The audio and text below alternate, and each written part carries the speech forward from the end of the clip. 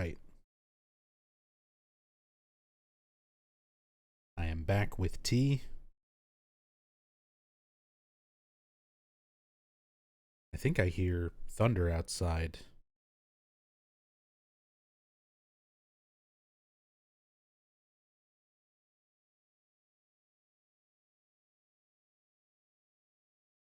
Yeah.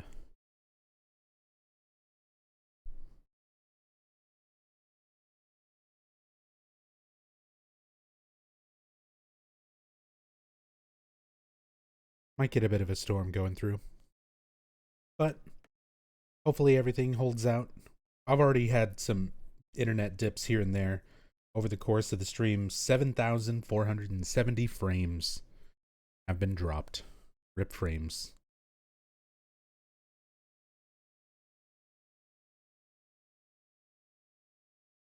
But 8.5 hours in, we are reaching the halfway point. Just need to go back, check a few more rooms for Eileen.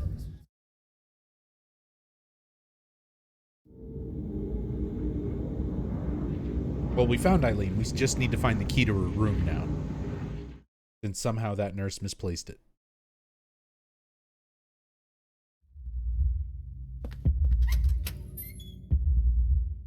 And crumpets? No crumpets.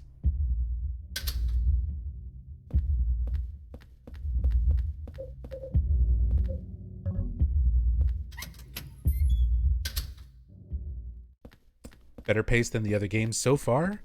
I mean, halfway point at 8.5 hours. I mean, technically 16 hours is less than 17 and a half. That is mathematically correct.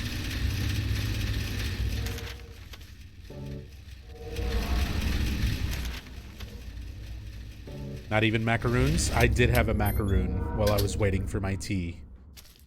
Waiting for the water. The horrible smell coming from inside the broken glass.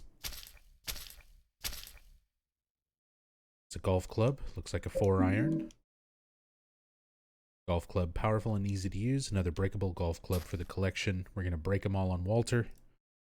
There's a horrible smell. Incubation tanks. I can see someone on the other side of the wire net, but they're not moving. Is it a dead body?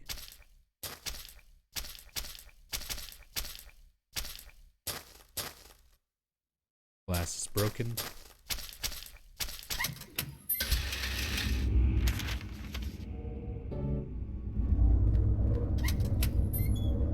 Hey, Catmech, good morning.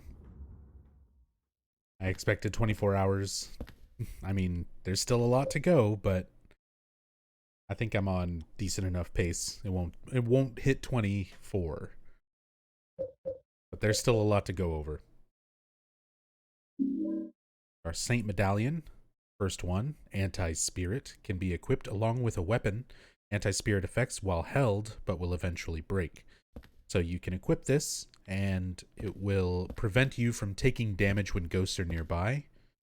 And you can also equip them in your apartment, and they have the same effect as holy candles. You can stand near hauntings and cleanse them by wearing the medallion. But of course, equip them in Walter's world to repel ghosts as well.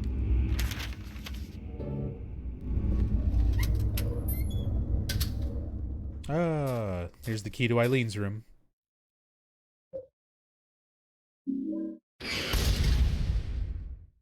Key found in the hospital. It's probably the key to Eileen's hospital room. So, find the key to Eileen's room in this, which looks like a coiled up umbilical cord. A lot of imagery like that. Catmech, thank you so much for gifting a sub. You Asteroid Blues. Very much appreciate it. Thank you so much. Asteroid Blues, enjoy the sub. Enjoy the emotes. Thank you for the support, Catmech. shadow of somebody in the wheelchair. It'll actually stand up. There it is. And then fall back down. Revolver bullets. More ammunition for Richard's revolver.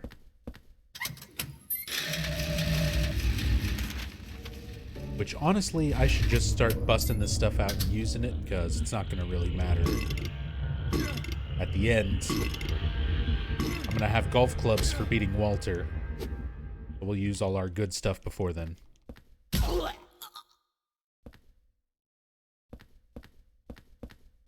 Support for keeping up these great streams. Thank you. Thank you for being here. Thank you for supporting the channel. It lets me do these long streams. It's definitely a big aspect of the motivation.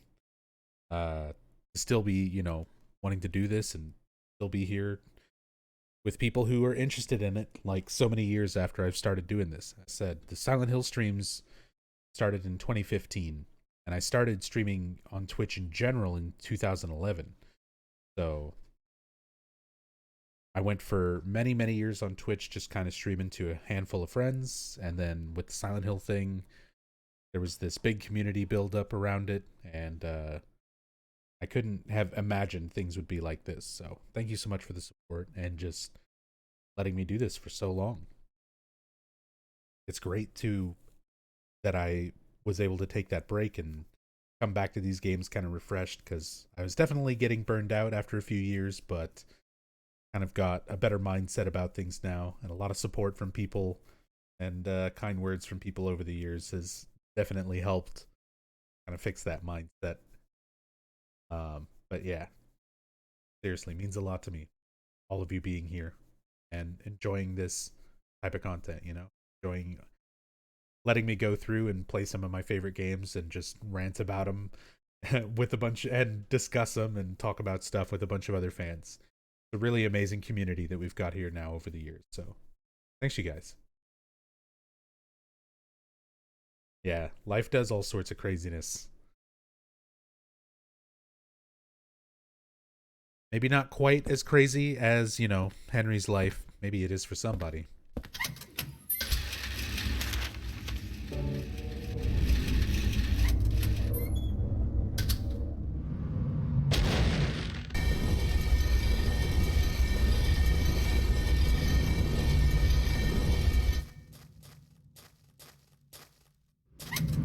Little callback to Borley's Haunted Mansion.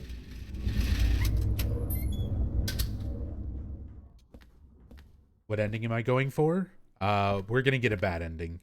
I'm gonna let Eileen get possessed, so that she will read all of the writing in the forest world when we get there.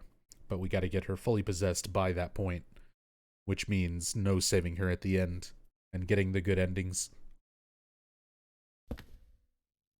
What the hell? I think that's number 10. I can see legs coming out from the bottom of the cloth.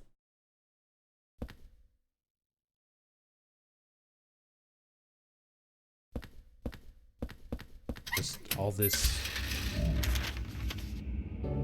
dark imagery.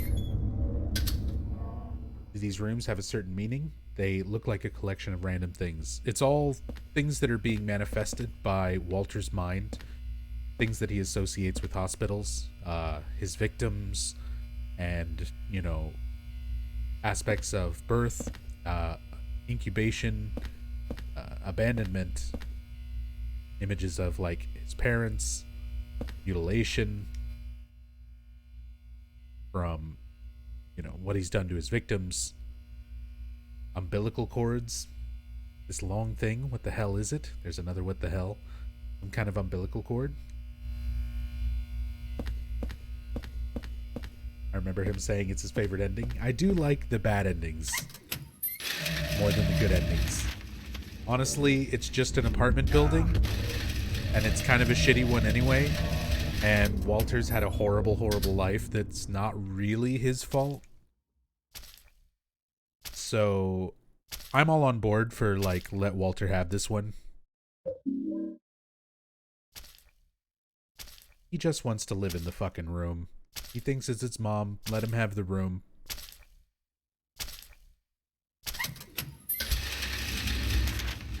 You can move somewhere else. It's not that big a deal.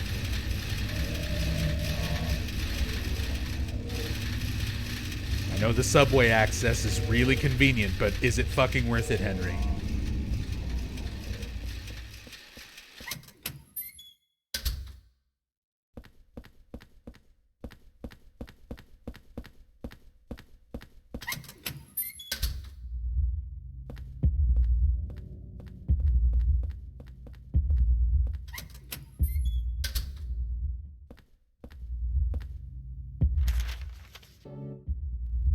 Right, so we got the key. I just want to put some other stuff in inventory.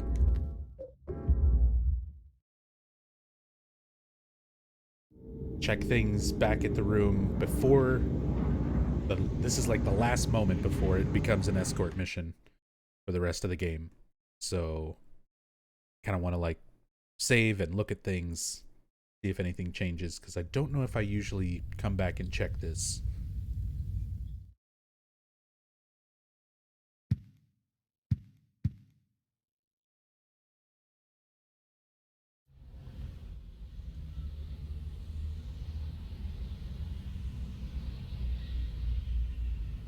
Nothing new really out here.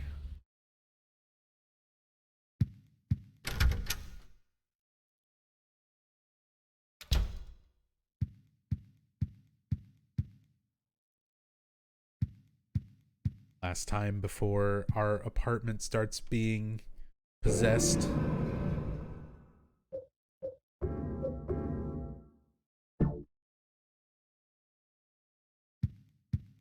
Robbie should still just be in here pointing.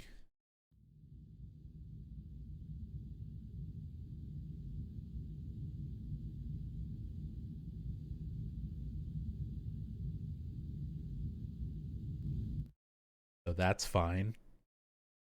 Perfectly normal.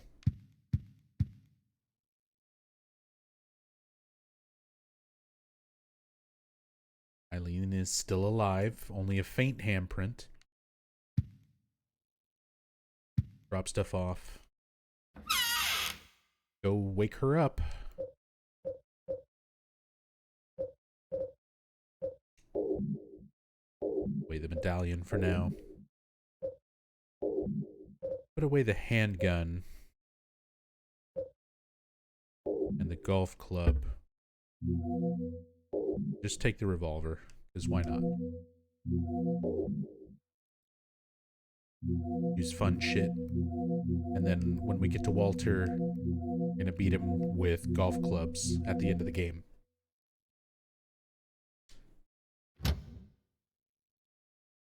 Okay, does that doll actually move? I've watched it so many times and it's just, I don't know. So, I used to think that it moves very, very slightly. And I feel like it does just barely, like right when you look at it. But I also kind of think it might just be like this little movement of your camera. If you're holding anything on the analog stick, to kind of move the camera to look, sort of blurs a little bit and looks like it's moving.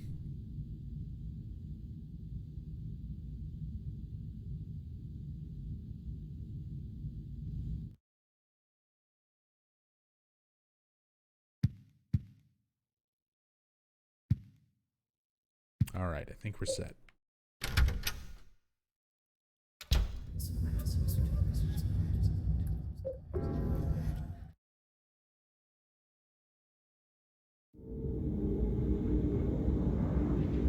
Love how creepy the apartment is. Yeah, and at this point, I mean, is when it starts getting real and it's actually becoming actively possessed.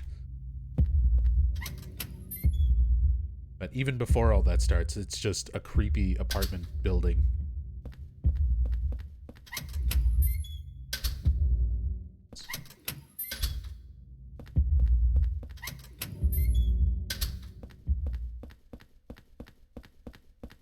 Creepy dolls, bane of my existence. Yeah, well, there's gonna be more of that as a haunting later.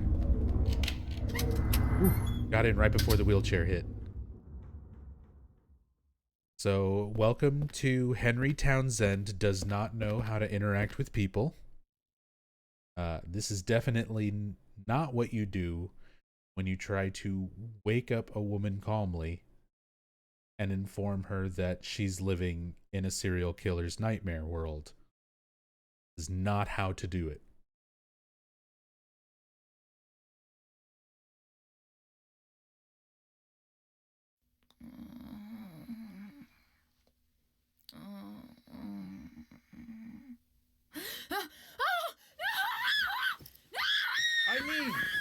Eileen, relax.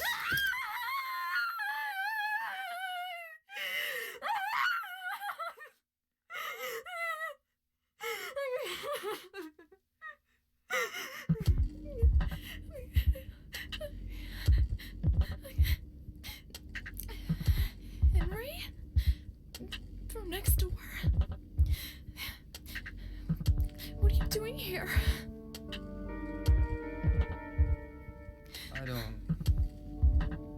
I don't know where to start. There was this strange hole in my room. I saw people getting killed. All these weird other worlds. And I saw you get attacked too. What are you talking about? I'm supposed to believe that? But it's true. And there was a kid with you.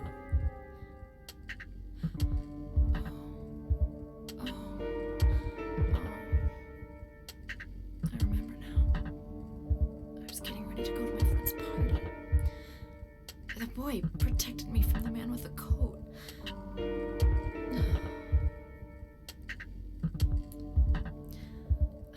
I'm sorry I didn't believe you. I guess there's something wrong with me. I just feel so scared. This place. Where is it anyway? I don't know either. But I do know that if you get killed here, then you die in the real world too. Anyway, the only way out of here is through that hole. Okay. Okay, take me with you.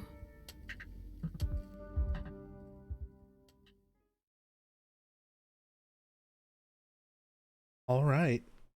I mean, I guess she doesn't have anywhere else to go, so. I see dead kittens. Thank you so much for the raid. Hope you had a great stream. Hope you've been enjoying that Resident Evil Village. Give me a few months. I'll get around to that game one of these days. I always play everything way late when everyone stops caring about it. This is a nightmare. It can't be happening. Bad news, Eileen. It is a nightmare and is happening.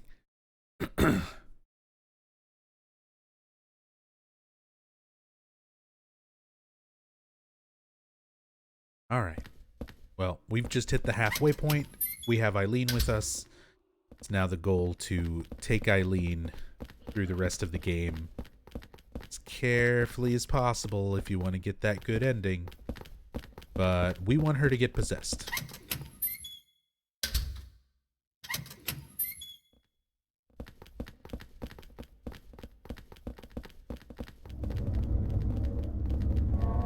But we need her to be fully possessed by Walter. We're going to get a bad ending.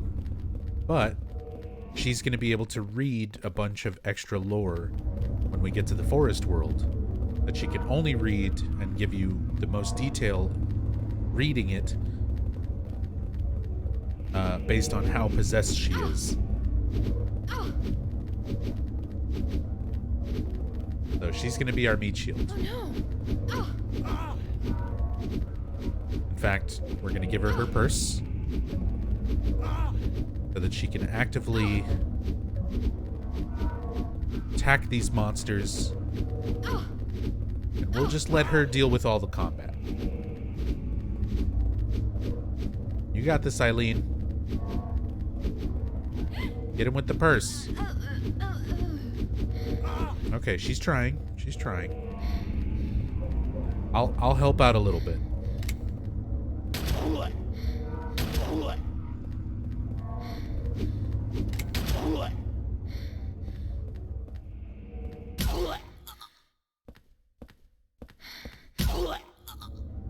Come on, Eileen, you got it this time.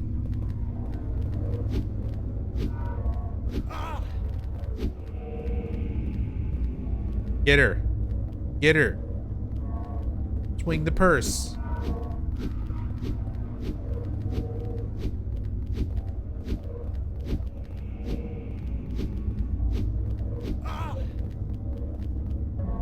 Maybe I have to have my melee weapon readied up.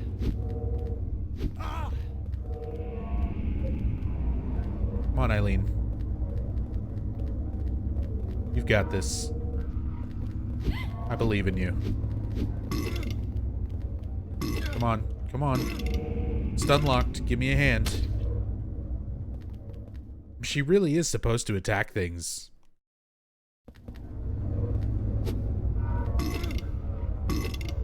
But she's just watching me get my ass kicked. Oh, are you coming to help? You want to step on it and act like you helped? No? Alright, let's go.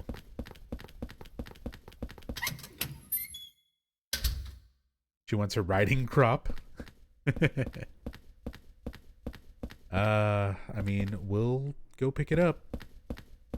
Did she really not follow me? Oh my god, she was right next to me.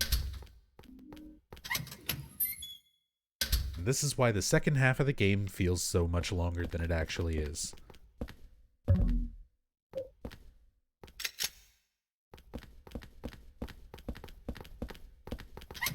I playing this on Good Old Games? This is PCSX2. PS2 emulated, so that we get all of the hauntings in the apartment that can happen. Because a bunch of those are cut for the PC version.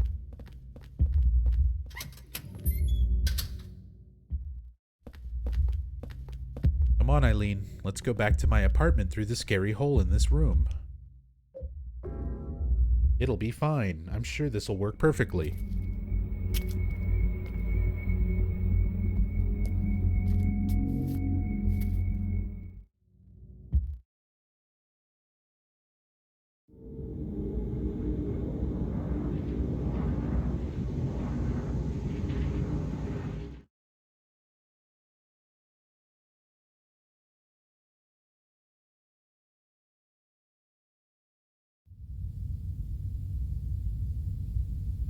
So for Eileen, we just like disappeared into a wall. He didn't see the hole. He doesn't have a way out of that nightmare. He's essentially unconscious in her bed in the St. Jerome's Hospital in the real world. Eileen, she's gone. So the Eileen that we're running around with in Walter's world is more like Eileen's soul. The same way our physical body, Henry's body, stays here in his bed whenever he goes through the hole in his apartment. And we wake up like this anytime we return.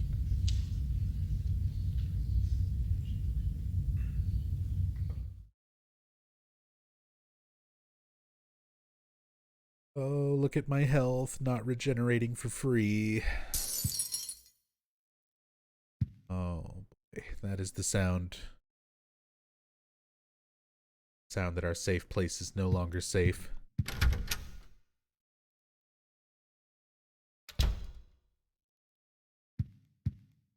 The air in this room feels heavy. Ceiling fan. Fell and broke. Ceiling fan has fallen down. This room, it's so oppressive. My oppressive room, Mom. Yeah. So now we're actually full on having possessions and hauntings occur in the room.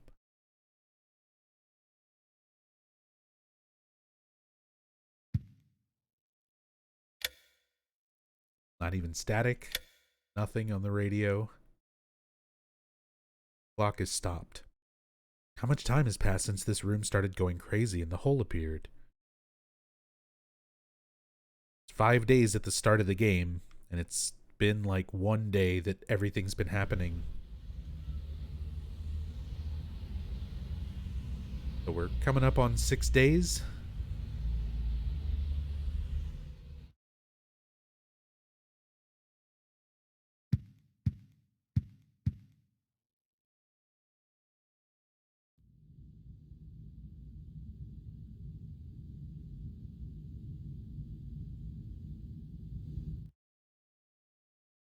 Just Robbie pointing at us. Red envelope. There's a letter and a small key inside. You've seen that world as well, that horrible nightmare. But if you get sucked into it, it's not just a nightmare. Don't get lost in there. If you get pulled in, you'll be killed. But there's still hope. Maybe this small key will guide you. If you've seen the door with the placard set in it, look on the other side of the door. Then keep going down to the deepest part of him and look for the ultimate truth. July 20th, Joseph. So Joseph has been through all of this before. He's the person who lived in 302 before us. He was a journalist who was researching and writing articles, publishing articles about Silent Hill, about the cult.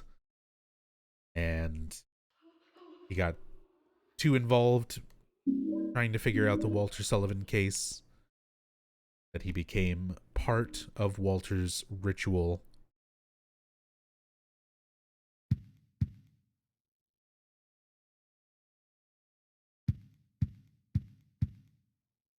So he's trying to give us as much help as he possibly can.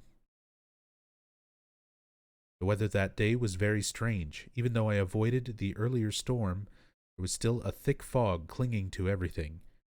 Fortunately, that allowed me to avoid being seen and get right to work. The police are still stubbornly acting as if it's just a copycat case, so I figured things probably hadn't been touched here, but I was wrong. I should have come sooner. The cemetery was in such bad condition that it was almost sad. The storm must have raised the sea level. Anyway, that's how it was when I found Walter Sullivan's grave. His diary is pretty damaged around this point, and I can't read any more. I'm still in shock. There was no body in the grave, and on top of that, written on the coffin were the numbers 11 out of 21. June 14th. So we see a glimpse of that in Walter's version of the forest, and we see the cemetery that's behind the orphanage, and there's a coffin up out of the ground with those numbers carved into it. So that's Walter Sullivan's coffin. And the body's missing because he moved it to this apartment. We'll get to it later because it's still there. But Walter, after killing the first 10 victims, then killing himself, he essentially gained the power of Silent Hill as a ghost. And using that power, he went and dug up his own body and brought it to room 302 as part of the ritual.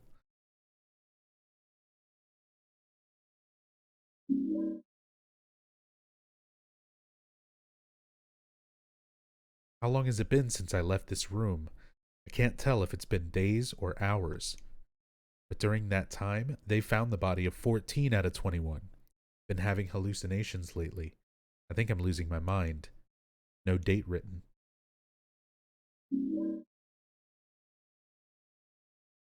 Looks like a scrap from a diary.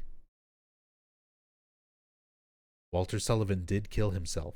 He died in his prison cell of blood loss after he stabbed himself in the neck with his spoon. His body was buried in a cemetery just outside his hometown of Silent Hill in an unmarked grave. After that, his name became famous all over the world, and it looked like his string of mass murders was finished at 10 out of 21, but 3 years later, they found a corpse that had 12 out of 21 carved into it. The corpse was from 6 months earlier. In other words, the person was killed 2.5 years after Sullivan committed suicide. The MO was exactly the same as Sullivan's, except for one thing. All 10 of Sullivan's victims were found with their hearts cut out and their chest wounds sewn together expertly with thread. On the other hand, the 12 out of 21 victim still had their heart. Naturally, the police think it's a copycat and are proceeding on that basis, but they haven't made any progress and recently discovered victim number 13. This corpse also had their heart intact. The police still haven't even identified a suspect.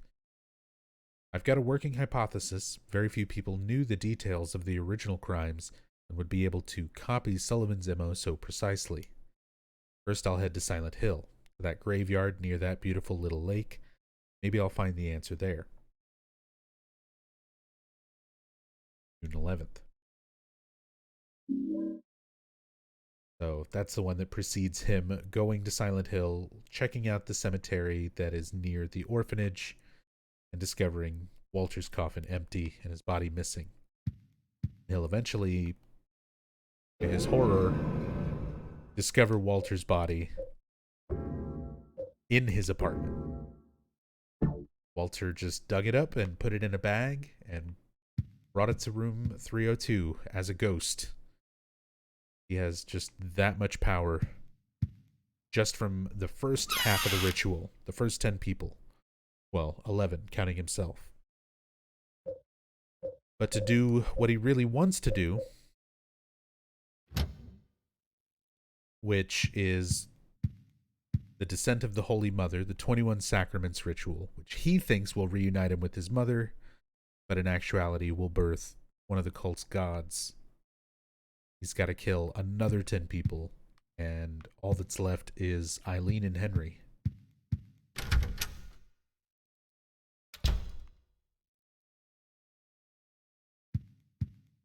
This is our last opportunity.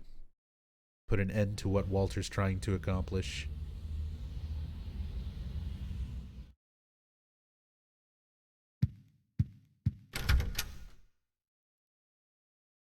I guess I can start using up healing items too.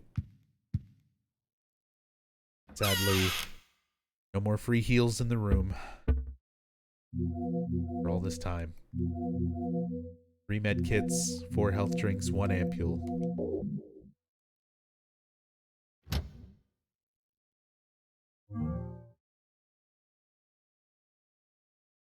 Every time you look through the people, I think Walter's going to be right on the other side. Take another look. They do kind of make it tense with the way that it, like, fades in. Takes you a second to see what's there.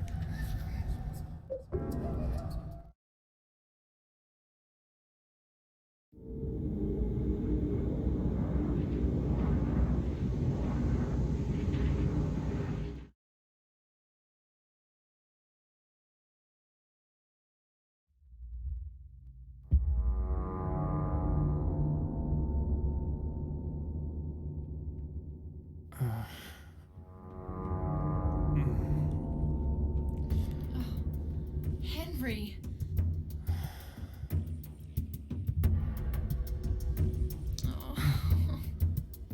Have you been here the whole time?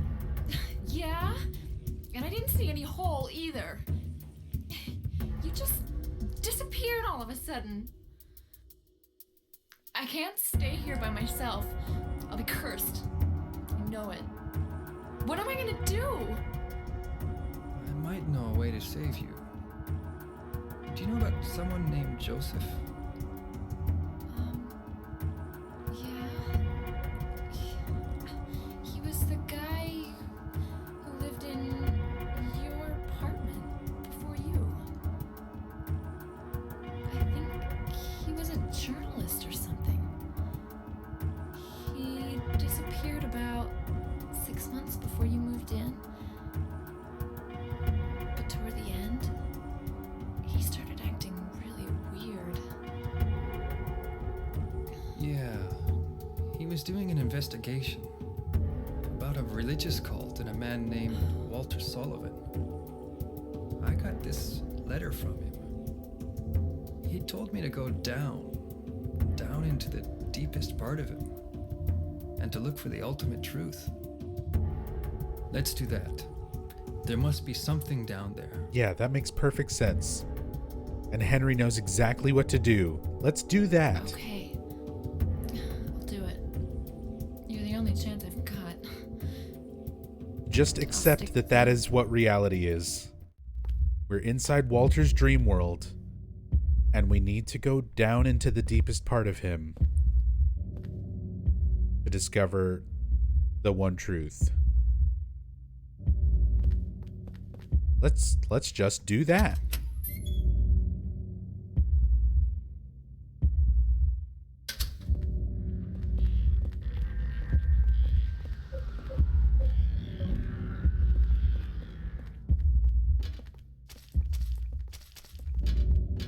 Like bodies, dead bodies crushed in the elevator.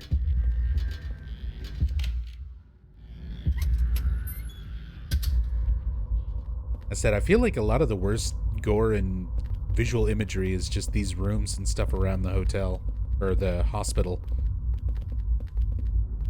Hospital, hotel, same thing. Get him, Eileen. Oh Get her. Get her.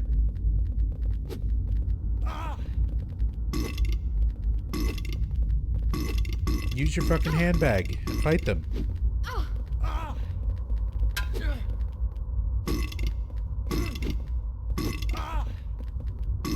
Eileen, they're kicking my ass. Please help.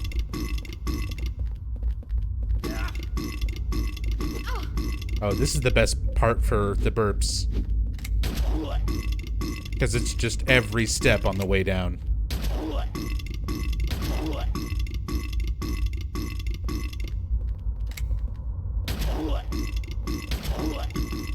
Oh, look at him. In harmony.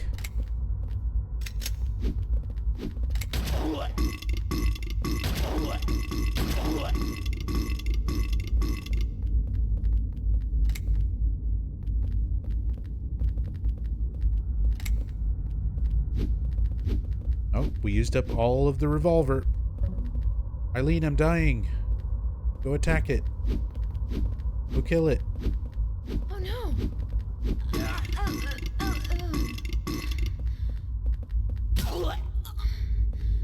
God damn it, Eileen.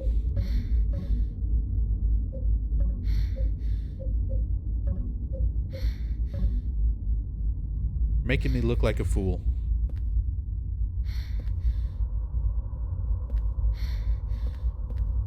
You stay there.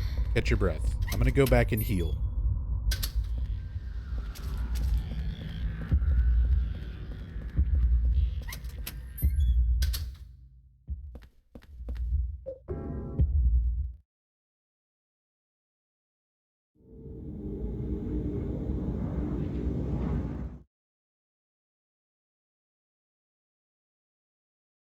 This is supposed to be dark and serious moment.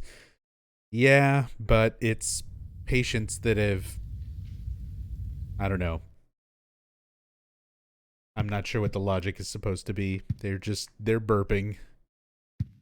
And the fact that it does it like every fucking step of the way going down the stairs. Just so weird. Speaking of weird, the hauntings are starting. Classic opening haunting. Spooky windows. Haunted house windows. 101 handgun bullets.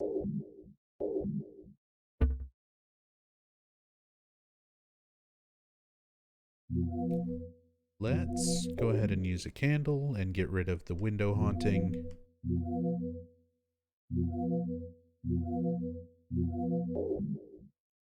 Use a first aid kit. Take a nutritional drink with us.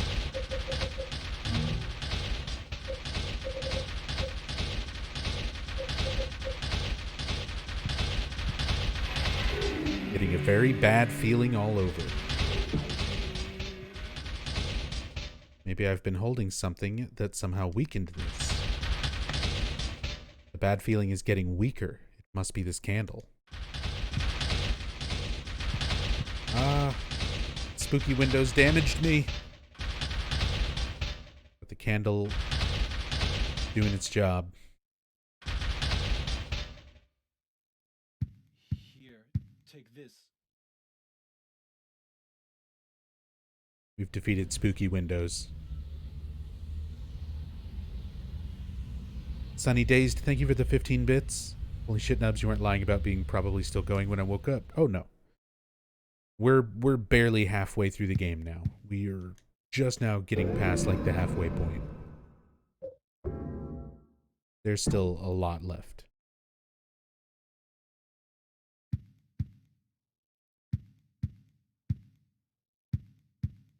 We only just got our first haunting. First room haunting. There's going to be a bunch more.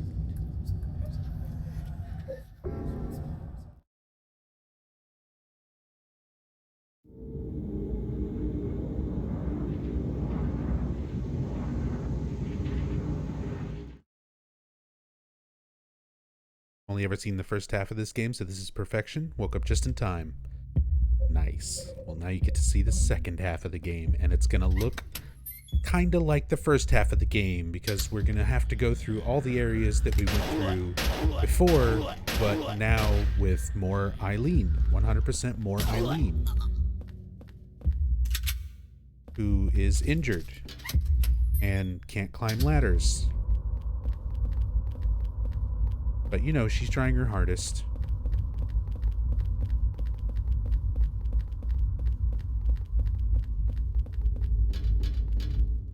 Ever downward.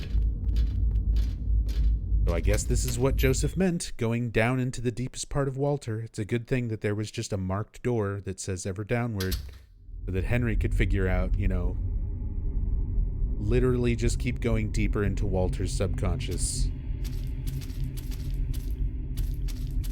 And, Walter's got some strange things in mind.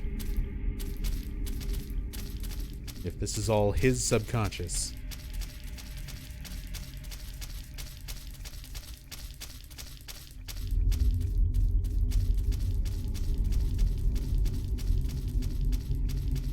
I'm just gonna run as fast as I can away from Eileen. You can take your time and go through this a little bit slower to keep her near you by running up against a wall. But running ahead of her and putting some distance where she has to catch up is also counting towards her possession level, just as much as taking damage from enemies. Leaving her alone and taking damage from enemies are the two things we want to try and get a lot of while we're going through the subway, because after this we'll go to the forest and we want her to be fully possessed by that point. Because otherwise she does not read as much of all that text that's around the all the child's writing that's around the orphanage and around the forest.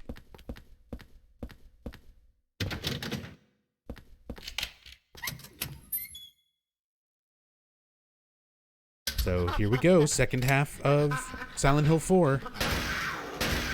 Here's that door that we pointed out 9 hours ago. Or 8 hours ago. And I was like, we're going to come back to this door after we unlock it from the other side and go through the subways again. Well, we're here. It's that door. Joseph is still alive. No, he's very dead. He's a ghost who writes me notes.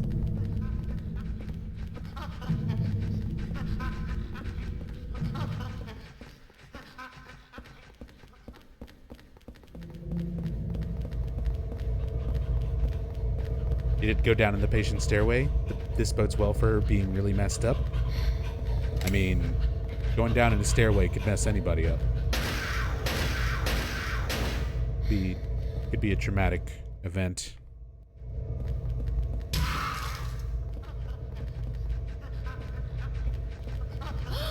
There was some text there, but I missed it. Oh, there it is. It's a big pipe. This looks like the South Ashfield subway station I can see from my apartment, but it's all wrong. This shouldn't be here. Get it, Eileen. Kill it. Assert your dominance. Get him. Get him.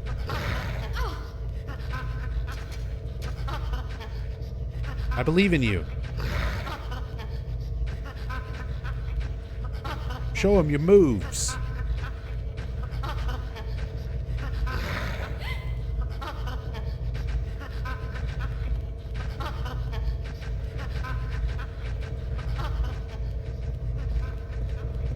What's the little slug thing on a wall?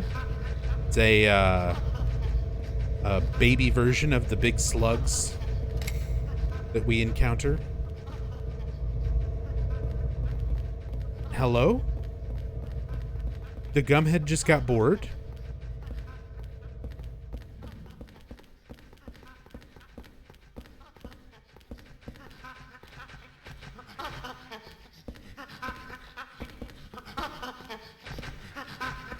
What are you doing?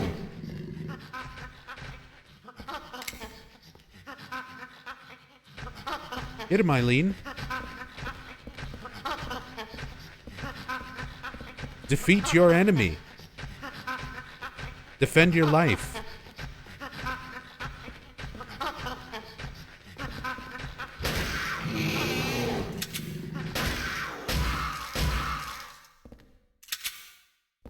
She's still learning.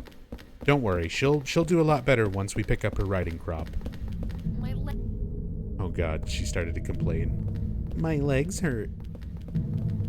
Well, maybe you shouldn't have been involved with a crazy cult man. It was completely not your fault. Just unlucky people that Walter came across in his life.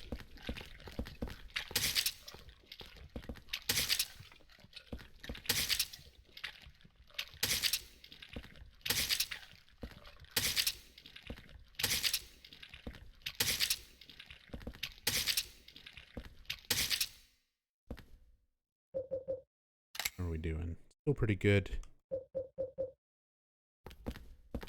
Don't think we need to go back to the room right now.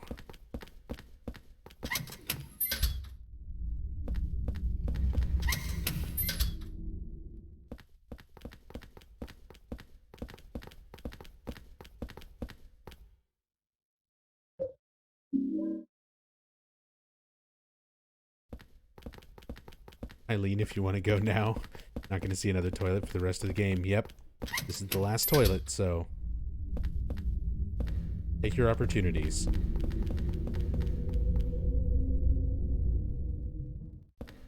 Oh boy. I love the lead up to this ghost. See the hair on the ground first.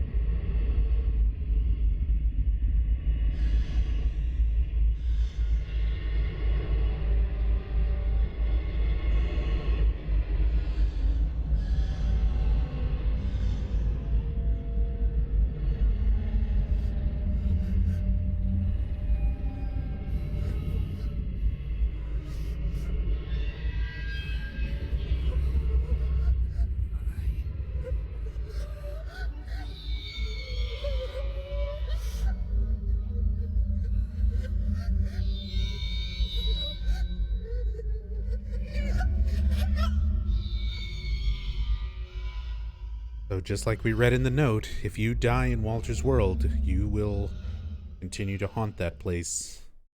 And so Cynthia died in Walter's world and is now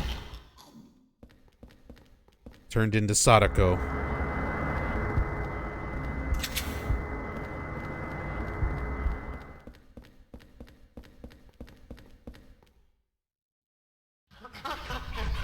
Yeah, she still owes me a favor.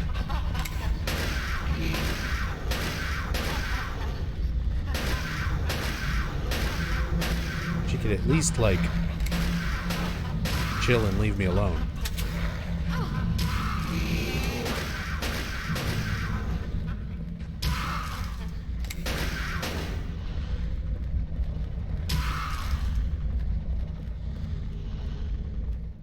How many health drinks? This looks like South Ashfield State. It is, kind of. Walter's version of it. Close enough.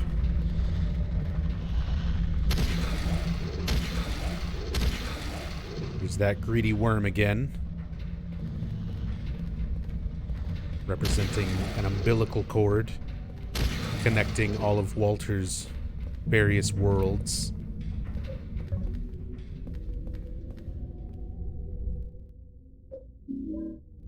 Is it true this game plays like a classic Resident Evil game? I mean, a little bit, just in the sense that you have like limited inventory and an item box, but otherwise gameplay is like totally different. I mean, not totally different. They're very similar survival horror games, but it doesn't play like a classic Resident Evil game, I would say. Should be able to get to the street this way, but it's a dead end. Silver bullets. Special bullets effective against ghosts. Small diameter, best used with the pistol. So, the silver bullets, there's only a couple of them that you get in a single run. Please, don't leave me alone. Well then, run faster.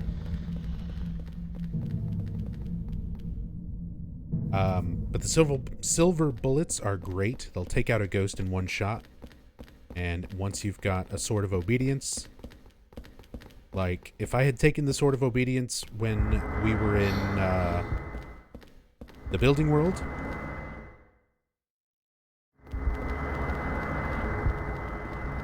then I could theoretically down Cynthia and just pin her right there, and she would be stuck and not bother us at any other point throughout the rest of the game, because she does recur in later levels if you don't pin her here.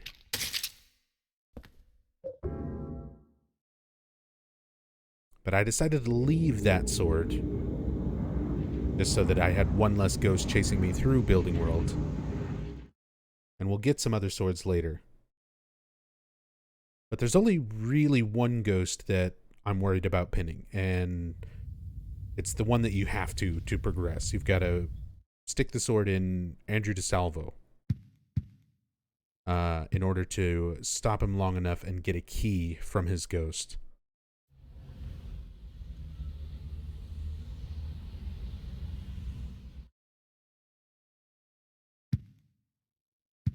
Pull up on health.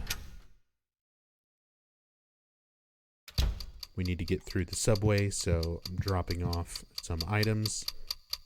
And there's already another haunting. The clock is haunted. Put away bullets. Put away silver bullets. Put away one of those health drinks. I'm going to use the candle on the clock haunting.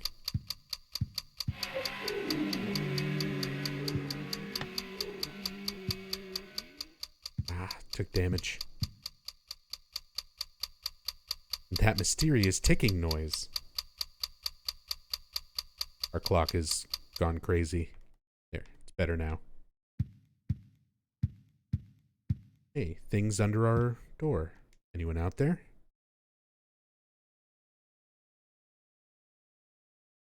Not yet. Who would have done this? Attached from the inside. Is somebody in here? Walter. He signed it. Name's on the door. Damn it. Yo. Where the hell am I? Catmech. Thank you so much for being here and for the 13 months of support. Big celebration. Thank you so much. 2 faint handprints now. So far, it's just the one, I think. I'll double check after this. There's a letter and a toy key inside. Mommy, I'll give you this, so please wake up soon. It's inside my toy train.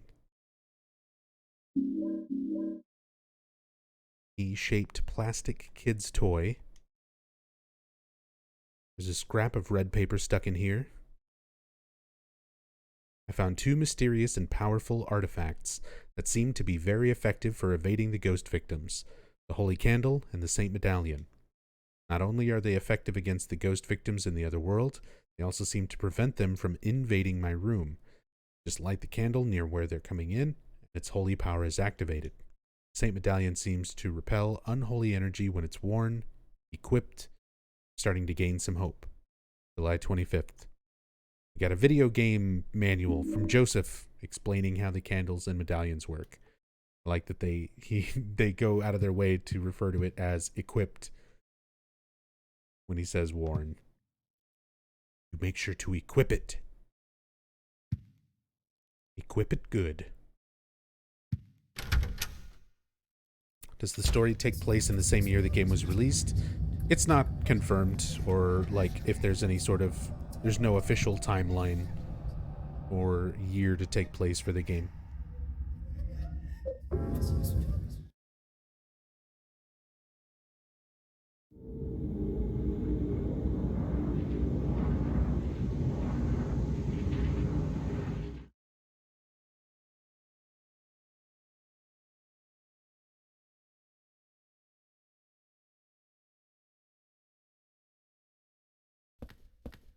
Ah, shit. I forgot the subway token.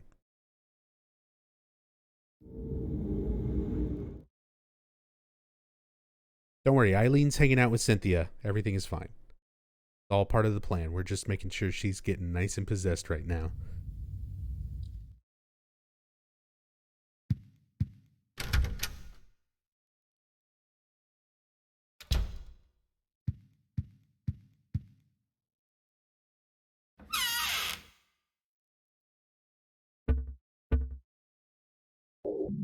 Oops.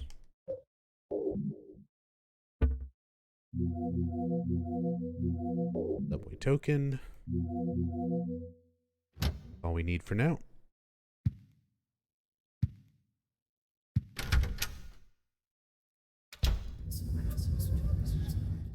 Back into the ASMR whisper hole. Isn't the speedrun tactic to leave Eileen in the room where Cynthia spawns? Yeah, you technically do just want to leave her there, because she's right by the turnstile where you'll get to her later. But we intentionally want Eileen to get possessed right now. Like, she will read more things in the forest world when we're going through there. She'll read more of Walter's writings. So I'm just kind of killing time, leaving her by herself, and letting enemies mess with her.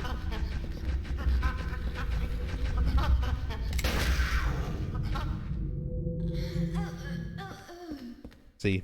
And she's down because I left her here with Cynthia. Chill out, Cynthia.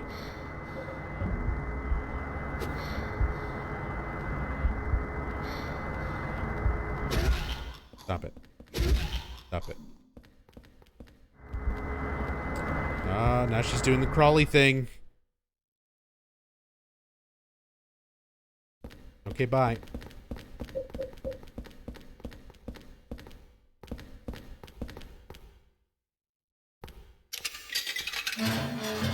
But yeah, so it is a little bit more efficient to leave Eileen up here next to the turnstile.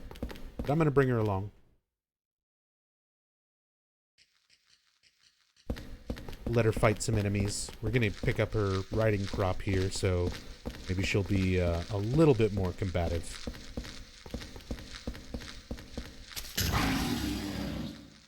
There's a horse riding crop here. New weapon for Eileen, light and easy to use with good reach. Looks like it would be very painful. Come on. There we go. Now she's got it. Get him. Get him, Eileen. Kill it. Attack.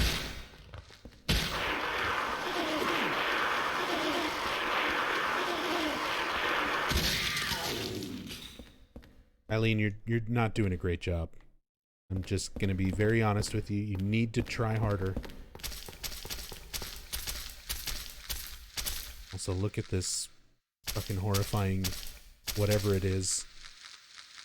Corpse puppet. It looks like there was originally supposed to be more to this. It looks like there's like a note pinned to it and a book in its lap, but nothing that you can interact with.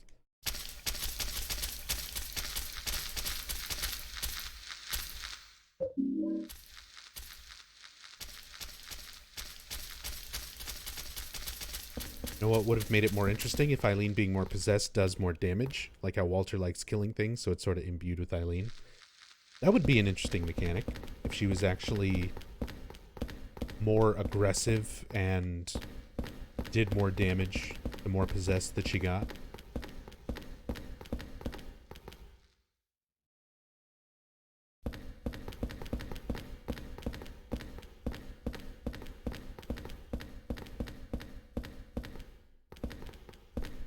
And there is a weapon, a New Game Plus weapon, that you can give her as a submachine gun, that when she fires it, it does damage to her. Like, she gets more possessed from using it.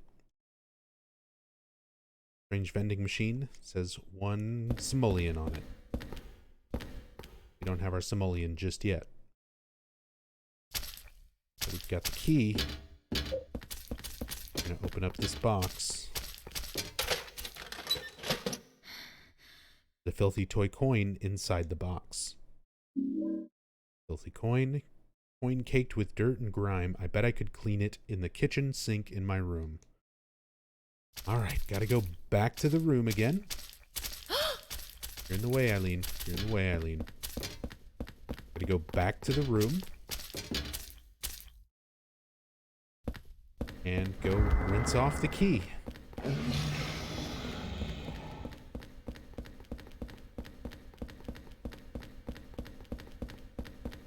We're just going to run ahead and leave her in this room by herself.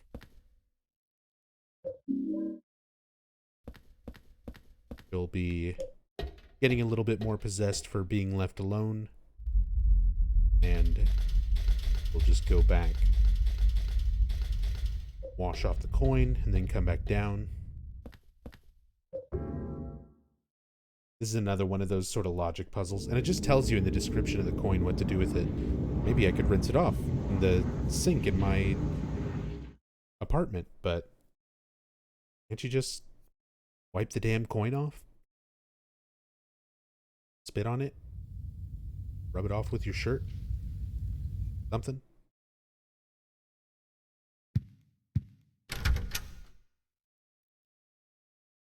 Hey, educated grandpa. Yeah, I missed about the first half of the game. Still a lot to go, though.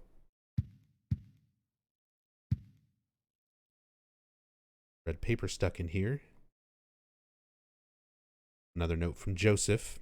Things that he's discovered about Walter.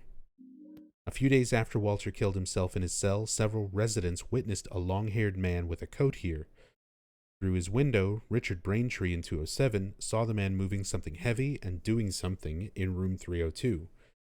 So this is when the ghost of Walter used his powers from completing the first half of the ritual to go and get his body from his grave, bring it to room 302. Even Sunderland, the superintendent, saw the man with the coat hanging around room 302 and confirmed there were signs of someone having been in there. July 17th.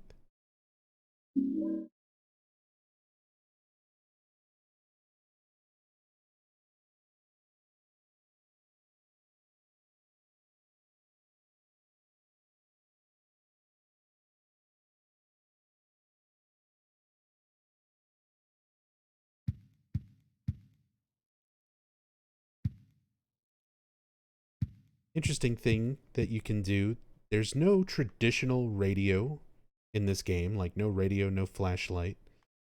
Sort of those staple items from the first 3 games. But the radio still works kind of like the radio in those games. Whenever you're in your apartment, if you turn the radio on and there's no static, there's no haunting. If you turn it on and you get static, there's a haunting somewhere that needs to be cleansed.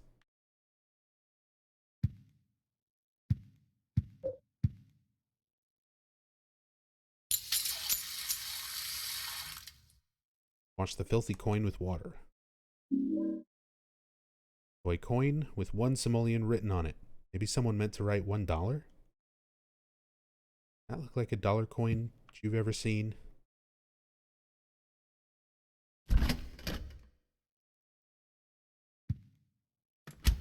Nothing in the fridge.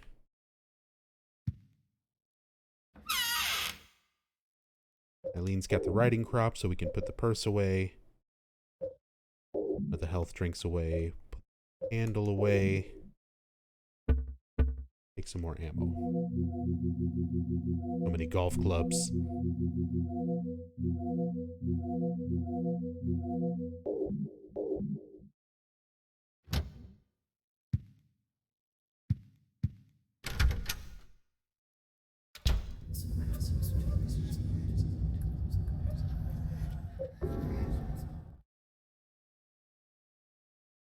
Radio? What's going on with that radio? I kind of wish, you know, Henry did have, like, the pocket radio, though.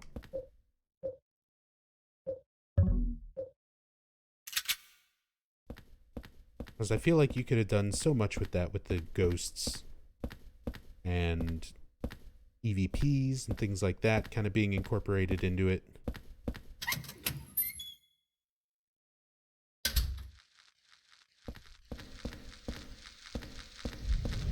Get little bits of lore about Walter's victims, all that info that they stuck on the website, if they would have made it so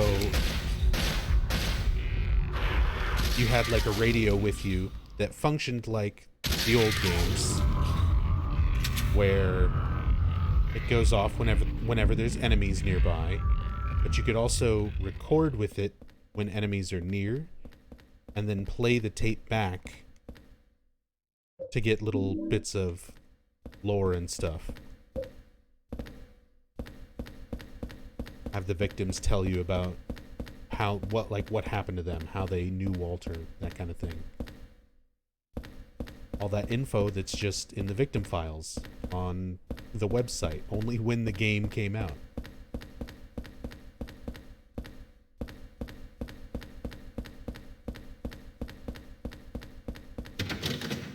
Okay, tight. Don't need to go through the train just yet.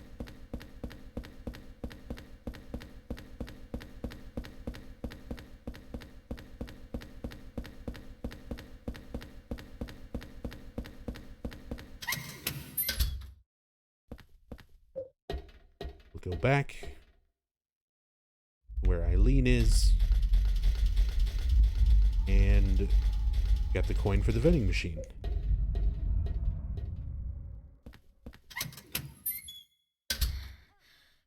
Nope, that's the sound of Eileen being downed. Yep. So she's getting more and more possessed. Is this the same train station from Silent Hill 3? No. This is a station that connects to it.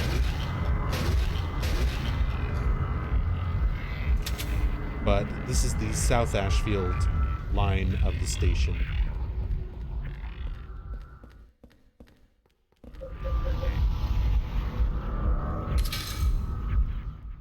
This came out of the vending machine.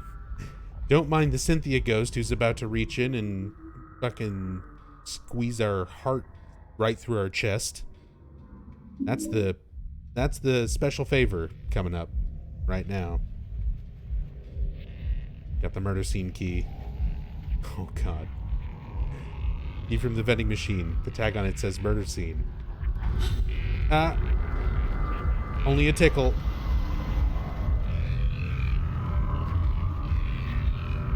Come on, Eileen. Go back up.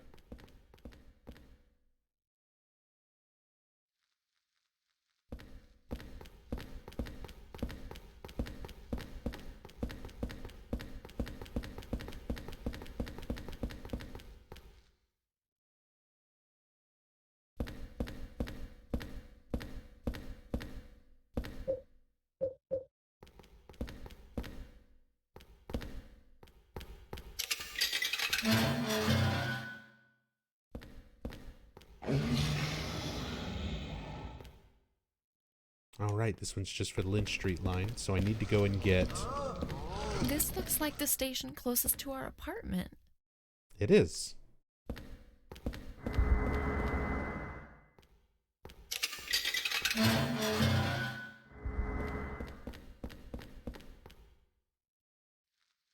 Kind of. Walter's version of it. So darn cute with her observations. The more possessed she gets, the stuff she says is going to start changing.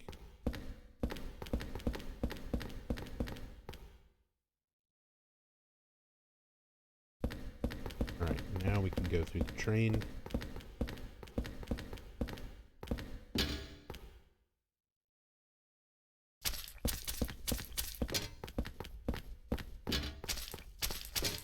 They were kind of setting you up for this in the beginning, getting you ready for it with Cynthia. Going through all this. Speaking of Cynthia, there she is. Except with Eileen, we go too far ahead, she doesn't follow us.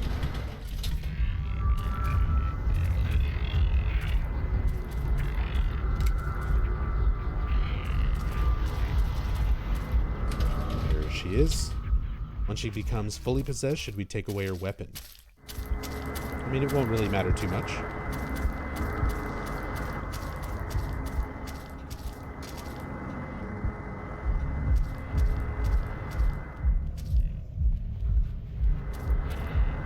Come on, Eileen.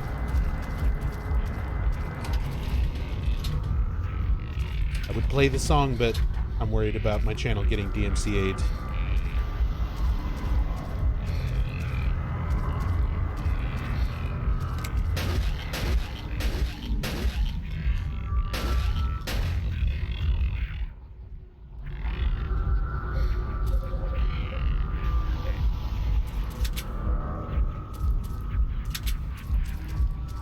Alright.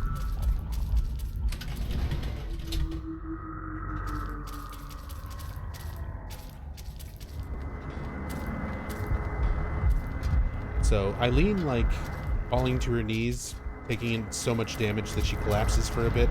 Oh, close one.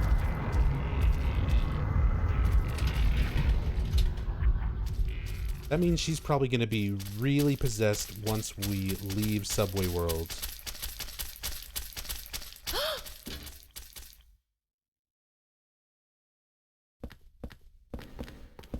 That's a pretty good start. Because we're going straight to Forest World after this, so... technically we can get her more possessed at that point as well. It's just easier to try to get it all done here.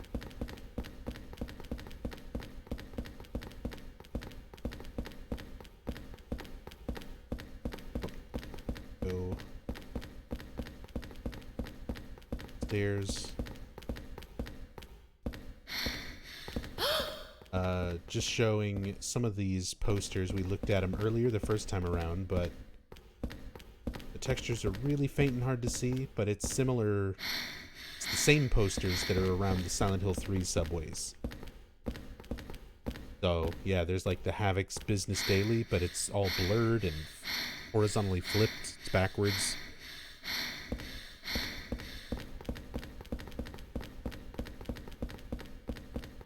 So there's similar things to what's in the subway in Silent Hill 3. Now, it might just be reused assets, but I think the implication is that, you know, this is just the South Ashfield branch of the subway. Probably connects to Bergen Street or wherever it was for Heather.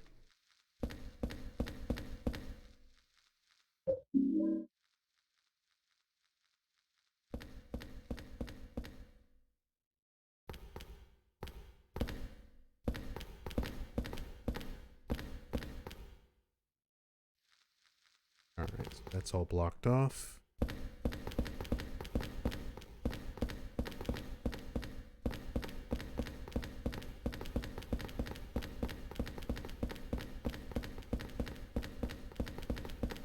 What's interesting is how Silent Hill has a reach even to nearby areas. Well, normally it doesn't, but in this case, it's because Walter is the source of the nightmare. He's So, like in Silent Hill 3, the other world in Silent Hill was able to affect things around Portland, which is where you are in the start of the game. So it was Heather, the god growing inside of Heather, that was the source of the nightmare. That god having sort of the powers of Silent Hill. In this game, because Walter's already done the first half of the 21 Sacraments ritual, he's killed himself, he's become a ghost that essentially has Silent Hill's powers.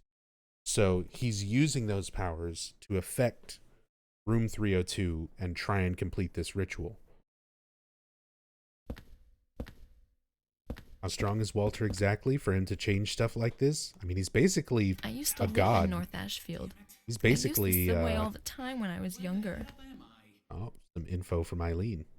And a sub from Samael. Thank you so much for the 4 months. Good to have you back on more. It's good to be streaming again. And, like, going through these games again. Thank you so much for the wonderful support. Always good to see you, Sam. But yeah, B-Miz. Walter is pretty fucking powerful. Killing the first 10 victims, and killing himself as the 11th victim, as it was described in one of the ritual texts that we read earlier. He's basically become a ghost with the power of Silent Hill. So yeah, he's pretty damn powerful. He's more or less Freddy Krueger. He can create dream worlds that are based on his memories of places and pull people into those dream worlds. And if he kills them in the dream world, they die in real life as part of his ritual, as part of the 21 Sacraments.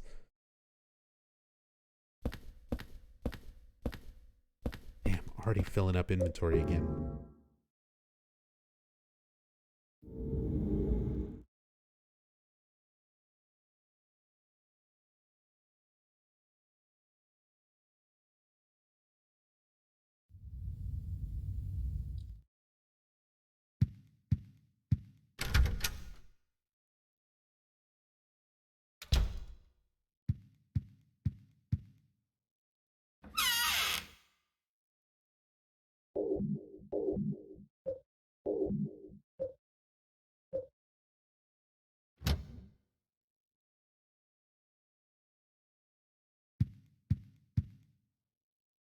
Anyone outside the door?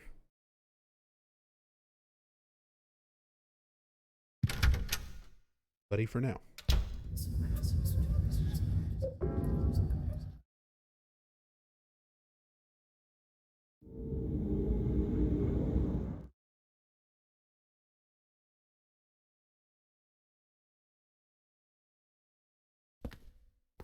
So here's where Eileen starts making excuses. The ladder, should I go down?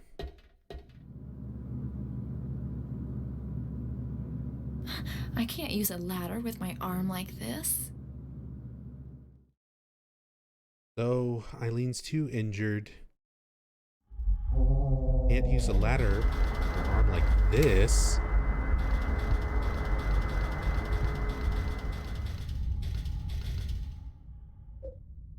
We'll have to guide her through another way.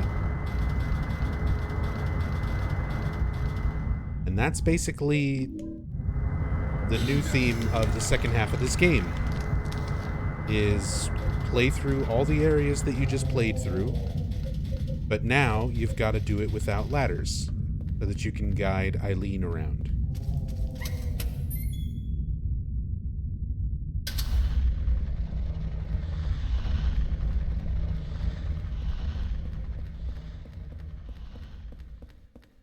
So we'll just leave her there.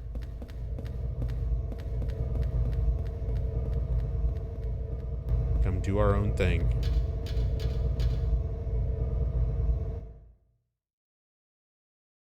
And I should actually already have this side cleared from when I came through here earlier. Let's go up this side. Clear that.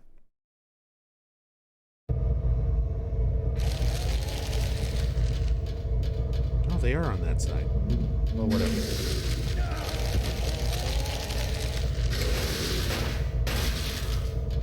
Actually, I guess it doesn't matter. I'll leave them I don't have to kill them, because I can always let them attack Eileen when we're coming back down and get a little more possession that way as well.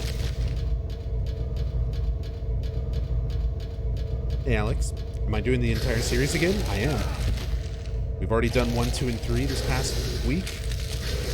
We're going to get through 4 tonight, and then I'll probably take a day or 2 off. And then maybe sometime this weekend,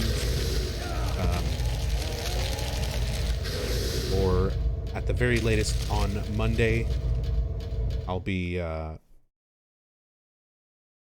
going through Origins. A couple days after that will probably be Homecoming, Shattered Memories, Downpour. Probably do a stream for side games, so PT, Play Novel, some of the other stuff like that, the arcade game. I don't use YouTube, BMiz. I'm going to archive everything here on Twitch in the playlists, but we do have someone in the community that re-uploads a lot of the archive streams to YouTube. Dorian House, who is Sci-Fi Guy on YouTube. So a lot of times he'll take the streams and re-upload them onto YouTube. I don't do it myself, so it's whatever he wants to take the time and do, because he's just doing it out of his own like enjoyment of the stream. And for others, people wanted to have my stuff on YouTube because it's easier to watch on like mobile and certain things like that. So for a lot of people, they wanted those re-uploads, and Dorian was the only one who asked me about getting permission to do that, because a few people have re-uploaded my stuff on YouTube, but Dorian's the only one who actually asked my permission, and yeah, I'm fine with it. So a lot of these will probably get up on YouTube thanks to Dorian eventually. I think the recent Silent Hill 2 is already up, and it's like split into 2 parts, because it's like 17 and a half hours, so it's split into like 2 8.5 hour chunks or something.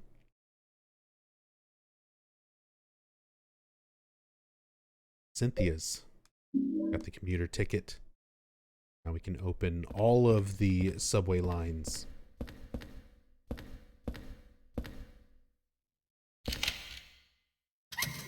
Using the murder scene key. Get into the room where Cynthia was killed. What's a train handle doing here? Handle from the King Street Line train. Like a key needed to run the train. We can actually move the King Street Line train.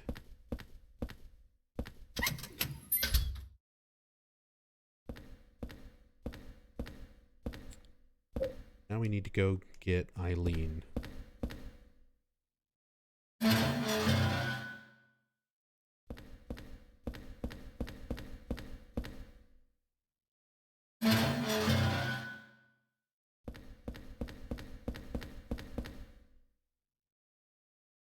Yeah, real Sarenth. I'm just glad people enjoy it.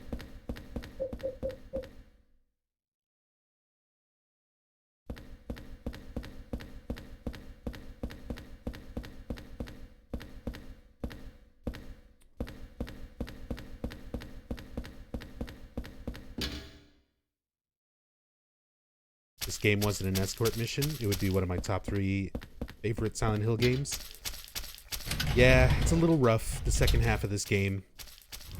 A bit tedious. I was talking about it earlier, but I've gotten a little bit more forgiving of it.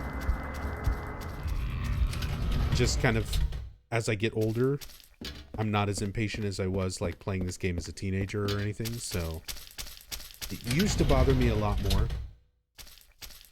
I've gotten a bit more patient with games and stuff now that it doesn't bother me quite as much, but it's not one of the stronger sides to this game.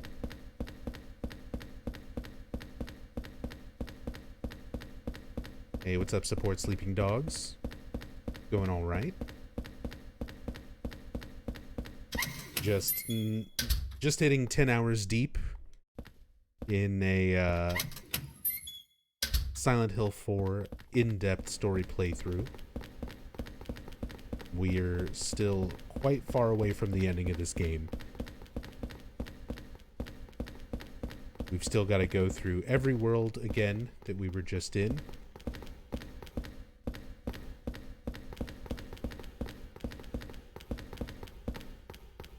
And bring Eileen through each area.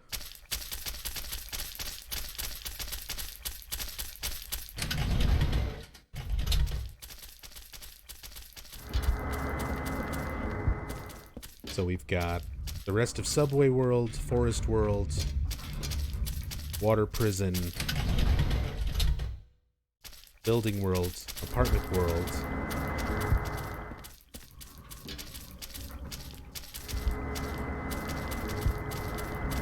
and then the final boss area.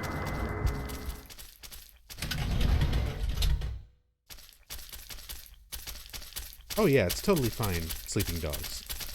I don't even, like, stick to having a schedule.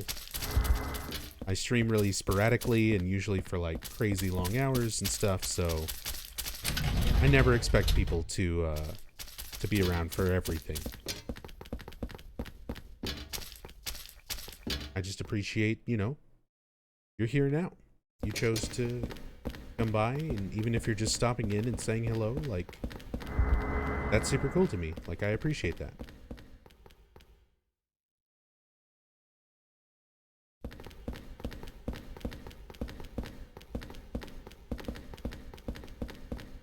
Alright, now we can bring Eileen through this turnstile. Now my throat can give up and die.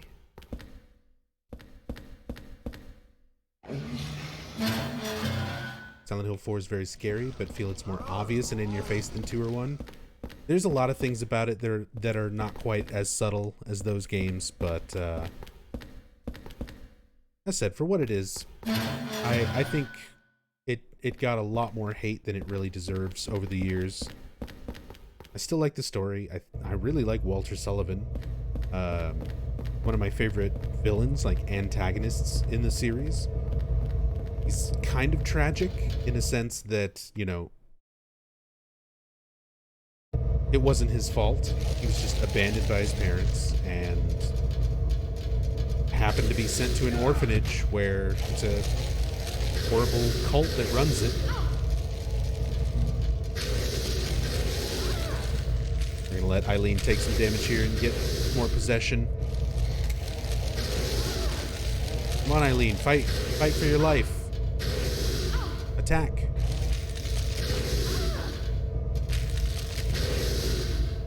Any plan after Silent Hill 4 stream? Sleep for a day and a half.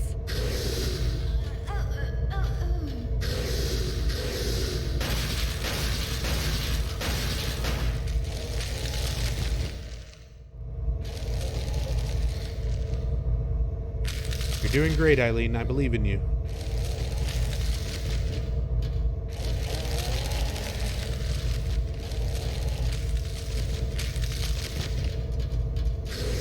We're gonna wind up getting a bad ending, Alex Dub.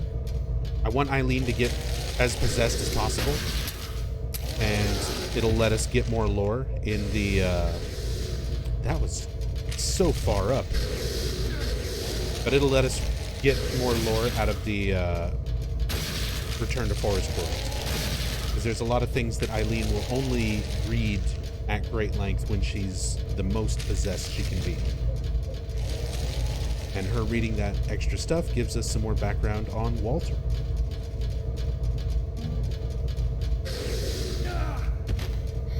My God. Can we give any health drinks to? Nope. He does not accept health drinks. You can temporarily heal her from possession by lighting candles. But it is a very temporary method, and it's a waste of a candle. There's only so many, and if you're trying to get rid of all the hauntings in your room, you really don't want to waste too many candles. And yeah, the candles are temporary. A lot of people, for a long time, there was a rumor that you can just permanently heal her with candles, or that you can give her candles right before the conflict with Walter at the end to go for the good endings, but nope. Candles have no effect on her once you're in Walter's boss fight. She doesn't even follow you for the last section of the game leading up to that boss fight, and if you put a candle next to her at the last possible time that she's with you, by the time you get to the boss fight, the temporary effect is already worn off, and she's fully possessed and will just sprint towards that meat grinder and get the bad ending. So there is no giving her candles to affect the ending. It cannot be done. It's just a temporary thing for possession. Basically, it's to get her to walk a little bit faster if you're tired of her going crazy from being possessed. She'll walk a little bit faster for like a screen or two. That's about all it's good for.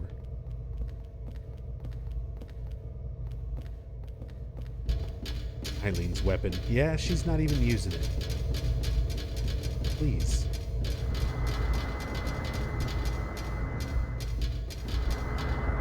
Come on.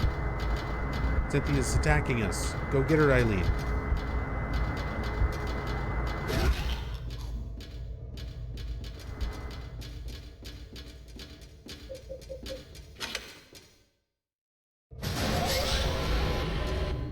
It looks a little rough to you.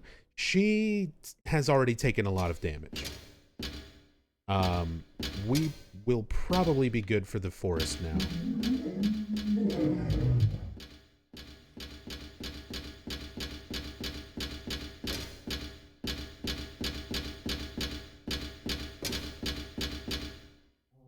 It's not moving anymore. It's the Leonard noise. Yeah, that is a reused sound effect that they used for Leonard in Silent Hill 3. Getting your silence crab. Some kind of strange sword. Sword of obedience. Extremely rare sword. When used against downed ghosts, it stops them in place. When pulled out, the ghost is revived. This is the only way to stop ghosts. We need at least one. There's only one ghost that we need to actually fight and pin. That's Andrew DeSalvo when we get to the water prison. Bumping into Eileen does a little bit to her. And attacking her as well. We'll give her a few good whacks before we go through this door. Go to Forest World. Oh, come on.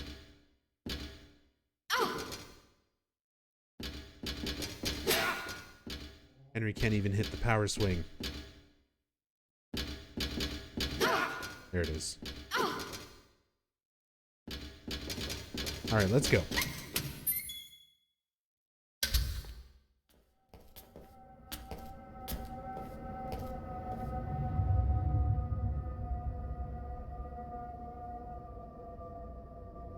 So from this point forward, Walter is actively pursuing us and trying to kill us for the 21 Sacraments as well.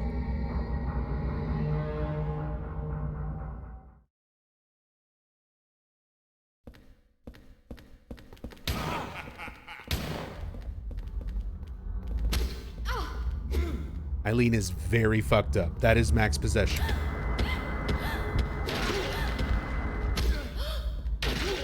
That is exactly what we want to see before Forest World. Yeah. Fuck you, Walter. If only I could pin your ghost.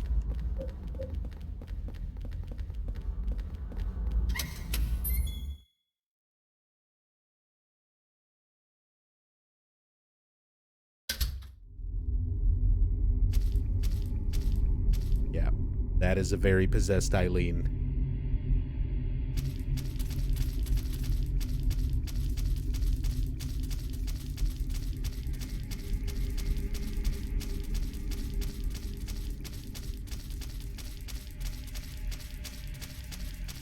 So down even further into Walter's subconscious. We've gone back through the subway again. Walter's now pursuing us actively through his worlds.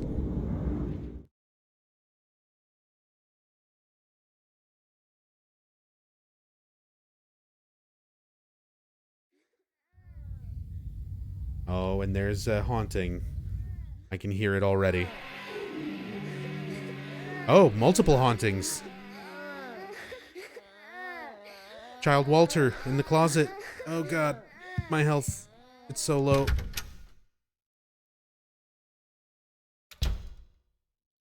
That's one of the ones that's only on PS2 and original Xbox. It's just missing from the PC version. That's why I'm going through the trouble of emulating and not playing the PC version or the good old games version.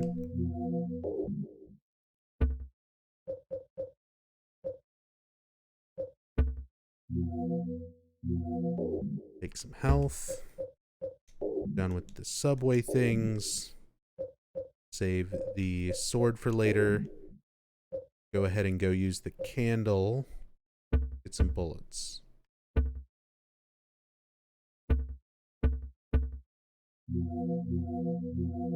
Bullet. Thought people modded those back in. You and I think Queen mentioned earlier, like, I've been wanting people to mod that in, but as far as I know, I don't think that happened. Some guy managed to fix it, but only in the form of a save. Not like an actual mod. That's unfortunate.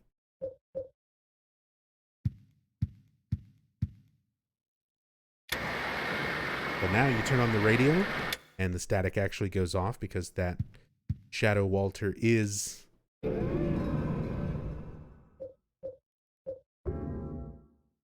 in the bedroom. There is a haunting that we need to go and take care of, so the radio works. Oh. There's another one. Oh, the bloody shoes. 2 hauntings.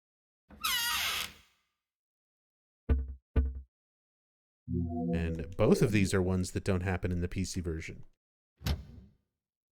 We'll do the medallion to get rid of the shoes. Bad feelings getting weaker. Must be the medallion.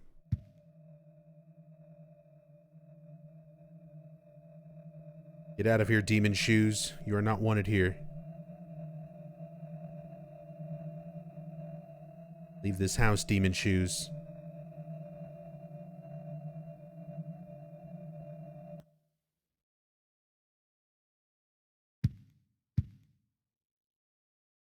Okay. What do the hauntings do exactly? They damage you while you're in your apartment if you spend too much time around them.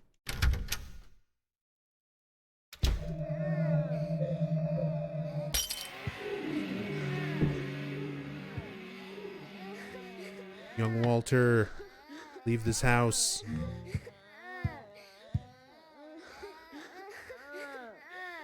Get out of my closet. I'm trying to go to sleep, you little shit. Thank you.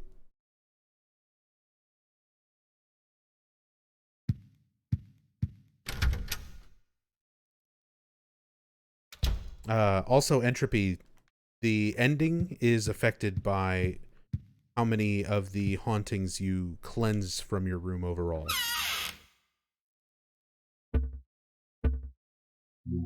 So we won't technically get the worst possible ending. We're not going to save Eileen, but we will at least cleanse the room itself while we're going through.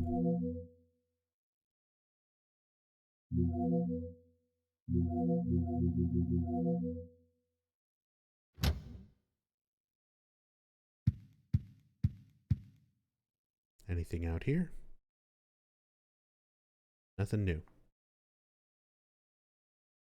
You get turbo ghosted, you get the worst ending of all time. If you do not cleanse any of the hauntings and let Eileen die, then yeah. That's basically the only 2 criteria for determining your ending. Is did Eileen, yes or no, did Eileen live, yes or no? Or did you clean enough of the hauntings, cleanse enough of the hauntings out of your room? Yes or no. So, worst ending is Eileen dies, and you did no room cleansing.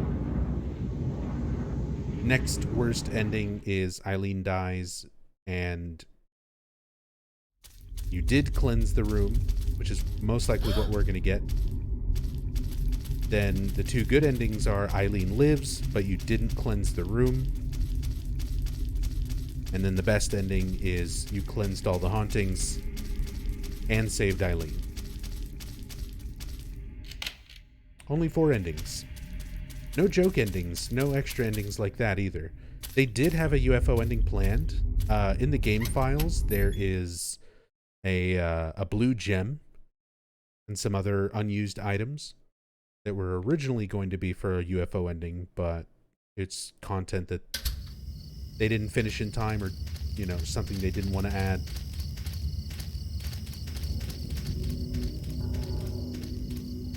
What happens if you didn't cleanse the room if Eileen lives? Oh, he's possessed. She's having a time.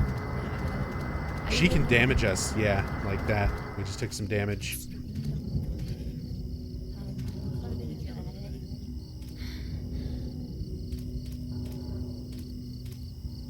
Are there actually a finite number of hauntings? I vaguely remember cleansing some when I first played, but running out of candles quickly.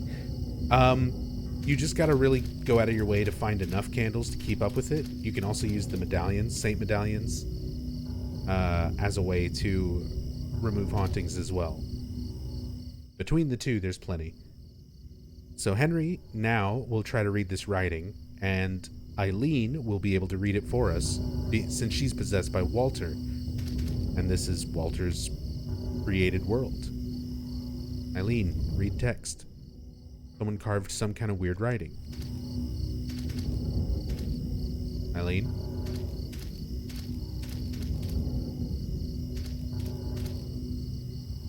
Eileen, this was the whole reason that you were mistreated.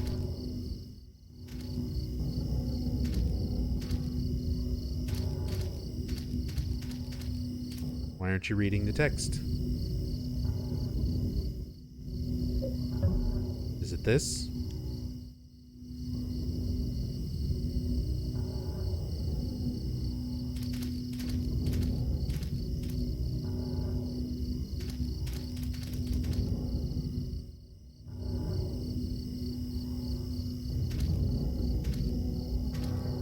Oh my god, she can't read.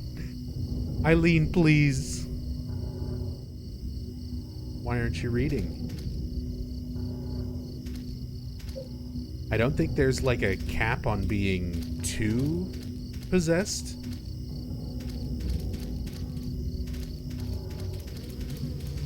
My god. Walter's grave is full of bugs.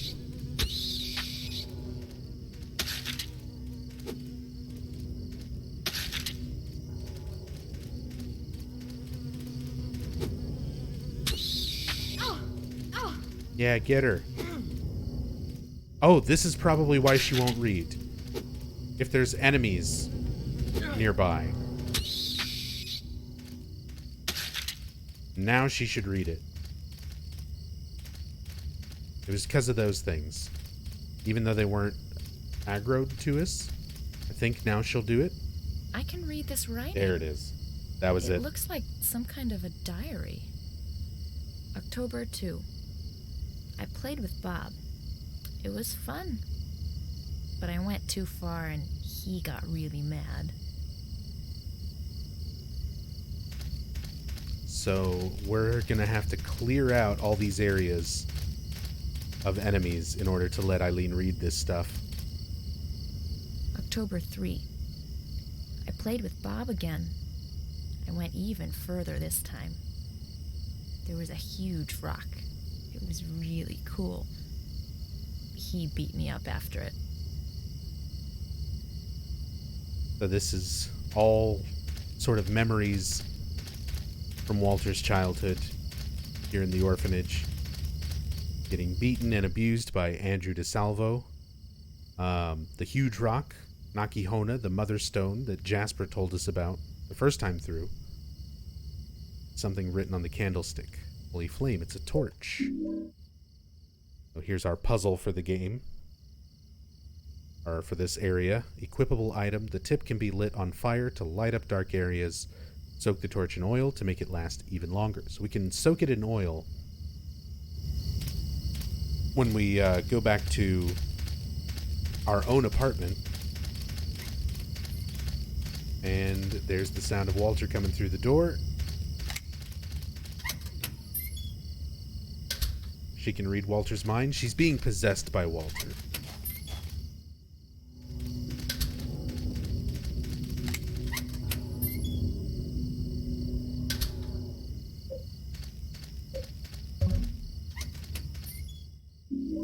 Light the torch.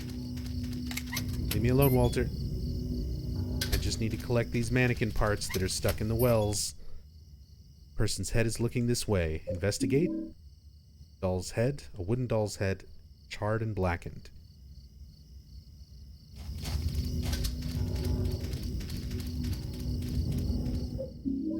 We need to collect 5 mannequin parts that are spread throughout the game.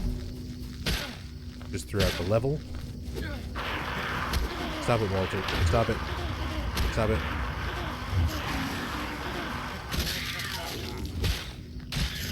Ooh, big dodge. Shit. Shit.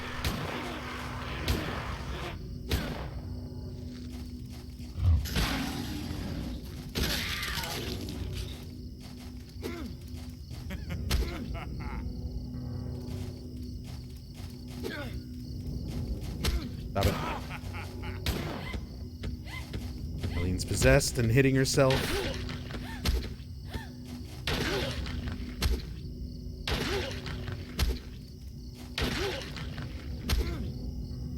Yeah, take a knee. Leave us both the hell alone.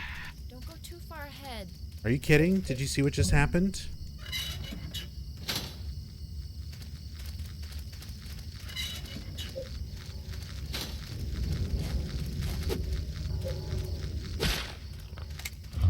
Yeah, Walter's already back up.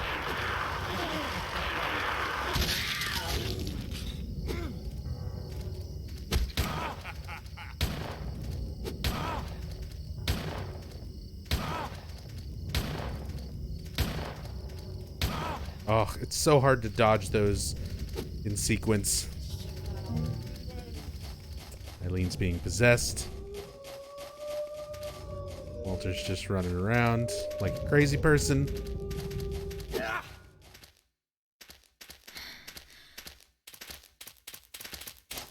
He stops and catches his breath.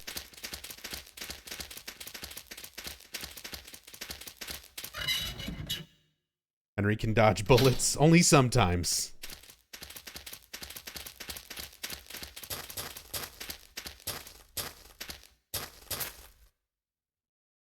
There's a note on the ground. Something's here, but nothing's here. I feel something from the well. Something's missing. Ah, it has begun. Jasper. I like that Jasper wrote out "ah" in his note.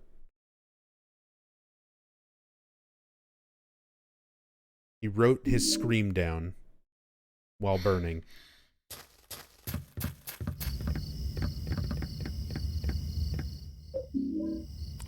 Another holy candle. A charred doll's body is sitting in the wheelchair. There's a message carved into it. Though my body be destroyed, I will not let you pass here. Prepare for the receiver of wisdom. That's Henry. I cut my body into 5 pieces and hid them in the darkness. When my body's once again whole, the path to below will be opened. If you are the receiver of wisdom, you will understand my words. The ritual has begun. I mean, according to the ritual, Henry is supposed to be the receiver of wisdom. But I get the feeling Henry himself didn't understand all of those words.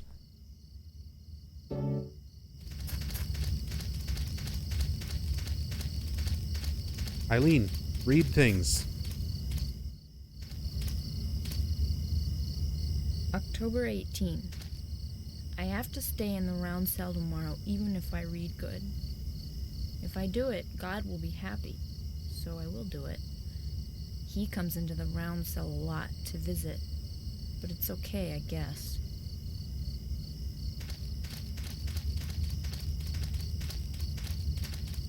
We're not going to talk about that spelling of he comes. October 15. Bob is gone. Nobody will tell me what happened. I bet he did it. Andrew. Andrew DeSalvo actually refers to him by name. Walter specifically went after Andrew as one of his victims. He hated Andrew.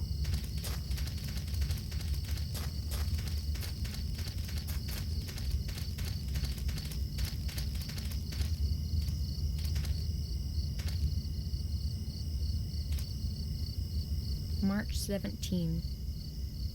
I went to Ashfield again. It was my 4th time. Just like before, I didn't see Mommy. The city is scary, and the apartment where Mommy is has a scary guy in it. If I can just read the 21 sacraments for the Holy Mother thing, I can be with her. And there it is. Walter's entire motivation for everything that he's done. He's been convinced, essentially brainwashed by the cult, that if he just does the 21 sacraments, he can be reunited with his mother.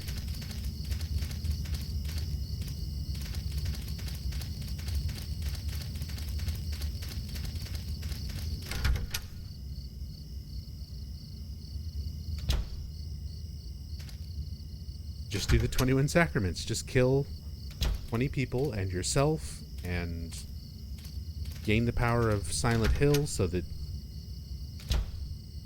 you can birth a god, win victims. Their AI is broken. I don't know why they like to do that whiff hit.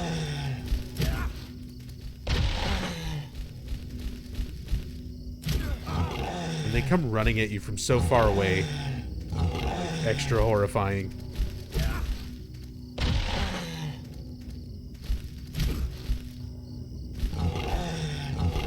Eileen, attack. Attack them.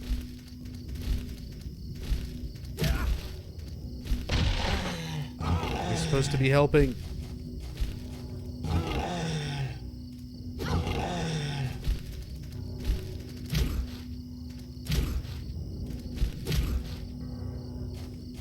I mean, Neferu, that's literally the ritual.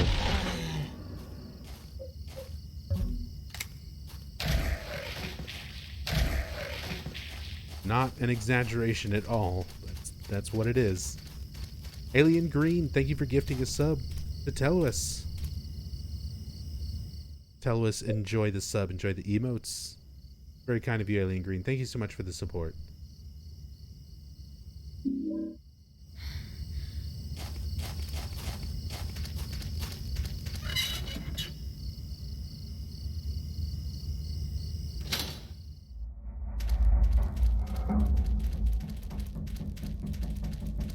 Got some more things for Eileen to read out here. And one of the strongest melee weapons in the game. Every time I look at it, it creeps me out more. The Pickaxe of Despair. Ordinary pickaxe from a construction site. Despair is written on the handle. Very powerful. So it's one of those... It's slow, and it takes a long time to charge up its full power attack. There it goes. Big spinneroonies. But if you hit with it, it is a lot of fucking damage. Yeah, Twin Victim is an excellent monster design.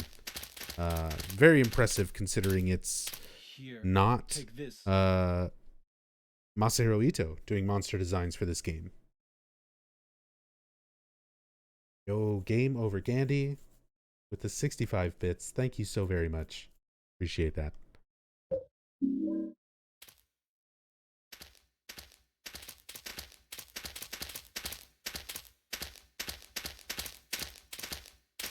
So there's some writing on this sign.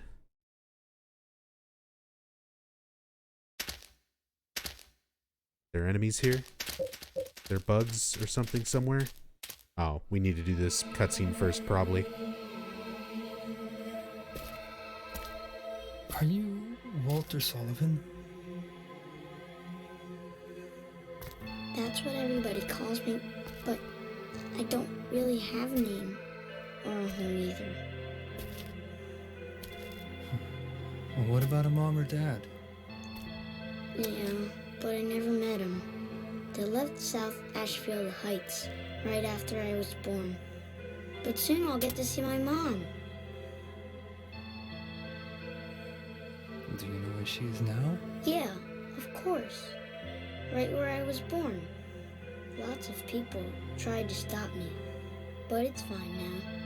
It says in the scriptures that I'll be with her. I gotta hurry. Mom's waiting. Oh yeah, that PS2 fog. It's much noticeable texture, much more noticeable compared to PC. Why is Silent Hill associated with the story? Because this game would sell a lot better, and did sell a lot better probably, being called Silent Hill 4 instead of being called Room 302. Because originally that's what it was going to be. It was just a side project that they decided to market as a Silent Hill game. They expanded the story to make references to Silent Hill. Wrote the villain to be Walter Sullivan. They kind of went through their old game lore and pulled that note on Sullivan from Silent Hill 2. Kind of expanded on that story to make the plot for this game. Make little references to some of the other things in the universe. Frank Sunderland is James Sunderland's father, but not really part of Silent Hill 2 or its story because of that. There's a note and a couple little references to Dahlia Gillespie and Alessa, but again, just little references, not things that really affect that game's plot. So it's still a very standalone game, and it's very different from the first three games because it was just going to be a whole separate spin-off title. And instead they kind of changed it to make it a full-fledged Silent Hill game, and give it a full title as a Silent Hill 4, to sell it better. But given that circumstance, I still think they put a lot of effort into it. They did well kind of expanding on that Walter Sullivan story and did well with the story in the game. It's definitely got its annoyances. Going through all these areas twice and the long escort mission is not great. A lot of the stock, like sounds are stock, and certain aspects of it are just not quite to the same level of polish that they'd already done for Silent Hill 2 and 3. But for what it is, it's still a decent game. It's still a decent Silent Hill entry.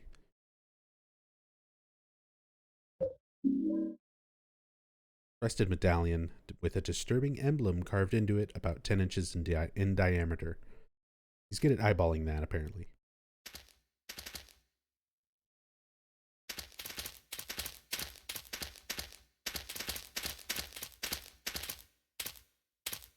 What does 21 Sacraments actually do? February Summon the cult's 10. evil god? You got it. I went to Ashfield again. Again, I couldn't find Mommy. Some mean girls in the train said mean stuff to me, and I got scared. He beat me again, too.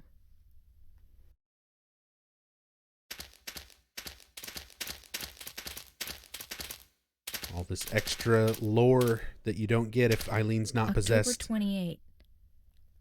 I have to take a train or something to go to Ashfield. Everybody says Ashfield is a really scary place, but I really want to see my Mommy.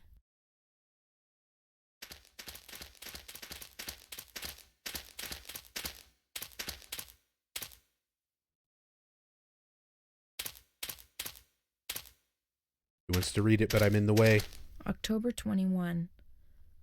I only leave the round cell on Sunday, and I go and read the book. I read really good today, too. If I can keep reading the 21 Sacraments for the Descent of Holy Mother good, I can see Mommy.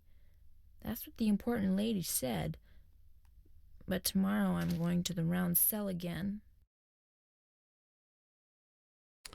So the thing to take into consideration there, Account, is how the interviews were conducted and like when. Because in a lot of the early interviews, when the game was still in pre-production, they've mentioned it as being like a separate project. But then after the fact, they mentioned that it was always supposed to be a Silent Hill game, probably because that's the official word from Konami. Certain interviews and things that you read back in the day, like, they're marketing things. There's a lot of stuff that the developers kind of have to say, little talking points that Konami gives them. Some are a little more revealing, especially when it's pre-production on things, and they kind of let a little bit more information slip. And interviews that are way after the fact, when they're no longer under like NDAs and don't have certain things that they're allowed to talk about or not talk about with Konami. And in most of those situations, there's references from multiple devs that it was Room 302. It was a separate project. They were trying out some different things, experimenting with some ideas that were very different from the Silent Hill games. And then very, very early in its development cycle, it was changed to be marketed as that Silent Hill 4. But it was being worked on simultaneously, pretty much around the same time that 3 was being worked on. And they just had kind of their B team members of Team Silent sort of putting stuff together with this and testing things out. New combat systems, the returning to a hub world idea, the limited inventory systems, taking away a lot of traditional Silent Hill items, no flashlights, no radios, no pocket radios anyway. And by that point, Konami pretty much already had said, like, this will sell better as a Silent Hill game. And it was shaped into it. It's very early in the development cycle that all that happened, most likely.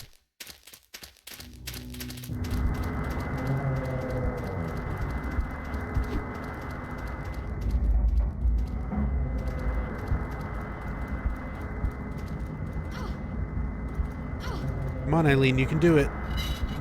Make it to the door. Important lady Verador is Dahlia Gillespie. See the person's right leg. Another mannequin part.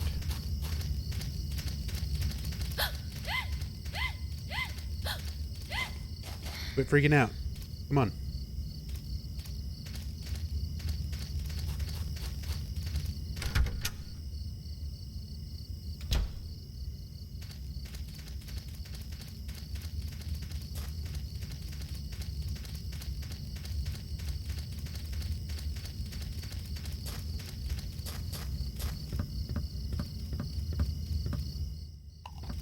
Go, another piece attached, and I need to go back to the room here,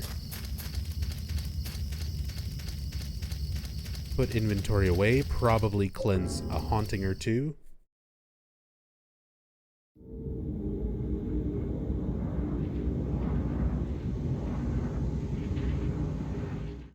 Yeah, Game Over Gandhi and Blue Sea Moose, I definitely agree on those points. Like, I do like that they were trying out new things, and that they were doing some different stuff with this game. They were breaking some of the traditions that they had set and sort of established expectations from the first 3 games. But they still put together like a pretty interesting story. It definitely feels like a good, side story kind of in the overall Silent Hill universe. And also has some of the creepiest fucking sounds and visuals. It's got a lot of stuff that doesn't really hit the mark and looks a little weird or sounds like weird stock sounds. But there's shit like this. Some of these hauntings and some of the visuals.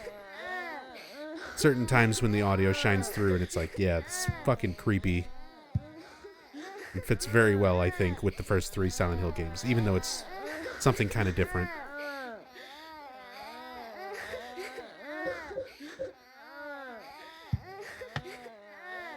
So this is what happens if you take that shabby doll from Walter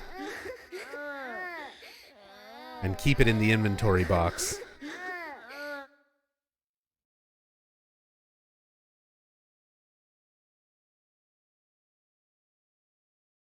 What's my favorite Silent Hill? Type exclamation point faves in chat. Some Die Young.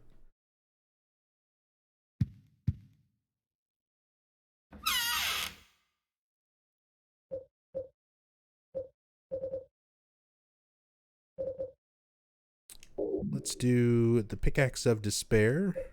Put the revolver bullets away for now. Gonna need the Crested Medallion soon. Keep the drink for health. We need a lot of inventory for this section, so I'm gonna put that away as well. And I'm gonna soak the torch in oil. Which ending are we going for? Killing Eileen, but cleansing the apartment. So, bad ending. Not worst ending, but bad ending. There's a red paper stuck in here. More info from Joseph.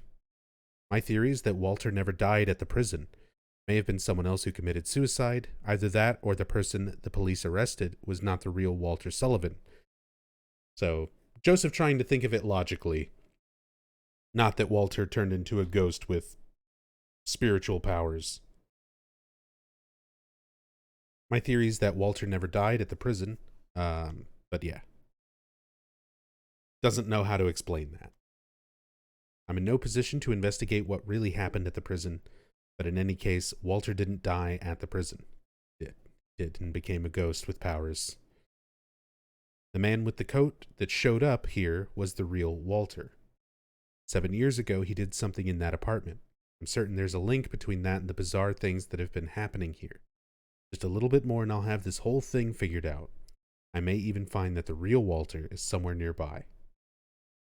July 18th.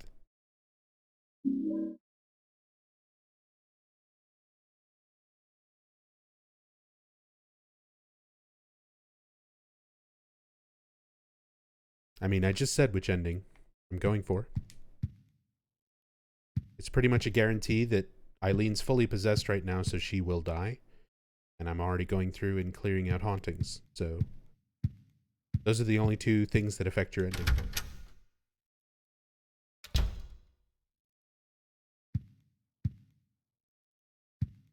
Alright, let's soak the torch and go back.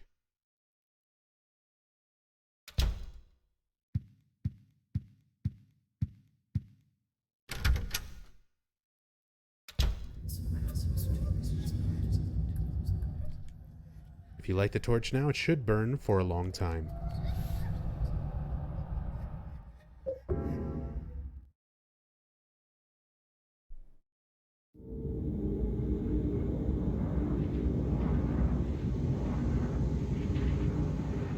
Yeah, Neferu.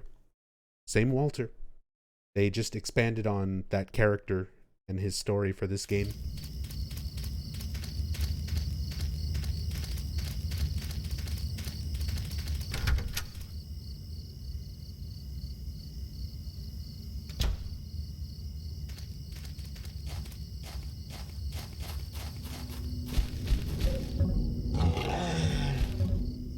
Kill it, Eileen. Kill it, kill it. Oh, man.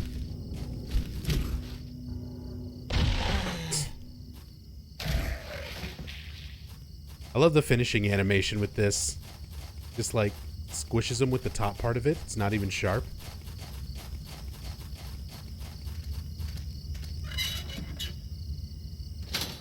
Eileen has been pretty quiet despite being heavily possessed. I mean, she's reading all the stuff. That's the main thing. In fact, I want to make sure I'm not skipping any of those. I don't think there's any on this screen. Yeah.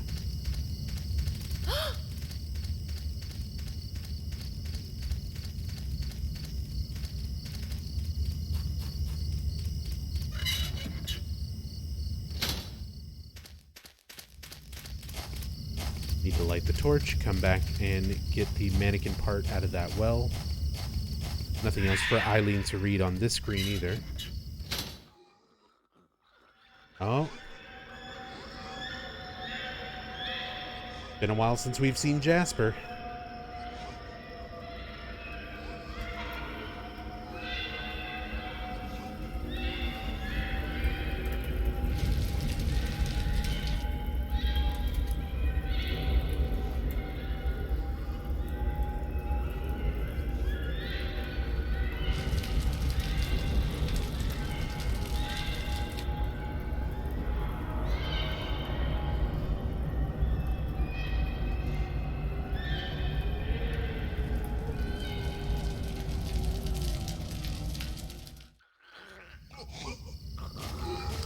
God, and that fucking sound.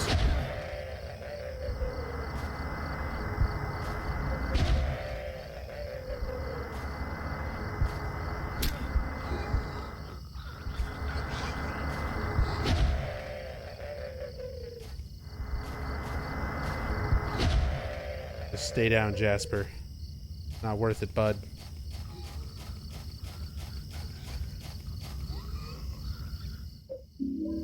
Got a Saint Medallion. I'm gonna hang on to it for cleansing hauntings. Did Eileen not follow me from the previous area?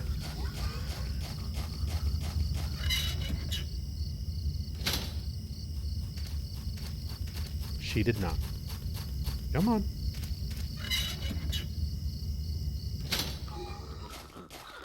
Is Jasper a ghost worth sorting? I might have to go back and get the sword in order to pin him in certain areas so he doesn't attack us while Eileen reads stuff in some areas. Possible to get lucky and not have to do that. But, yeah, might have to.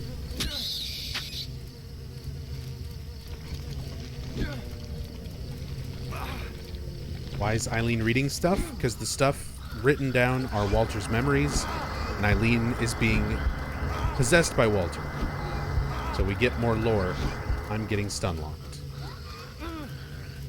But like this right here, she won't read it unless there's no enemies, and I've got to pin... these are the same notes we read earlier. So I will have to go back and get the sword to pin Jasper. So this kind of works out. We're going to leave her there, leave her possessed. I can run ahead up here where there's a hole. Go back to the apartment, grab the sword. Oh man, there's two ghosts.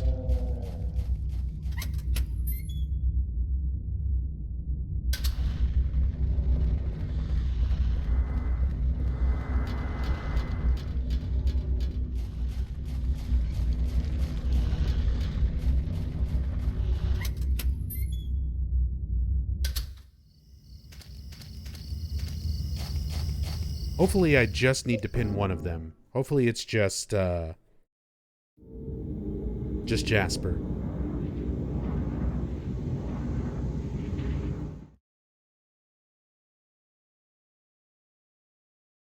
Because I think the most swords I can have by this point is 2. There's the one that I can take from Building World first time. And then the one that I took at the end of the subway.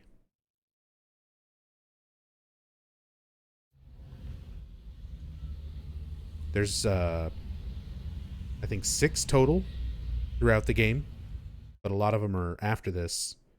One in the water prison.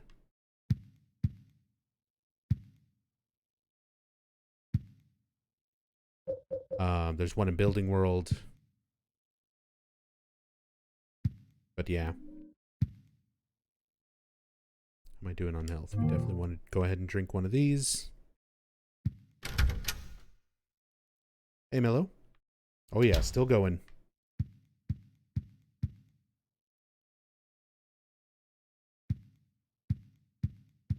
Does the stuff you hear when calling the bar change throughout the game? It does change at one point. Eventually, we're going to get to return to Building World, and there's a puzzle involving that.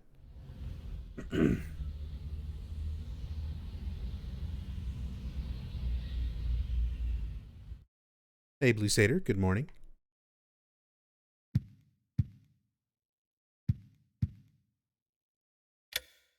Okay, no haunting. Always leave the sword in the first ghost I find with the sword in it. Yeah, usually so do I. I almost always leave that one there. And that's what I did this time. But even leaving that one, I've still got the one sword that I can go ahead and take with me. And as good as this weapon is, just too damn slow. Bring the revolver.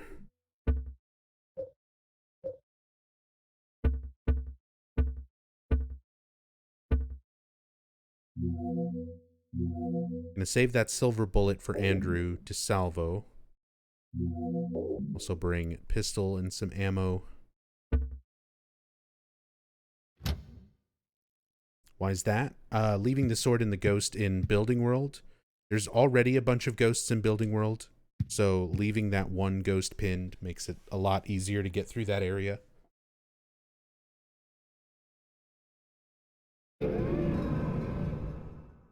So it's usually worse, or worth it, just leaving that one ghost pinned, having one less ghost to deal with for that whole zone.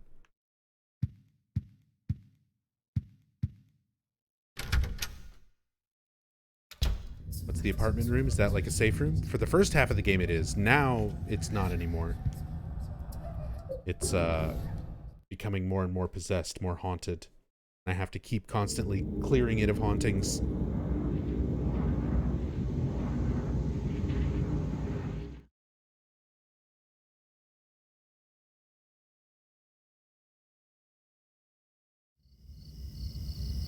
No, the pin ghost does. If you take the sword out of him, he starts pursuing you through Building World.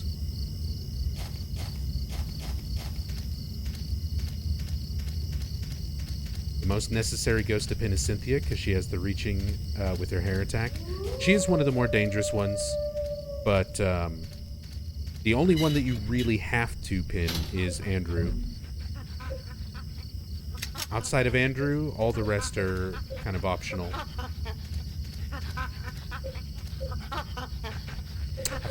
I forgot to grab a better melee weapon.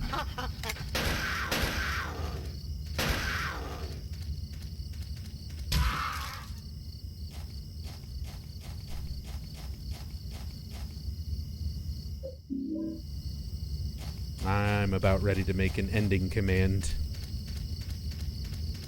If I have moderators to trigger it, or chat can trigger it. That's like 6 times in 10 minutes that I've been asked what ending I'm going for. Eileen's going to be killed. Room is going to be cleansed.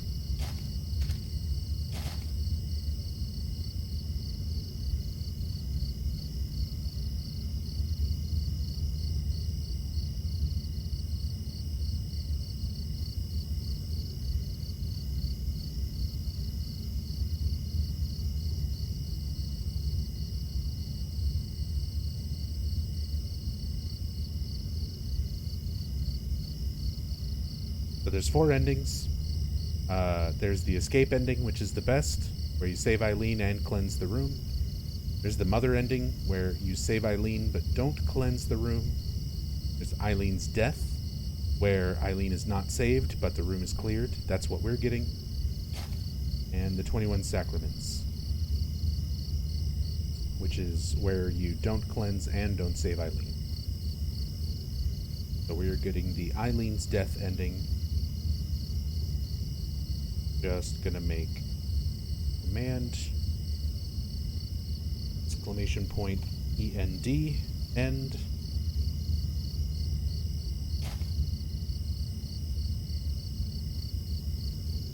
Going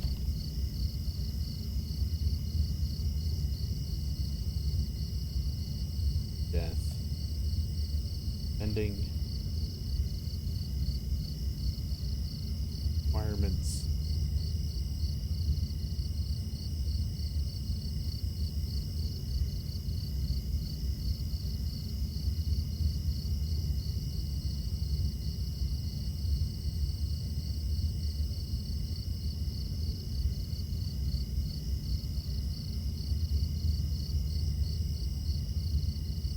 Go.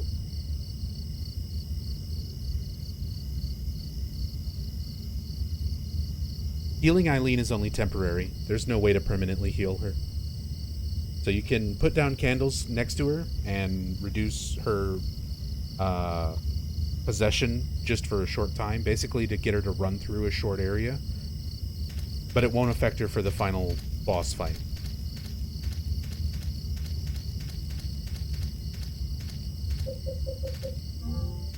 Go ahead and use one of those and pick up another holy candle.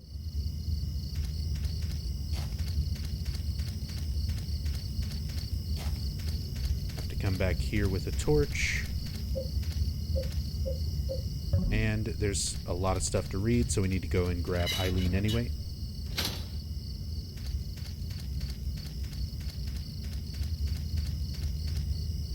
Yeah, it's cumulative, where you really have to take care and not let her get above a certain possession level throughout the game. Because yeah, once she's past a certain point, there's no saving her. There's no saving her at the end.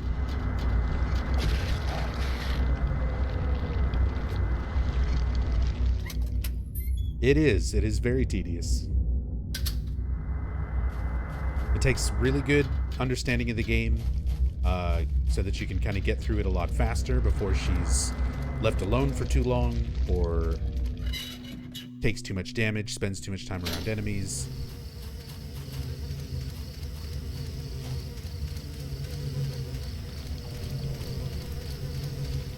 Come on, Eileen.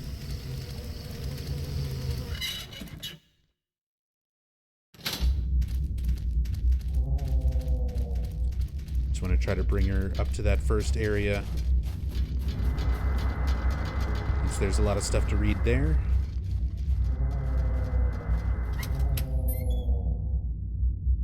She's completely doomed at this point. There is no reducing Eileen's possession for the final confrontation with Walter. So, at this level of possession, she's gonna die no matter how fast I kill Walter.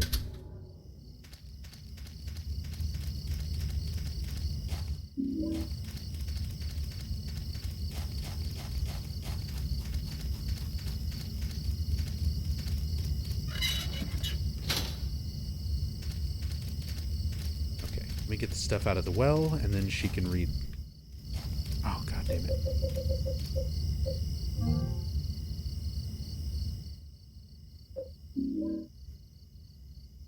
Go. Another dull limb. Here. Read things. October 5. I got hit again. I didn't do anything wrong. I wish he was dead. Walter writing as a child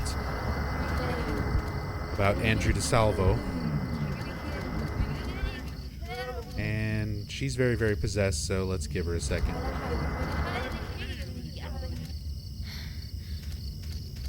Can she read if you put a candle next to her? I mean, she doesn't need the torch to read. She needs to be possessed to read. I hate him. She will read if she's less possessed at this point, but she doesn't read as much. She'll only read a few words and then say, I can't read the rest.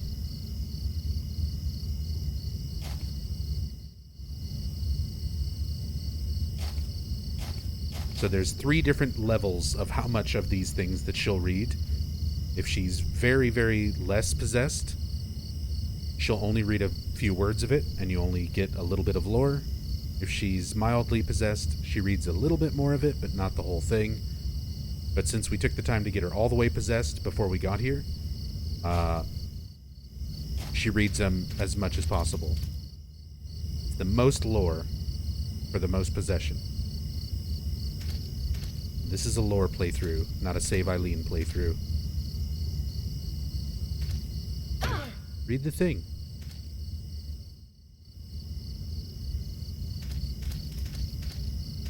Why don't you read the thing? Who's writing on the stump? Thank October you. 6th. Tomorrow is book study in the chapel.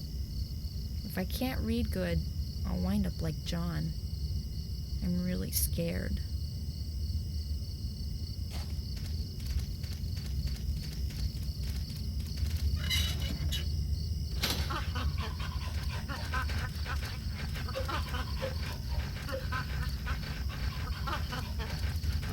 There's nothing she needs to read on this part. I'm gonna leave her here to play with the monkeys. And I'm gonna go put things away. Need so much inventory space for this part.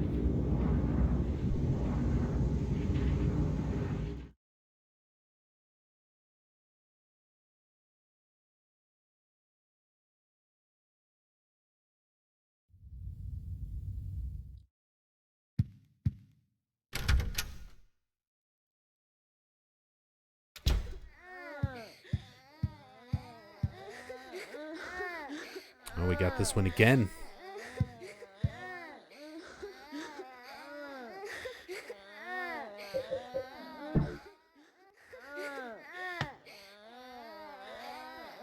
Go away, scary babies. Go away, wall babies. I need to use my inventory box. Go ahead and put away Eileen's weapon. Doesn't really matter too much at this point. Save the Saint Medallion for hauntings. We're going to keep the sword. Try to pin Jasper so we can clear an area. Keep the guns because we're going to need to down Jasper, which is a pain in the ass without spending a silver bullet. Need a decent melee weapon. So... paper cutting knife. Nah. Good old rusty axe.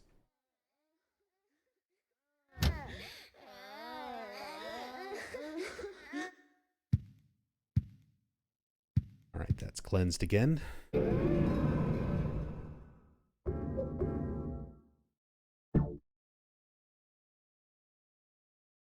Any other hauntings anywhere? We're good. These days you never pick up the doll? Well, I mean, it's such a good haunting, I want to show it. No reason for me to skip it for story playthrough. This game is so long. This game's very long compared to the first three. This one and Downpour always feel like the longest two. Downpour, it just feels like such a slog through it. It's already kind of a long game on top of having the long, unskippable cutscenes.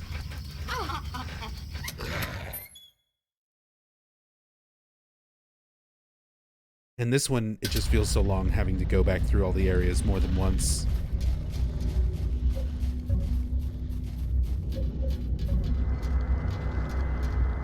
Fuck off, Garland.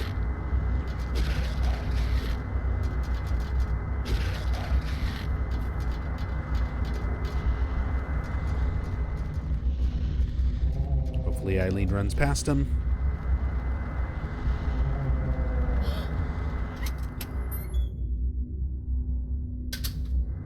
Okay.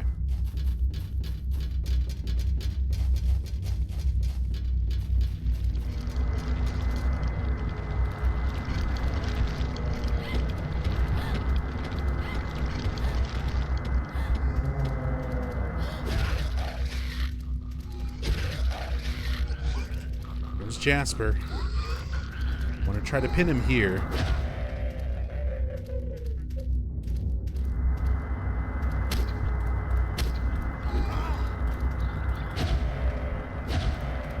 All three ghosts spawn in this area.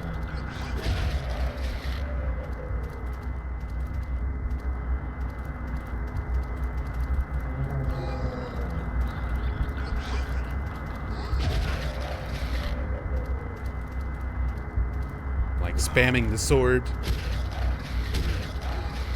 But even though Jasper's falling down, he's not actually like downed enough to get pinned. Still not enough. God, you take so much damage just from being near them.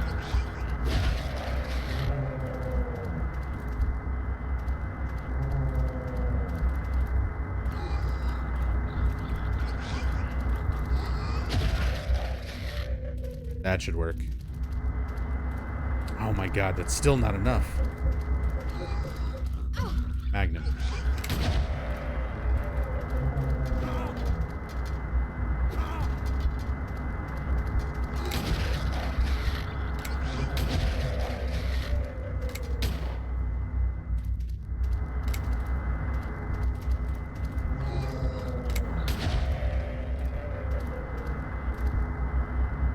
Yep, and I used to speedrun this game.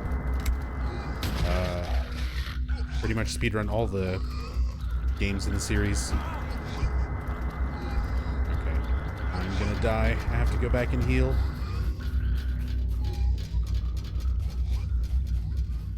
He gets up too quick. You have like a recovery after shooting.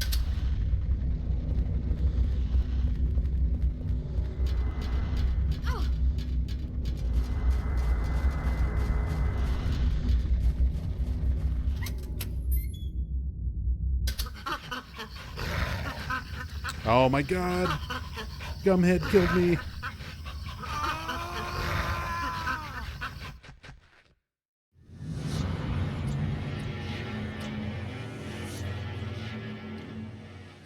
The ghosts are characters. They're part of the plot. I've been explaining who they are throughout the playthrough, so you go back through and watch the VOD. I've already kind of given more information on all of Walter's victims up to this point.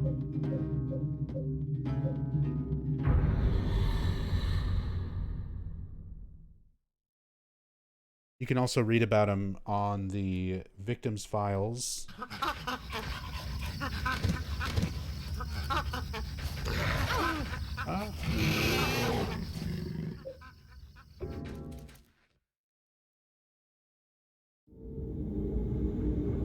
Let me give you a link to the victims' files. This was all information that was on the Silent Hill 4 website when the game came out. To give a little more backstory to Walter, each of his victims. There's also another part that was on the website called Another Crimson Tome. It was supposed to be some extra writing from Joseph in regards to all of Walter's victims and kind of how he was related to each of them, why he chose them. More info about the locations, Ashfield and South Ashfield Heights. But yeah, a lot of that stuff you can read about in those links.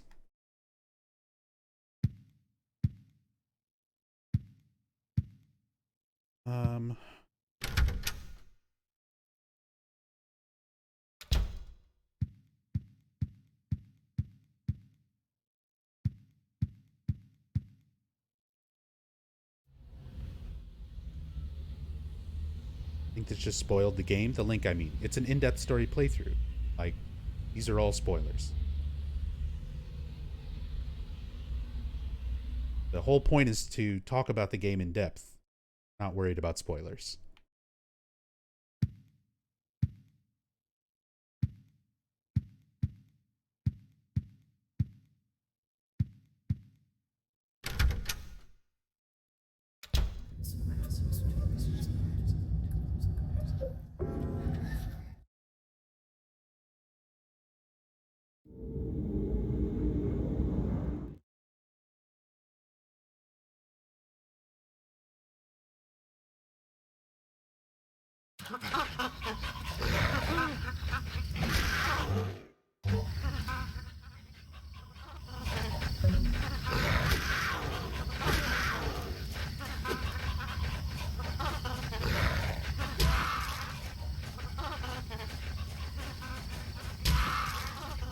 I mean, yeah, like, just in general, if you're watching a game that you haven't played on Twitch, whether it's in-depth or not, like,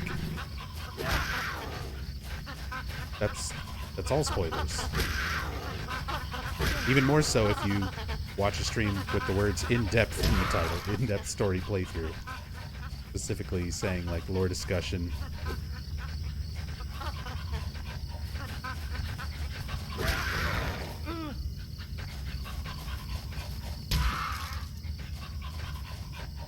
Yeah, I kind of went through and explained a lot of major points of the game early on, like Walter's goals, sacraments, 21 sacraments, the ritual he's trying to complete, stuff that's not mentioned until way later in the game. Went through and explained pretty early on. Eileen, quit it.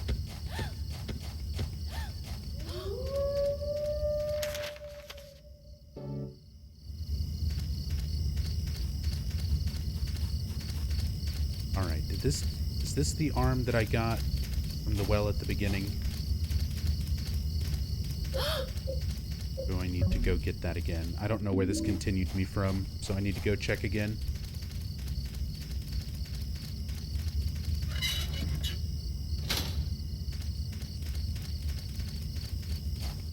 Don't see anything interesting. Okay, so we've already got this one.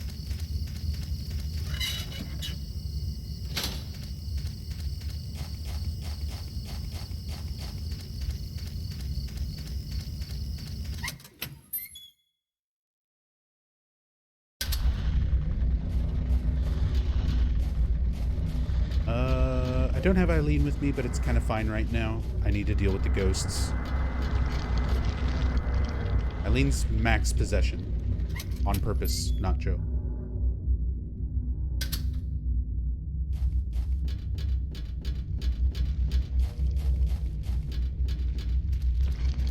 We are not saving Eileen.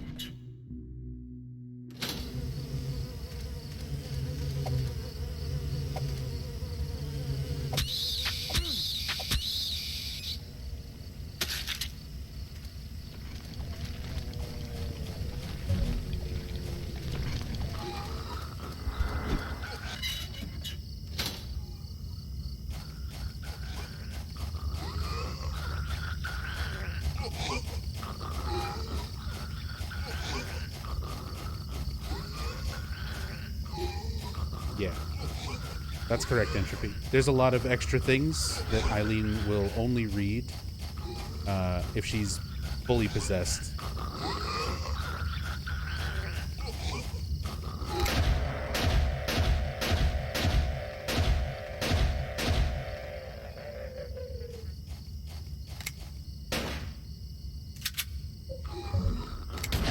And on top of being fully possessed, she also needs to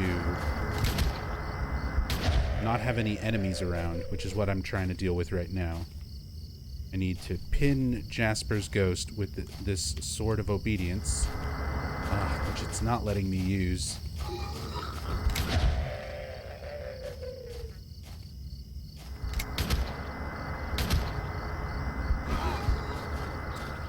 That's like all of my magnum ammo into him. Oh, Henry.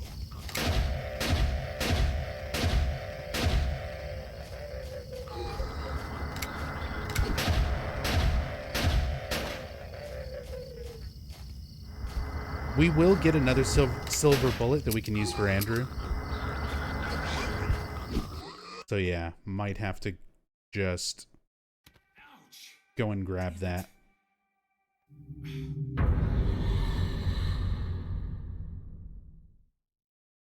Hey, Meep.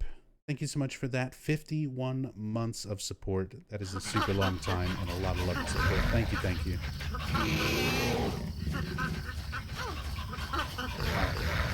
Let's just set up for getting Jasper out of the way so that we can get Eileen to read some stuff on that other screen. I think he's the only one that's going to follow us there. Beep, thank you again so much for all that love and support. Hope you're doing well this morning.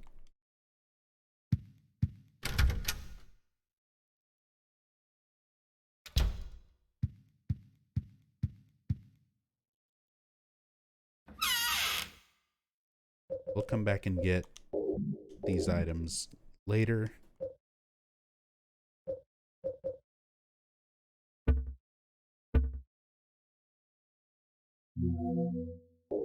Our silver bullet. Sword. Our torch.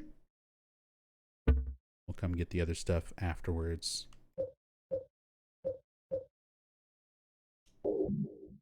Go ahead and put those extra bullets away too. We're only going to need the silver bullet.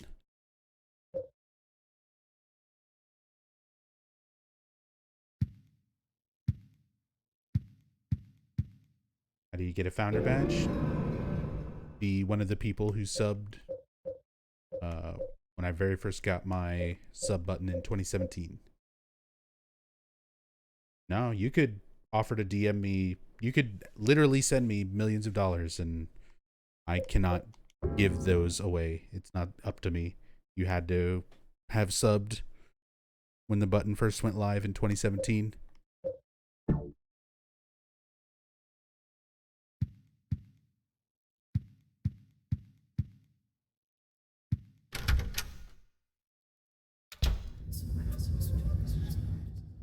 Gotta time travel.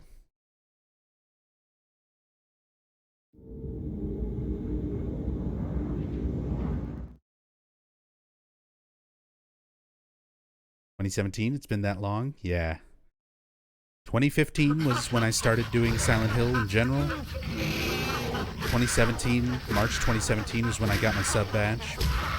Or a sub badge, sub button. Got partnered. That was right before there was even, like, there was only partner.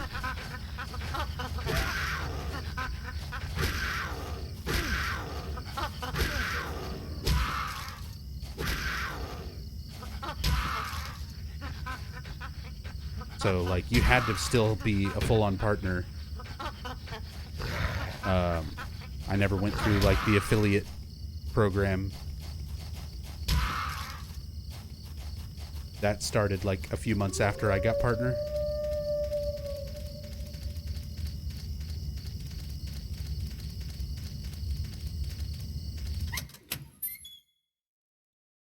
It's been so long. 83 years.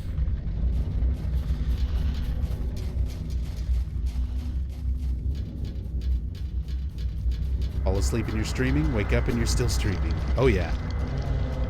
And we still have lots of Silent Hill 4 to go. We're about a little over 11 hours in. And yo, Zappa, thank you for gifting subs to the community. Zappa, very kind of you. Hurry Boy, Hi John Lowe, and Mr. Hattie Boy. Thank you very much. Enjoy your subs, courtesy of Zappa Slave. And Stu Man gifting a sub to Zappa, paying it right back.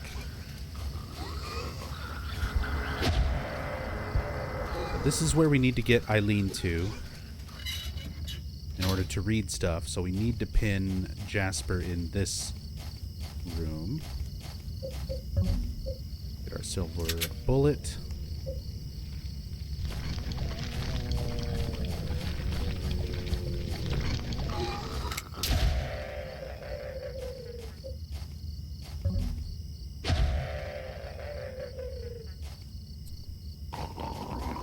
There we go. Now let's go get Eileen.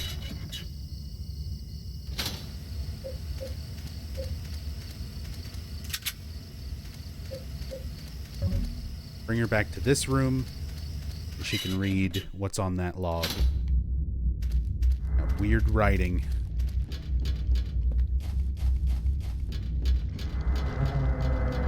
Yeah, sadly, no twerking in Silent Hill 4.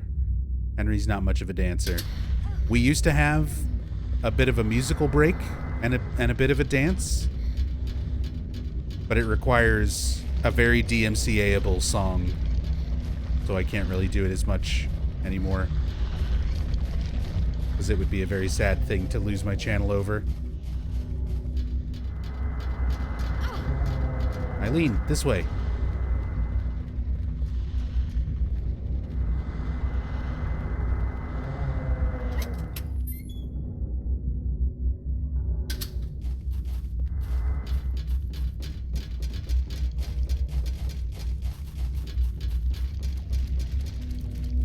What is the song?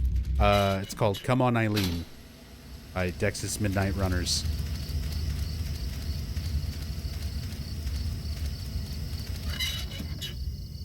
And because of the way I used to go through the water prison area with Eileen, there's a point where you're at the very bottom of a long staircase, just waiting for her to get down and catch up to you.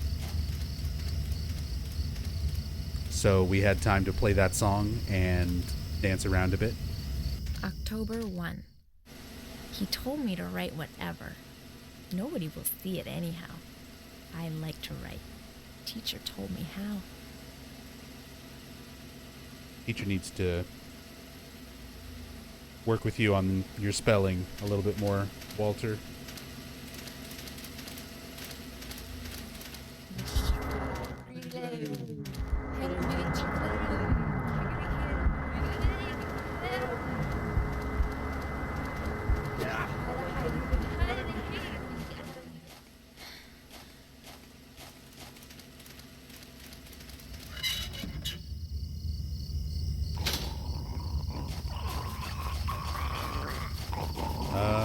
Let's see. I think we got the stuff up that way. I think I still need to take her through the bottom right. And if I remember correctly, Jasper will follow over there. So we'll leave him pinned for now. Come on, Eileen. Oh, and I need something out of this torch, or this next area, this next well. Hey, what's up, Techie? Good morning, dude. Playthrough is still going well. We're finally to the second half of the game, getting through Return to Forest World. We've got a fully possessed Eileen so that she's reading all the extra dialogue and stuff written by Walter around this world. It's such a pain in the ass since she won't read if there's enemies in the area. So, like, trying to pin Jasper and clear out all the enemies. It's a lot of effort getting her to read everything that she can here. But you learn so much more. All these details about Walter's childhood. Oh, and a chain. And now Eileen is full on Streets of Rage and will make an annoying chain jangling sound while she runs around with us.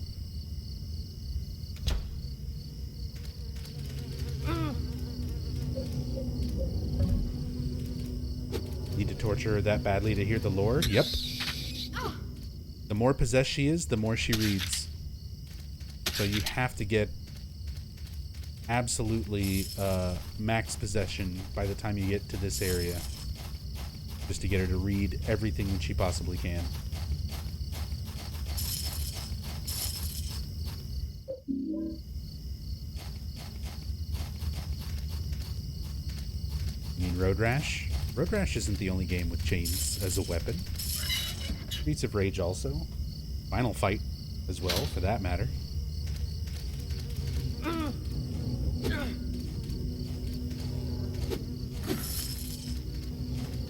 Fuck. Walter, stop it. Stop it. Stop it.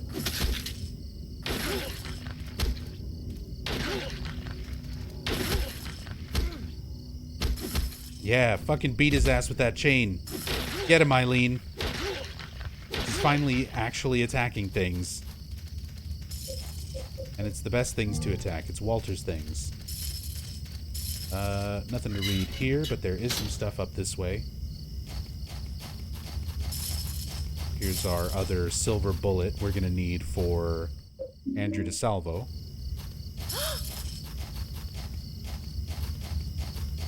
Eileen, read the tree.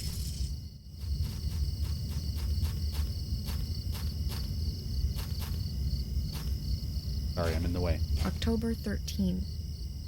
I finally got outside. John is still stuck in the round cell. I hope I can read good tomorrow. So he's writing about being in the water prison as a child.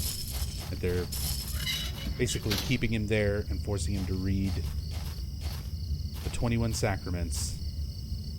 October 14. I did good reading today. I was so happy, but the 21 sacraments for the descent of the Holy Mother was hard.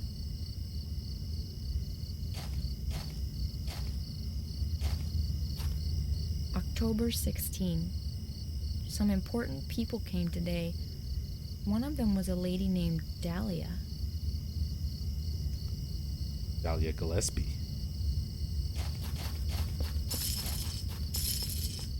There's our little bit of Silent Hill 4 kind of like existing in that Silent Hill universe. Dahlia was, you know, a prominent member of the cult. Cult runs the orphanage, so of course Dahlia's involved.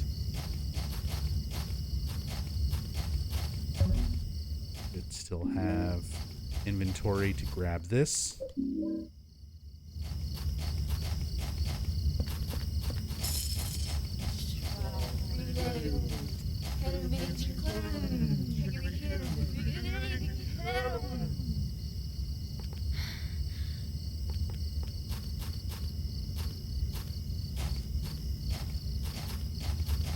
October 17. The important lady told me Mommy was asleep in Ashfield. I got a mommy too. I'm really happy. I want to see her. Where is Ashfield anyhow?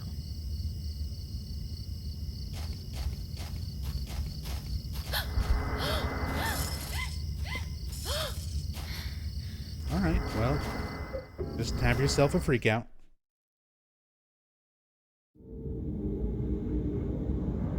Need to do some more inventory management. Dahlia had him for the ceremony. Why use Alessa? Alessa was the main plan. If that didn't work, Walter was the backup plan. At least that's how a lot of other fans kind of justify it for Silent Hill 4. The realistic thing is, Silent Hill 1 was written by Hiroyuki Owaku. Silent Hill 4 was not. They did their best to try to tie it in to some of the Silent Hill lore, and doesn't line up perfectly.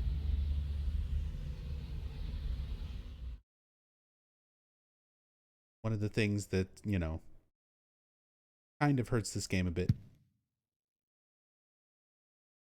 But again, it doesn't really need to play that big a role. It's more just a way to tie it into the universe. Damn, we keep getting the doll one.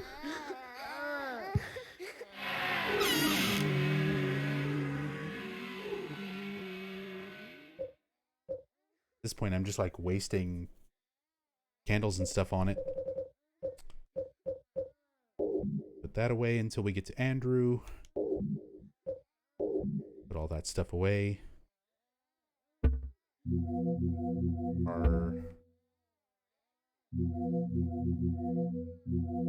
Got a healing item. Crested medallion. Need the right arm.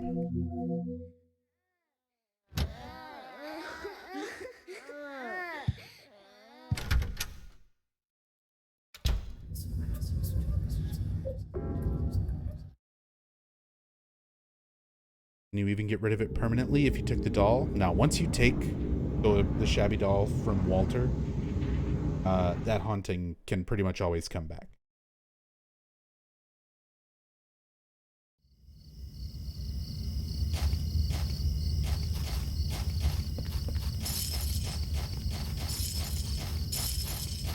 And I think I'm done with the torch. I think we got everything. All the mannequin parts. I've already put the head and the other leg on there.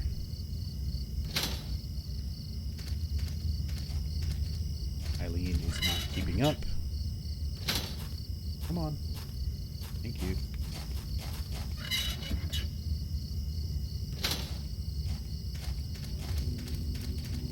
No, Walter.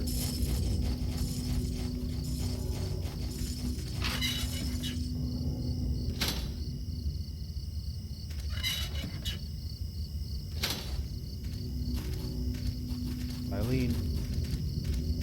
Oh. Oh, great. close enough to the door? Now she is. Chain would have been a great player weapon. I know, they give Eileen the best weapons. She gets the riding crop, she gets the chain, she gets the fucking submachine gun.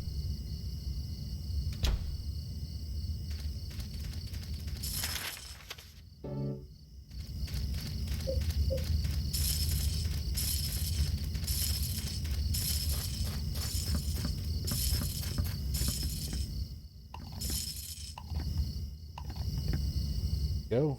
Mannequin has been put back together.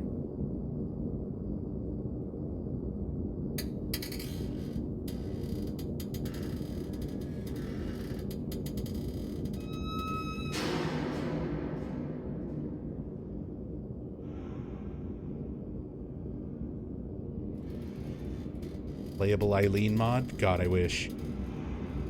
I think actually there is one. Because there were a bunch of character model swap mods that I was testing out for this game some years ago.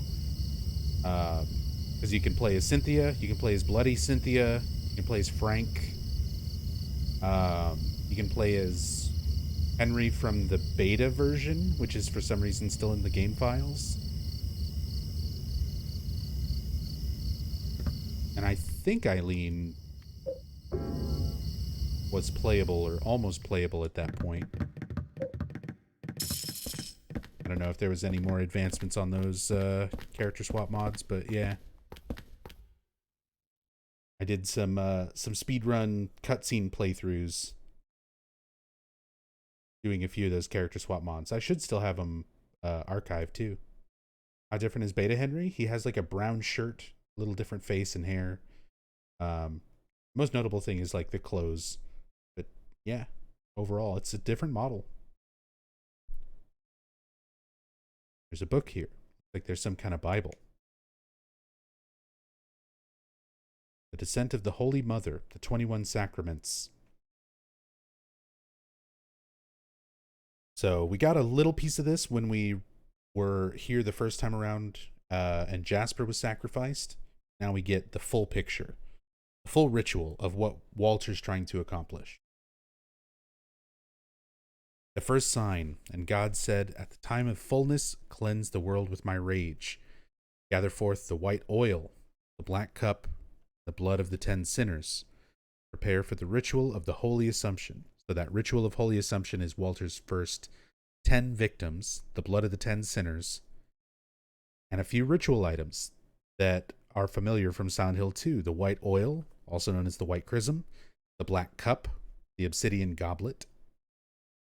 Both items used for the rebirth ending in Silent Hill 2. Fuck, I accidentally skipped a page. Luckily, Henry saves everything in his scrapbook.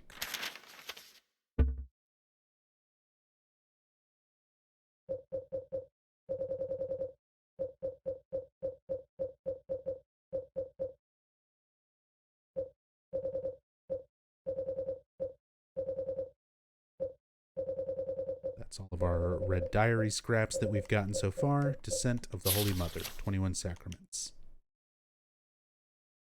So, second sign, God said, offer the blood of the 10 sinners and the white oil.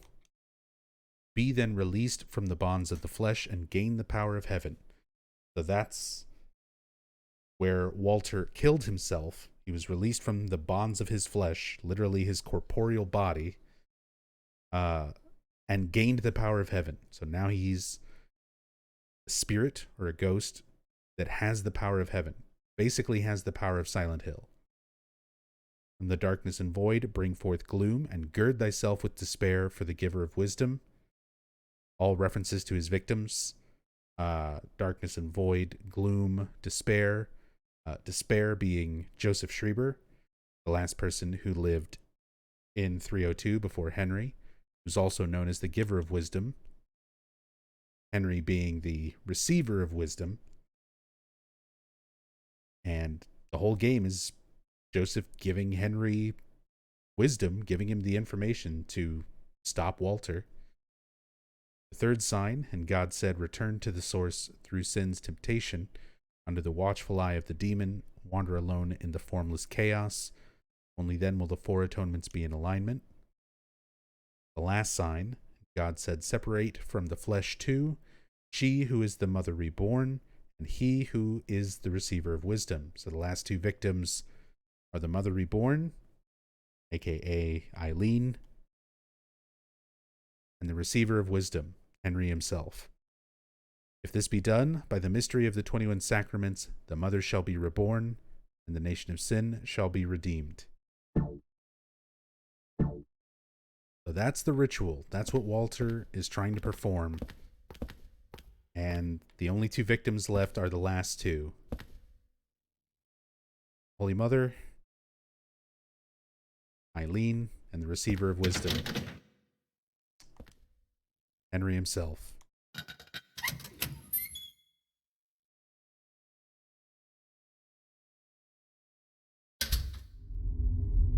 And we get through another world. We get through his forest world the second time around.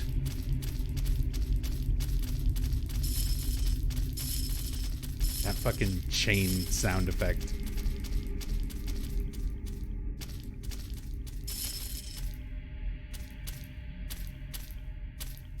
Lots of weird imagery going through Walter's subconscious as we go deeper and deeper down this spiral staircase. Henry, you're going too fast. We're literally going further into Walter's subconscious as we relive each of these worlds a second time.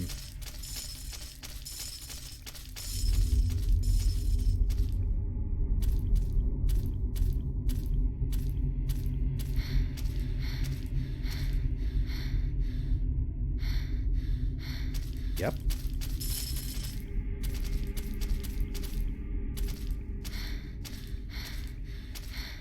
Hospital room.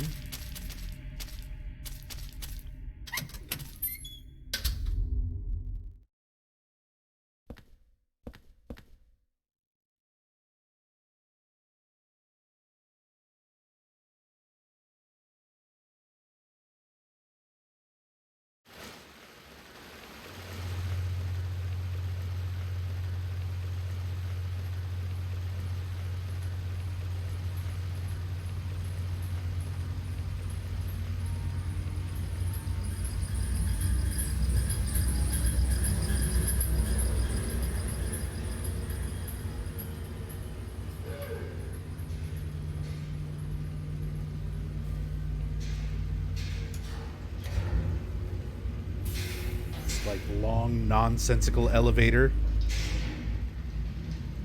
that just dropped us right into the water prison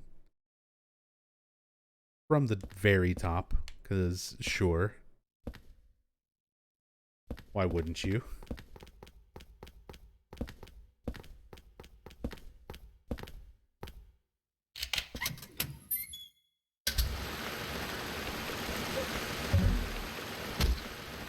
Hey, you better run.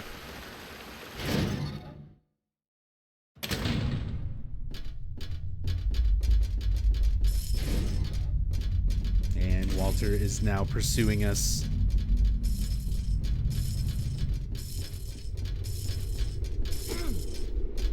So he's gonna fuck with us while we're trying to make our way down here. Yeah. Kill it, Eileen. You're helping. You're finally helping.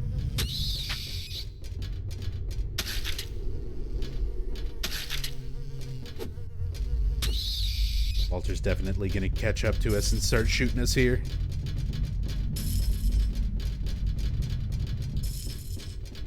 Step out and Walter already has a gun in your face? Yeah. Oh god. He also goes full on guns akimbo. He starts dual wielding pistols at this point.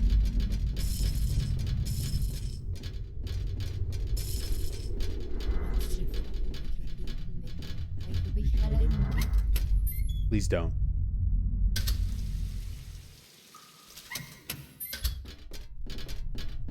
Run, Eileen. It's okay, we stopped her from being possessed by going in and out of a door.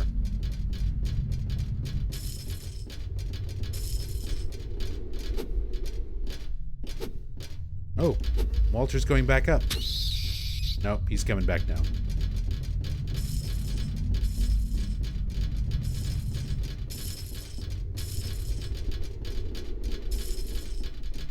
Almost there, Eileen. You can do it. My leg. I know it hurts. We're almost there. And once we're down there, you can just stay there.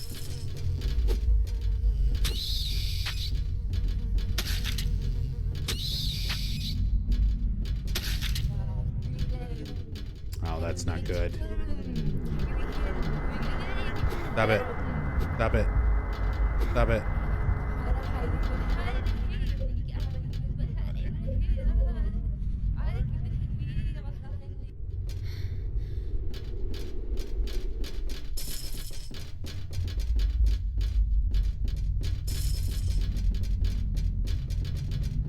Walter lost in his own subconscious? I mean, the same way that you could have a dream and dream up a place that you feel lost in. You can be lost in dreams. Your brain can fool you.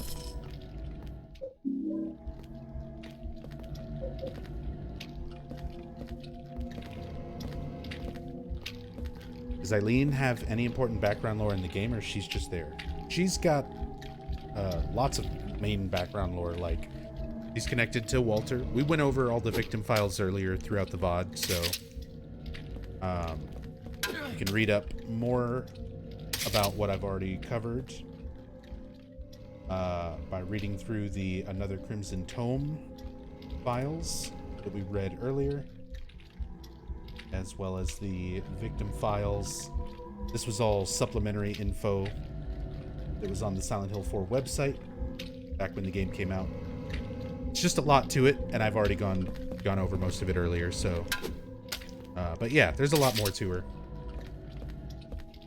You can kind of catch up on it from that info that was on the website. I really wish they had put that stuff in the game somehow. Just some extra red notes. How hard is it to put in some more red notes from Joseph? Explain all that stuff.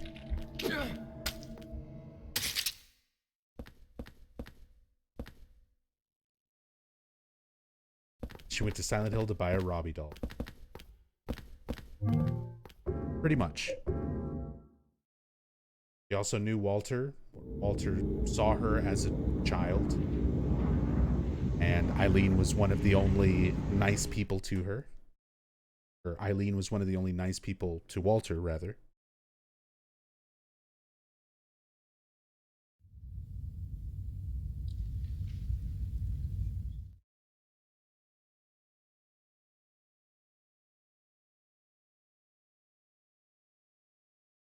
And if we've got any new hauntings here. I think I'm gonna need another break here. We're coming up on 12 hours.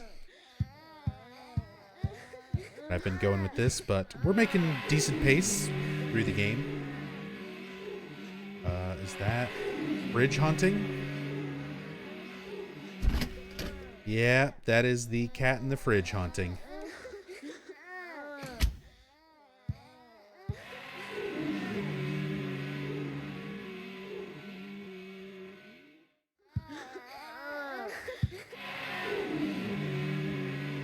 Scrap of red paper.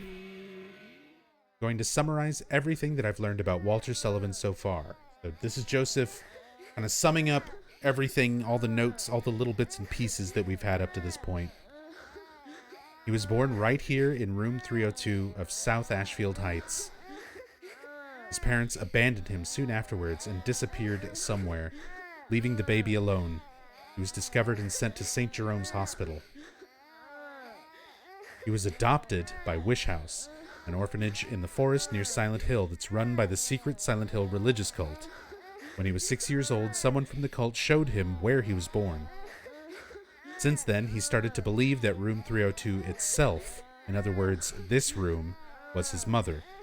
Every week, he traveled from the orphanage to South Ashfield Heights. A pretty long trip for a kid his age. Sometimes he took the subway, and sometimes the bus. I'm tired. My headache is already killing me. I'll write more tomorrow. July 28th. So Joseph is kind of putting it all together for us. Explaining the plots thus far.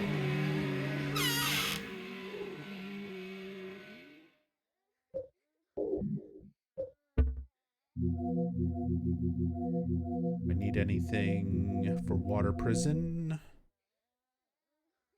We are going to need the pistol and a silver bullet. We're going to have to deal with Andrew. Already got a health drink.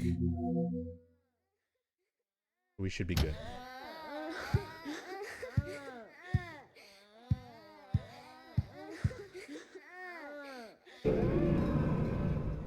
Apologize if you went over this already. Is the cat in the fridge connected to the animal Walter hurt in the pet shop? No, the cat in the fridge is from other tenants in the apartment. There's a gun maniac who collects guns, mostly model guns, but also has like a converted model gun that still has a lot of force. And he shoots one of the other neighbors in the apartment's cats. And after it's dead, wraps its dead body up in bloody clothing and stuffs it in a fridge to hide it. So now we have the dead cat haunting our fridge.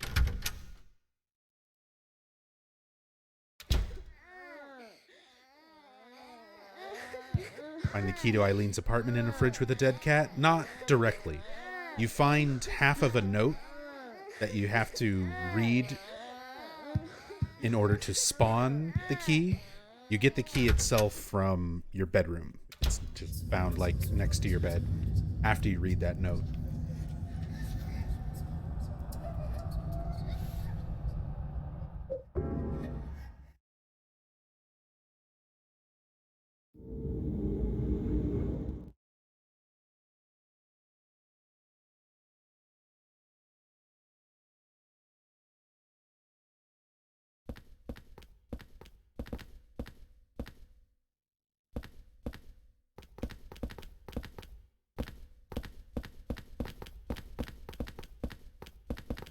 So we need to get to Andrew, but the door's locked from the other side, so we've got to go around the long way by jumping through holes.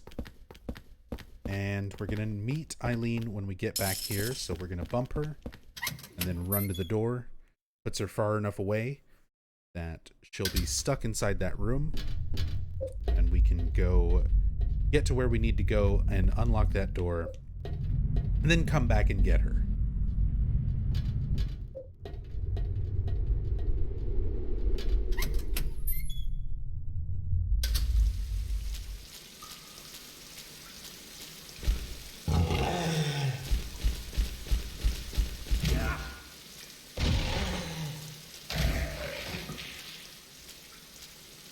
Your cat was younger, he jumped into the fridge when your mom wasn't looking, and he was trapped in there for 30 minutes? God damn. Poor cat.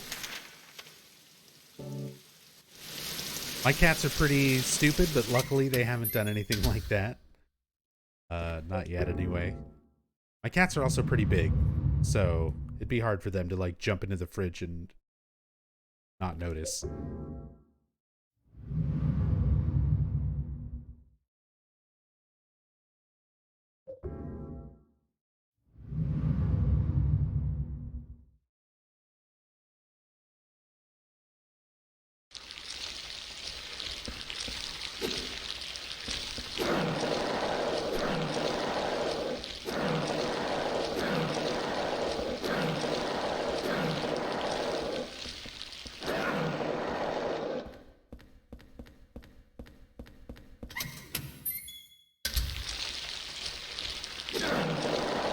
Clearing out these toadstools.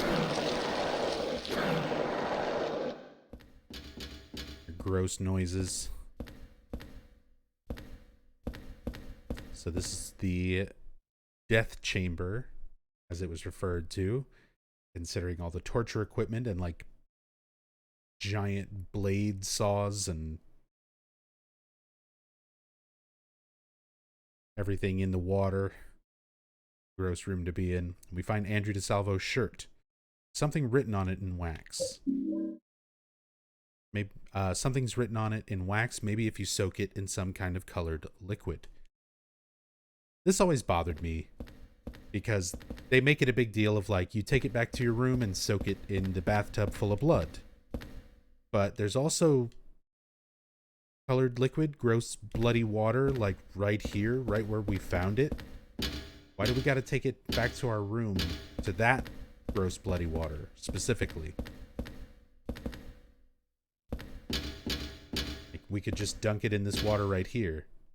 It'll be fine. They make us go back with it, because that's the recurring theme. Just keep giving you things to go back to your apartment for. To kind of force you into situations where you're going to have to deal with hauntings and some of the things that change as well.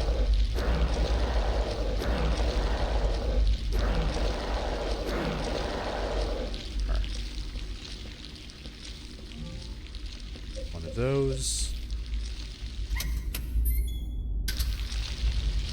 And head back upstairs.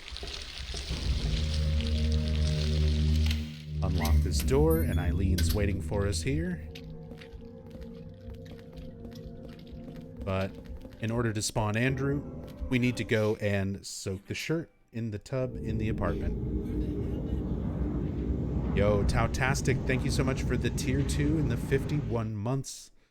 That is a huge, huge amount of support.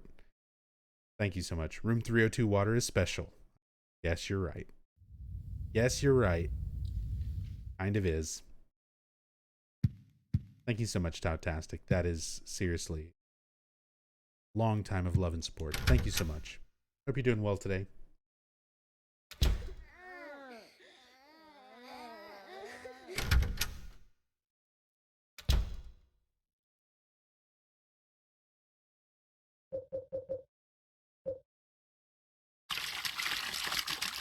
Took the prisoner's shirt in the puddle of blood.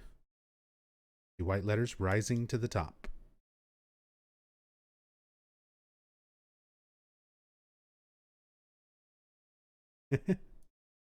Whoops, ignore that. There, purge it.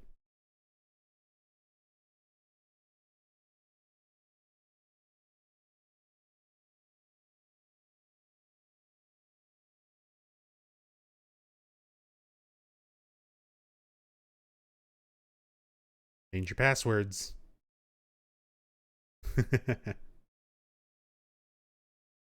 My room is on the second floor, and I had to drink something with black things in it. I hid the sword with the triangle handle under my bed. That guy, the fat one, took the basement key. Next time, I'll stick this triangle sword into that pig and take the key.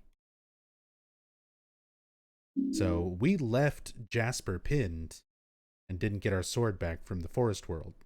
So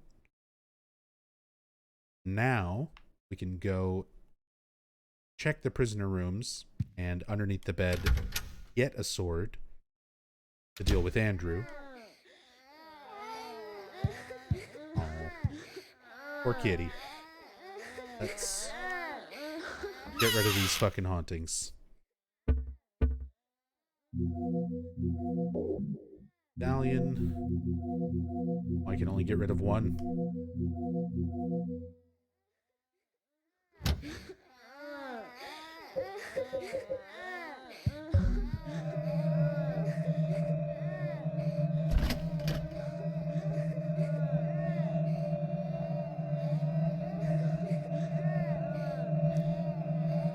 It's shrinking.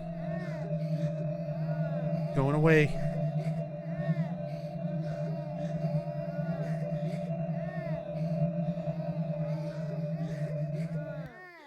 And it's gone.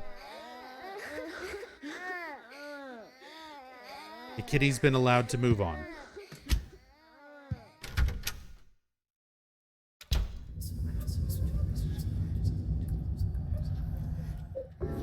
All right.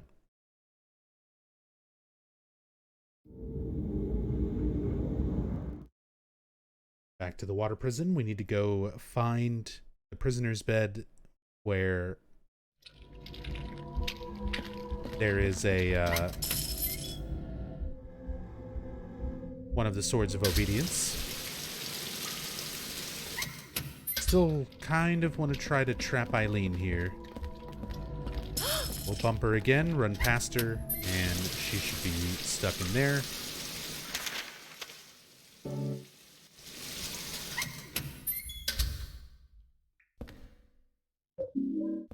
Pistol ammo.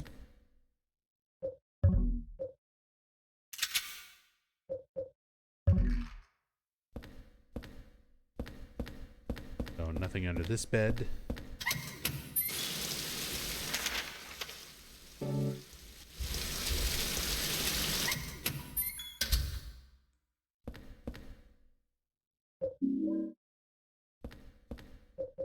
On health, we're full. Nothing under this bed.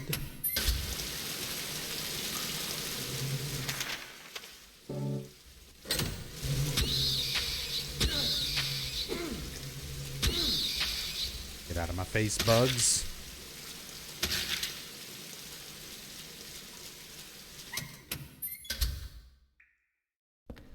There's another holy candle. We can get rid of another haunting.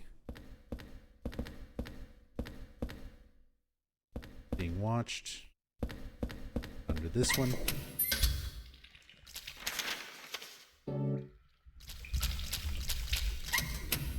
It's good just to revisit the rooms in general. Each cell. A lot of supplies and things we can pick up as well. Nothing under this bed. Twin victims. Ow. Iframes. No iframes on stomping, though.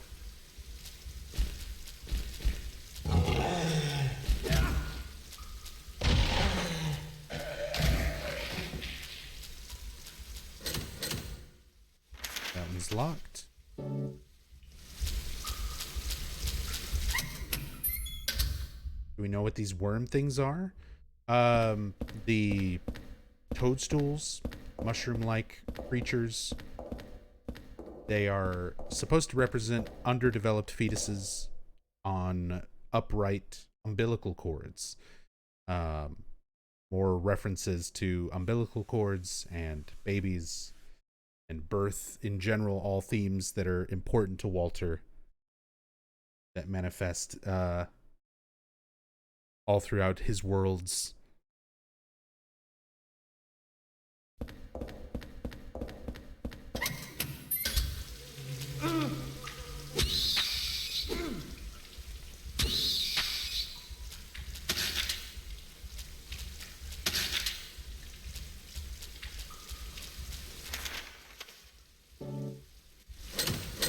That one is locked. No sword under that one. So that's everything here on first floor. We'll go check the second floor. I'm gonna go put things away.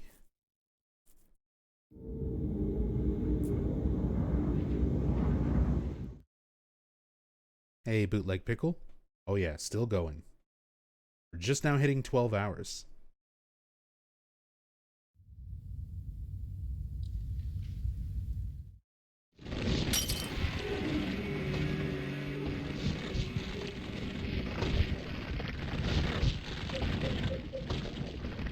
Got one of Walter's victims climbing into my bedroom through the wall, making a mess.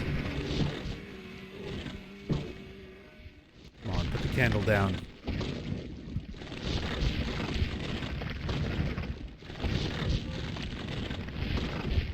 I'm getting to a point where I definitely need another short break to stretch, make some tea, get a little bite to eat or something, but I'm still doing pretty good for 12 hours.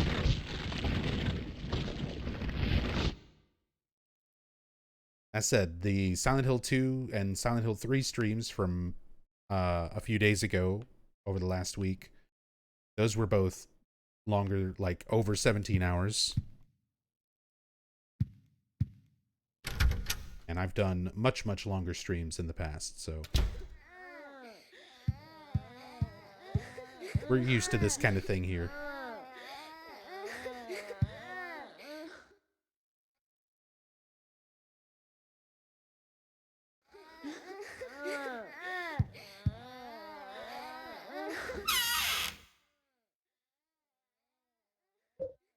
Yeah, she does get possessed for being alone, being left near enemies, being hit by enemies, being hit by you. All those things will cause her to become more and more possessed. Really too much I need to put away. Get rid of that. Keep the rest of this stuff, and put the pistol bullets away. We'll keep the silver bullet, keep one full clip, keep Eileen's weapon, keep the axe.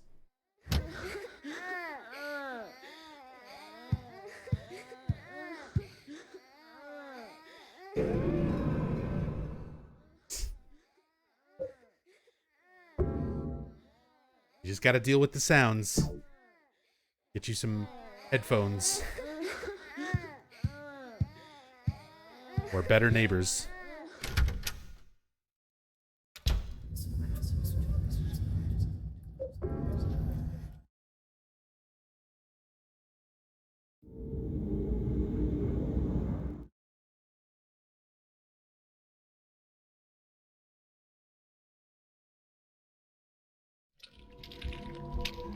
Intend to play Book of Memories again, or was once enough for life? What are you talking about, once? What is this once? I did multiple story playthroughs of Book of Memories. I did speedrun attempts of it. I did a whole series of streams called Book of Mondays, where I went through like almost 200 zones trying to get to the last zone, which is zone 500. I played way more Book of Memories than any human being really should. And then now I'm at the point where I'm just never going to play it again.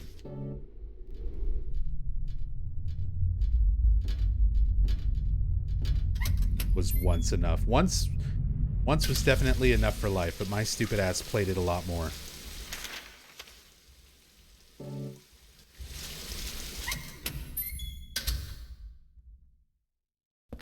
Never again.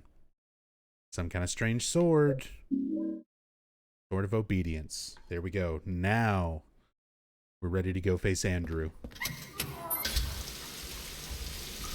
Like that scream right as you leave.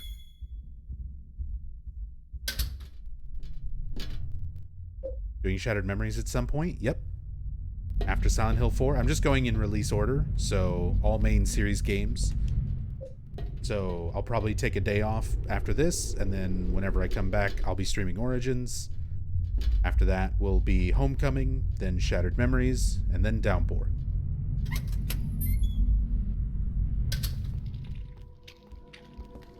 What's up, Sephiroth Strife? I played the Silent Hill Choose Your Own Adventure recently. Forgot the actual name of it. The play novel? Not recently. I haven't done play novel in a while.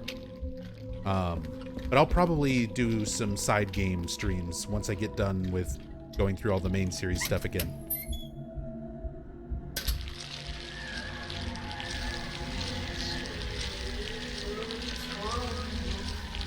Time to deal with Andrew. The only ghost you have to pin and take a key from. And he's reciting excerpts from the cult's 21 Sacraments. Blood of the 10 sinners. Prepare for the ritual.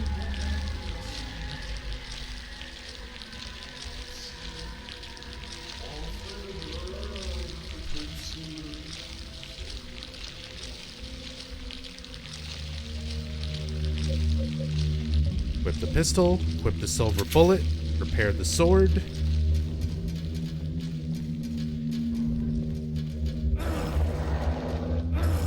We're gonna take some hits here and clear out the path for Eileen to get over, follow us a little bit faster.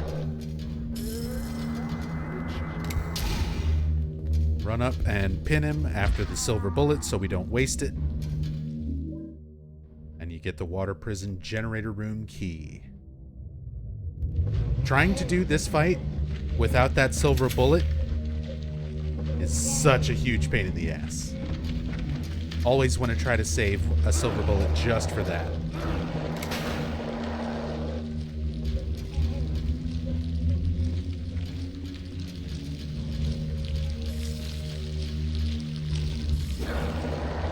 Doesn't he roll? He does Blanca balls from Street Fighter 2. Like, he just flies straight at you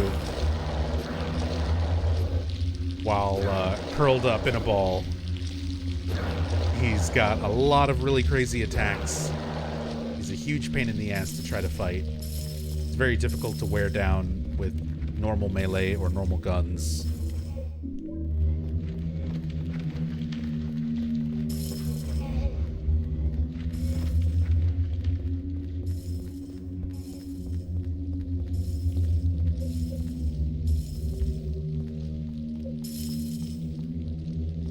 Yo, what's up, Ducky? Good morning. Wake up and Nub's whacking floor dongs. That's just where we're at in life now.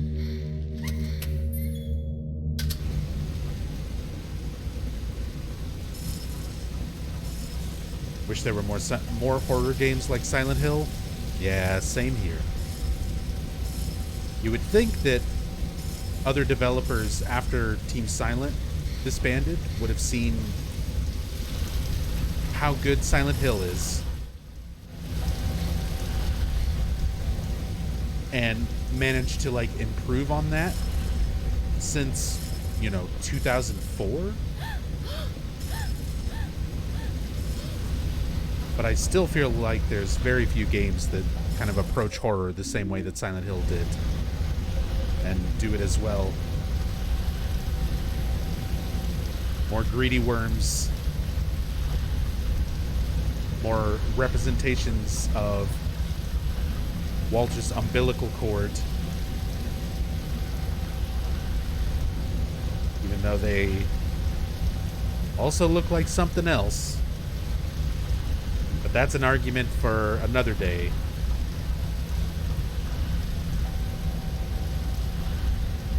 That's a story about a moderator for the Silent Hill Wiki who went by the screen name Alex Shepard. That's some very interesting but incorrect theories about Silent Hill 4.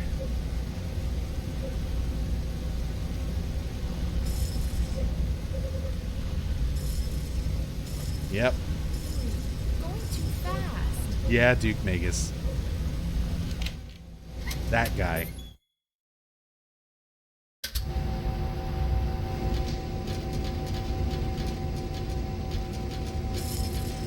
Look at this fucking hallway. First of all, look at the perspective of this hallway. It's all out of proportion. There's crazy perspective stuff going on. And you've got a fucking army of twin victims just hanging out here at the end of it.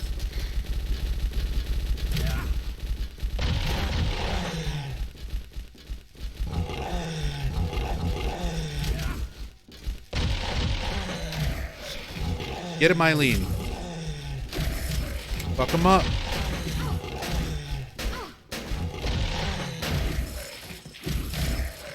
Dude, Eileen's going to work. She's finally kicking ass.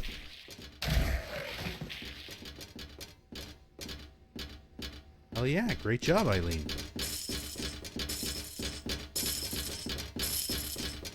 Please, don't leave me alone.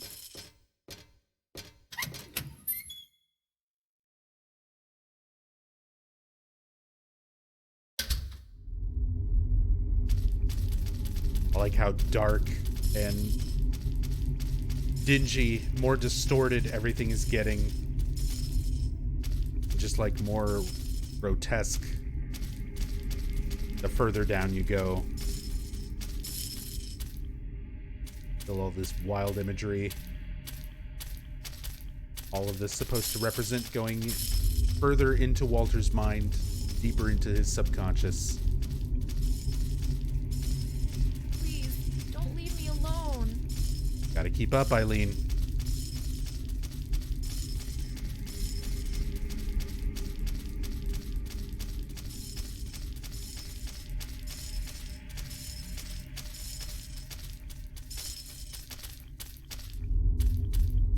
Come on, you're almost here.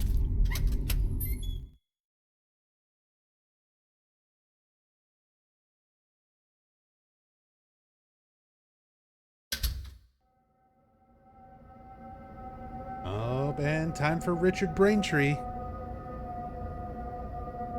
One of the cooler victim ghosts, I would say.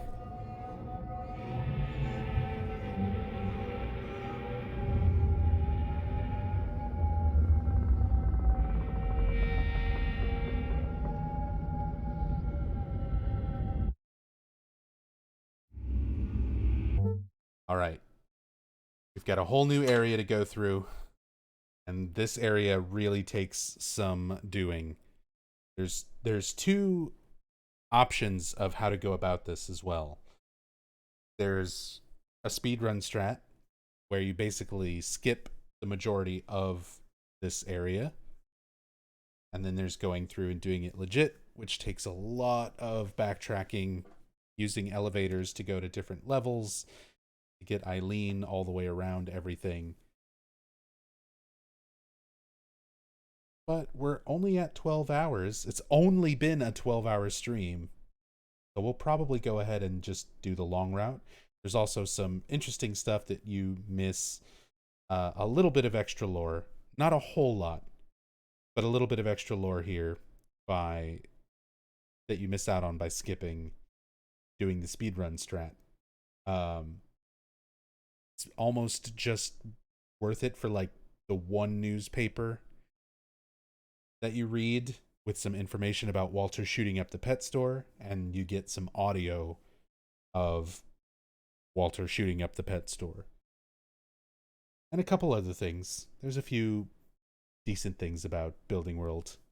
So I'll explain the speedrun strat and kind of show where you do it. But we'll go through it the long way. But it has been 12 hours. I'm going to take a break here for a little while.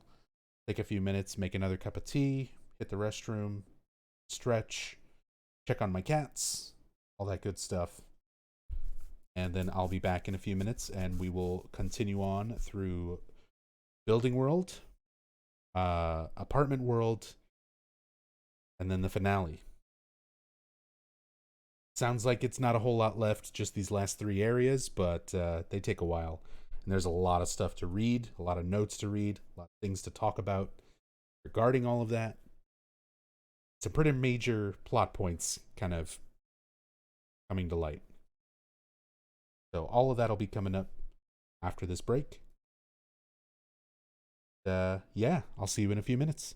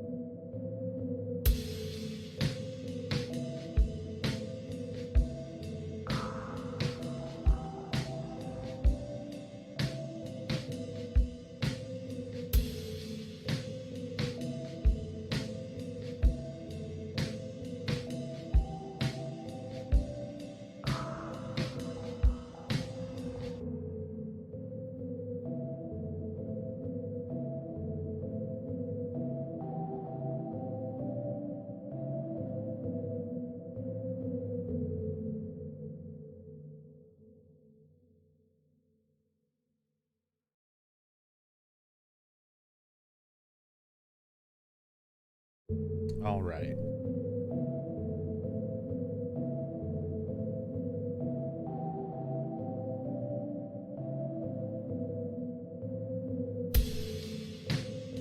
Got a drink. I think I'm about ready to get back to it.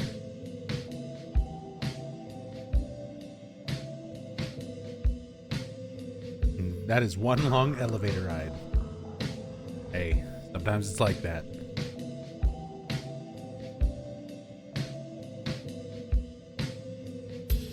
Oh yeah, and as for the conversation in chat, yeah, streaming can be super hard. If it was as easy as a lot of people make it out to be, everybody would be a streamer. Everybody would be partnered and pulling thousands of viewers and, you know, making money, no problem. But it's rough. It's honestly, it's a lot of work, and it's just as much, if not more, luck as it is work. Because, yeah, a lot of it is just trying to find, like, something unique. I started streaming in 2011, and for 4 years, from 2011 until 2015, I think I probably had a max view count of, like, 4 viewers. And they were all good friends who I knew in real life. Basically, we would talk to our friends and be like, hey, we're going to play some stupid Dreamcast game. Come hang out and chat with us. So that was most of my streams from 2011 to 2015. I did a little bit of speedrunning in that time. I got interested in speedrunning, which is a big part of what drew me to Twitch in the first place. So I started learning to speedrun Super Mario 64, because that was the game that got me interested. Was watching Siglemic back in the day, around 2010 and 2011. Watching Siglemic do runs and grinding out world record for Super Mario 64 really made me interested in speedrunning. It had already kind of been around for some years up to that point, but that's what, like, was the thing that got me into it, made me make a Twitch account. I was already kind of watching Twitch a little up to that point. I wasn't around too much in the Justin TV days, but every once in a while when there'd be, like, a certain event or something going on, you know, I would watch. But seeing Siglemic doing Mario 64 runs and stuff like that is what made me settle on a Twitch account and start streaming more. So I did a lot of casual games, and then I would do a little bit of speedrunning. So I started learning, like, 16-star Super Mario 64 route, running that for a few months. I started learning to speedrun Metal Gear Solid and Metal Gear Solid 2, and did some streams of that. And then me and my friends would get together every, 2 or 3 weeks, and we would stream, like, random fighting games or random Dreamcast games, or just kind of whatever we felt like playing. But yeah, barely had anybody watching, like I said, maybe 4 or 5 viewers max from 2011 to 2015. And 2015, out of all the stuff that I was speedrunning, I was just like, Silent Hill, some of my favorites, video games of all time. Let me look into speedrunning these. So I started with Silent Hill 2. That was my favorite of the Silent Hill games. I wanted to see what a speedrun was like. And I looked it up. And at the time, the run that I came across was a run by a streamer by the name of T-Dog. At the time, it was a second place run. I want to say it was like a, compared to how much things have advanced now, it was a pretty bad time. Everything was bad back then. But at the time, it was a second place run. And I liked this streamer T-Dog. Not 3Dog, T-Dog. TDAWG. Who I think was Twitch staff or Discord staff or something for a while. I don't know if he still streams or not. But T-Dog was a Silent Hill 2 runner. And I had come across his video just looking up Silent Hill 2 speedruns to try to learn the route. And learned that it was played on the PC version, that there was this quick save bug, there was all this out of bounds stuff that you could do in the hotel. So I was like, oh man, there's all this cool shit in Silent Hill 2 in the speedrun route. So I felt like I picked a good one to start with. And I just started streaming my whole process of like learning the route for Silent Hill 2, learning all the tricks and memorizing everything. And it was a really welcoming community, the speedrun community for Silent Hill 2. There was quite a few people that just went by and watched anybody who was learning the game, because it was small enough that people kind of all knew each other pretty quick. So Techie, UFO Techie, was one of those first people in those early 2015 days watching me learn Silent Hill 2, and occasionally like bringing over his viewers, because he was a big Silent Hill speedrunner, kind of OG at that time, and still is. And some other Silent Hill 2 runners. Orofine was there pretty early on. Parallax, DG was there pretty early on. Big Man Japan, Shunpuck, and a lot of speedrunner people. So all these different runners, all these people in the Silent Hill community were kind of hanging out in my channel, and it started growing a little bit through them and their communities. And while I was doing speedruns, I would talk to chat, and people would come in and who didn't know about speedrunning, and they were just fans of the games, and they would ask about like story related stuff. And I'm just a huge Silent Hill nerd, so I knew a lot of answers, and I knew a lot of stuff about these games just offhand. So I'd answer questions about the story and kind of talk about that, and that eventually graduated into doing the lore runs. And once I started doing those Silent Hill lore runs, going through, watching all the cutscenes, kind of explaining stuff like we do now, that was when the channel really started to grow. But by that point, I'd already been streaming for, 4.5 years. So it was just kind of luck. It was finding a series that I was passionate about, that I was willing to play a lot of and stream pretty consistently. I pretty much became well known for what I'm doing right now.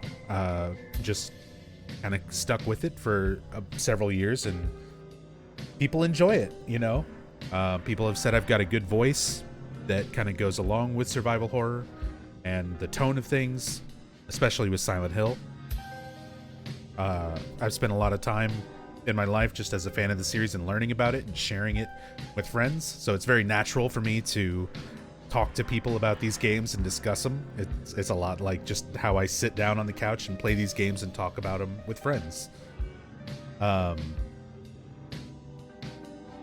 And I was able to do like these really long endurance streams where instead of doing like 3 or 4 or 5 hours or whatever, I would do really, really long sessions of speedrunning and these really long lore playthroughs for 12, 13, 14 hours, eventually doing 24-hour marathons.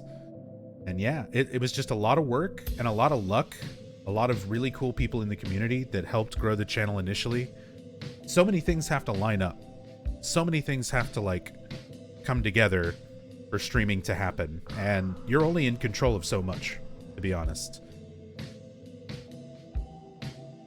So much of it is just absolute luck.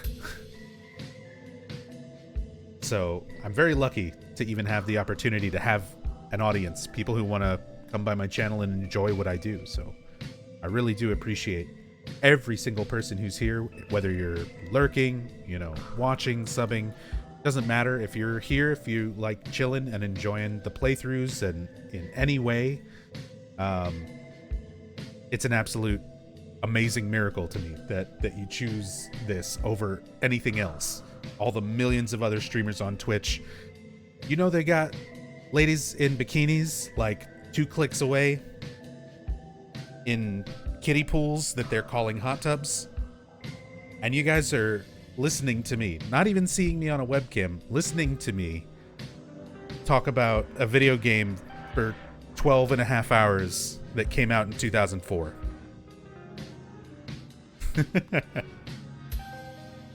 It's an absolute miracle that anybody's here, and I appreciate you all for being here and being a part of this community. All right. So we're in the Return to Building World. We're here for the second time. We just saw the cutscene of Richard Braintree's ghost. More like machines. Thank you for the 200 bits. Seriously. Thank you, thank you. Very much appreciate that. But now we're going to work our way through Return to Building World. Got to get Eileen through a whole lot of stuff. Missed most of this game? Yeah, we've been going for 12 and a half hours. We're about 3/4 of the way through. We still got a decent chunk of game left, but we're nearing the end. It's a diary. I want to go back to that time. Things were so good then. The day of my birthday. The cute cat in the pet store. All those balls in the basket. Playing pool was fun too. The door of time was wide open. When I see 4 things, I can't help but remember that time. So this is referencing the puzzle that we've essentially got to do to get through this area. We have to get a stuffed cat and put it in a cage in the pet store. We need to get candles for a birthday cake.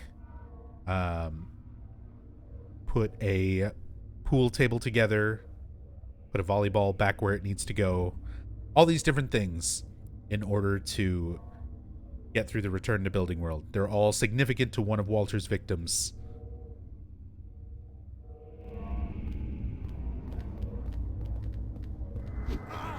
And Richard is already being a dick. But his animations are cool, so I forgive him.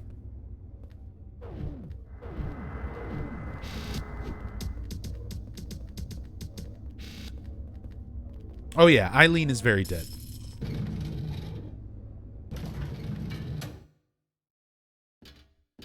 We had to do it for the lore. We wanted her to read all the extra lore in Forest World.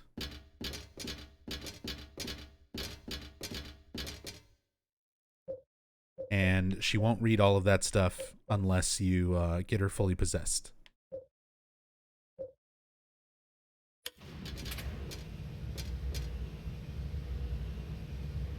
Totes the sailor guy from 1408. Very similar.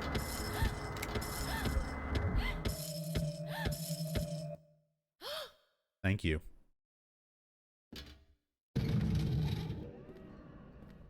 Hey, Verador, thank you so much for that brand new sub. Very much appreciate the support. Thank you, thank you. Enjoy the stream. Enjoy the emotes.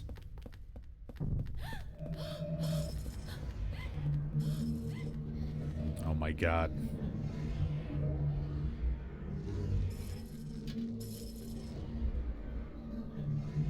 Come on. Or Richard shows up.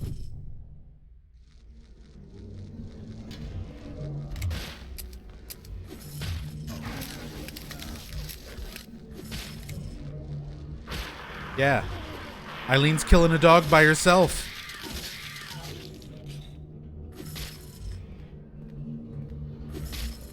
I'm so proud.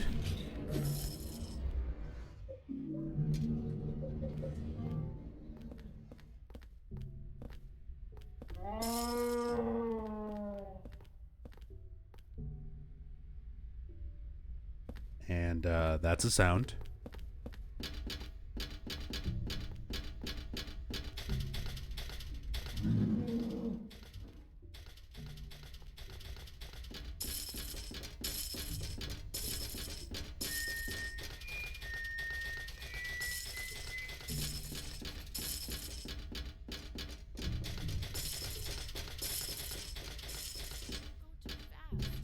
Well, you are going too slow. Hurry up.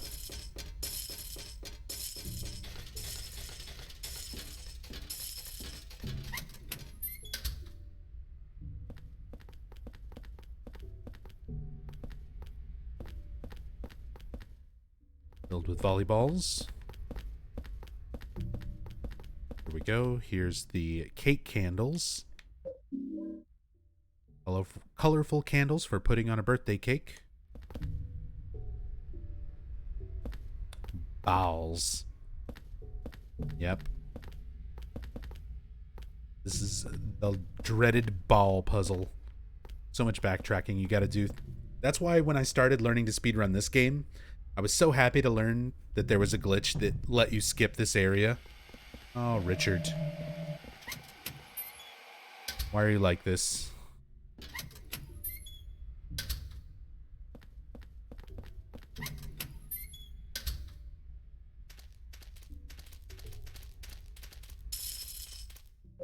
But yeah, was very happy to learn that you can skip this whole section, this whole area.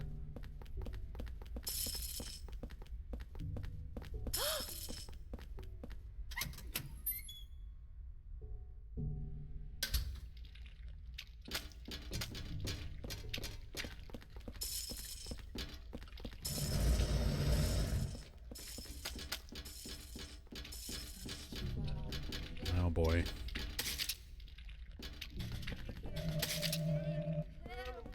She's speaking in tongues. Need an old priest and a young priest.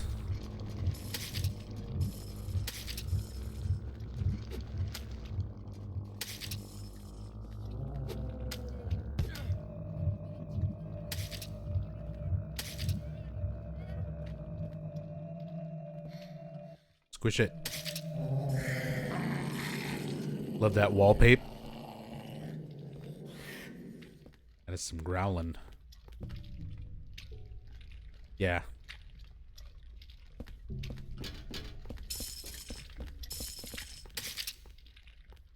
Wouldn't mind having a wall painted like that.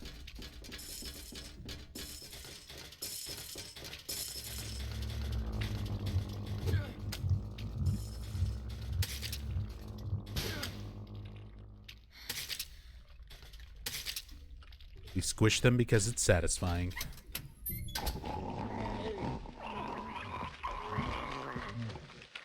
Well, here's... This is a weird place for a stuffed animal. Stuffed cat with droopy ears. There's the birthday cake. There's the cake candles set up to go. Was there anything I needed back here? Let's go check just in case.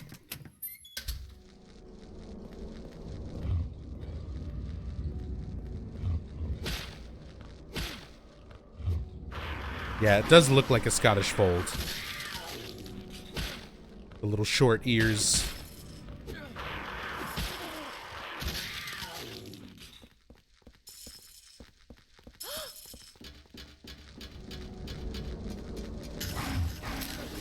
Stop. Stop. Eileen, help.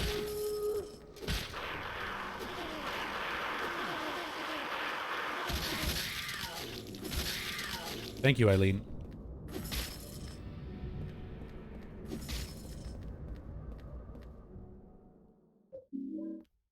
My leg hurts. My fingers hurt. She's there for moral support. She's helping. She's doing more than moral support. She hits things. Do I have room for this? Here we go. What's a car doing here?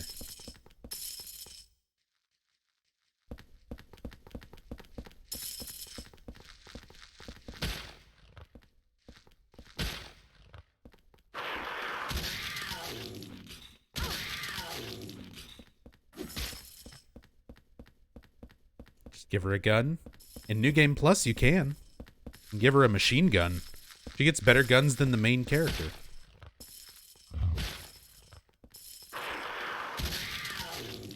Oh yeah, the wildcat roar. The generic jaguar roar.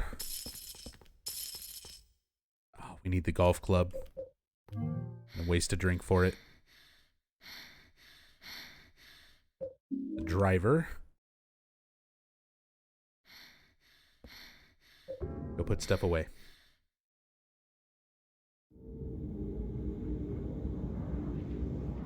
Beat this game yesterday and said the exact same Gilmore line. I love that quote. I've done it before. It just pops into my head whenever she says the like my leg hurts line. My fingers hurt. Well, now your back's gonna hurt because you just pulled landscaping duty. Anyone else's fingers hurt?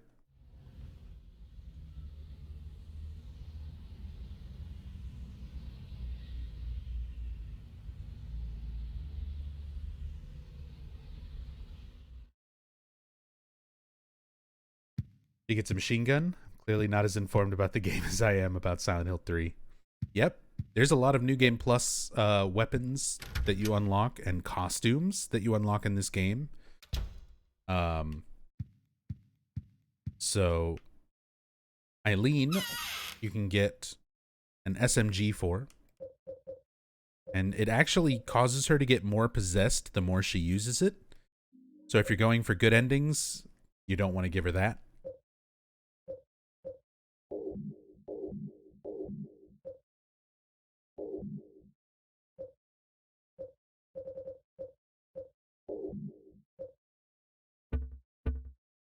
Get some more ammo.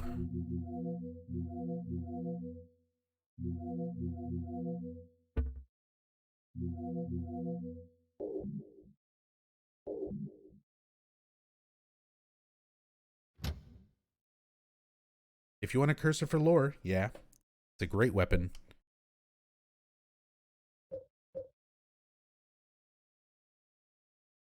But this is also a like a fresh install, no previous saves. So no New Game Plus stuff yet. I will probably go through all the main series games again once I've finished kind of the main story playthroughs. I'll go back through and do a lot of New Game Plus stuff. Cover some of the other endings that I didn't show. All that kind of stuff. Here's the rest of Joseph Schreiber's summing up everything about Walter Sullivan. Continuing from yesterday, I'm going to summarize everything that I've learned about Walter Sullivan so far. Naturally, it was a long way for a kid his age to travel, but he made the trip every week by subway or bus. Unfortunately, someone else was living in this apartment, and so he couldn't be reunited with his mother, room 302. For years, he continued to come here, almost like he was possessed, just to peek into the apartment. Eventually, the tenants began to complain and treat him badly when they saw him hanging around. Walter began to fear the tenants and see them as obstacles preventing him from seeing his mother. As the years passed and Walter matured, he began to be more and more influenced by the teachings of the cult. Furthermore, his obsession with his mother and his feelings of resentment towards the outer world became even deeper. Walter became preoccupied with one particular tract from the cult's Bible, The Descent of the Holy Mother, the 21 Sacraments. By the 21 Sacraments, the Holy Mother shall appear in the countries of the world and shall bring salvation to the sinful ones. After Walter left Wish House, he moved to Pleasant River, a town neighboring Silent Hill. For a while, he lived the life of a normal student, but he was still filled with bitterness and resentment towards the rest of the world. Several years later, he launched his plan there, the 21 Murders. July 29th.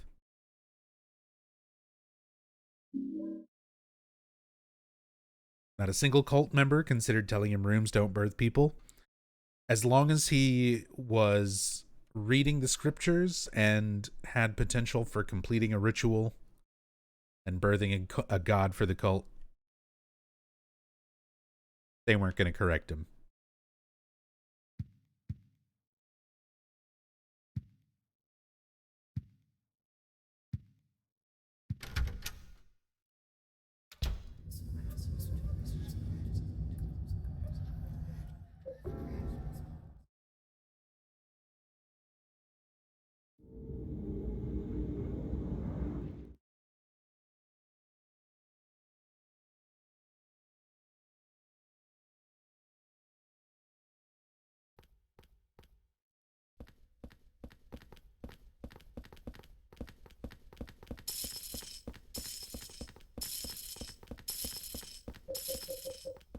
Alright, Eileen.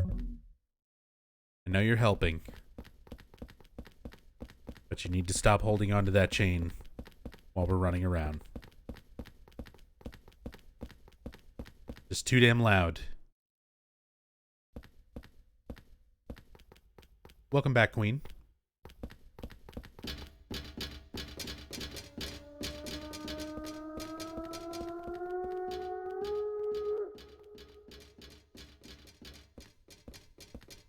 Hey, what's up, Daishi? Swinging a chain, swinging a chain.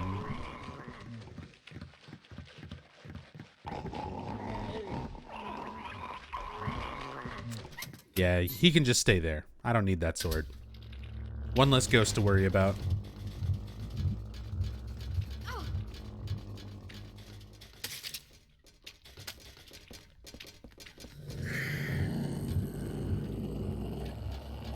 Got all the audio. It's like every once in a while it's just weird stock burp noises or jaguar noises from dogs. But then there's other times where there's actually legitimately creepy audio. It's just so all over the place.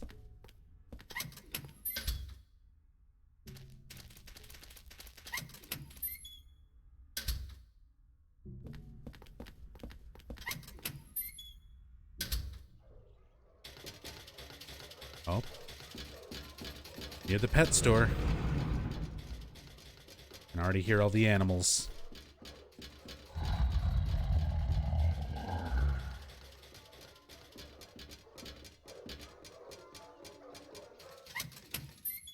Might just leave her out here.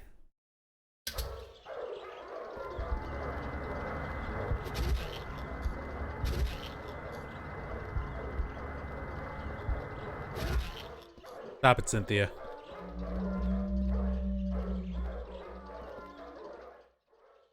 Stuffed cat into the cage.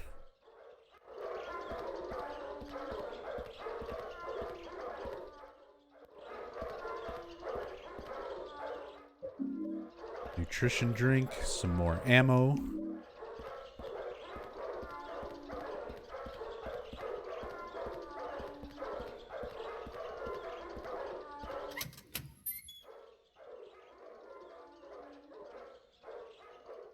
There's a newspaper on the ground. According to the Ashfield police, on approximately 8:30 in the evening, witnesses near the pet store, Garland's, so that's Steve Garland, one of Walter's victims, reported the sound of multiple gunshots, possibly from an automatic weapon. By the time the police arrived, the perpetrator had already fled, and the shop owner, Steve Garland, was found dead with a probable submachine gunshot wound to the head. All of the store's animals were brutally slaughtered, and the store left in extreme disarray. In addition, inside sources say that Garland's heart had been removed, and on his back, 5 numbers were carved.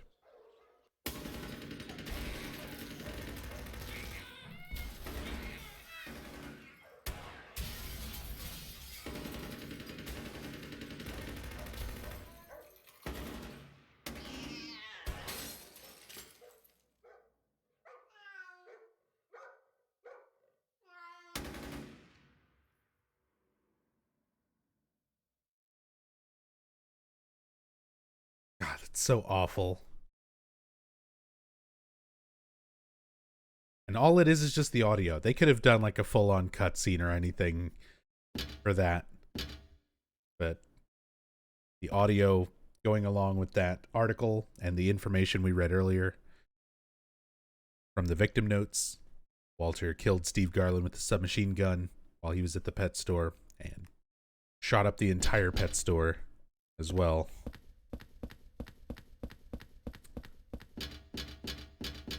Because he's a fucking asshole. I mean, he's brainwashed and just trying to do what the cult told him to do. Oh god. The reverse control room.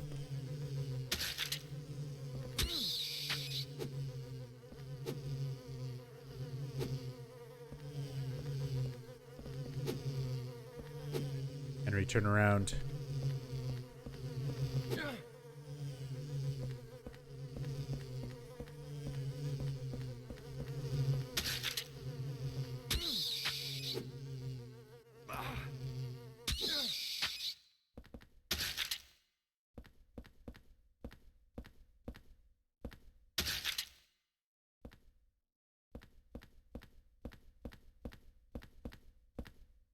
How come Henry's walking on the roof? Because this room is upside down. We were in this room earlier from the perspective of the room just being upside down.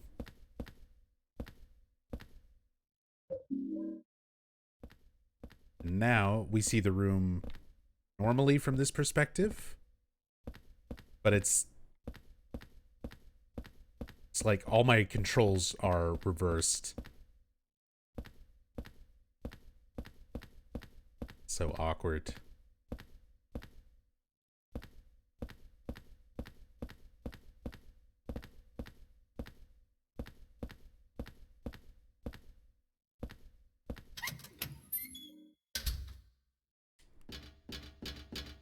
So in order to get through that room, we've got to finish solving all of these puzzles.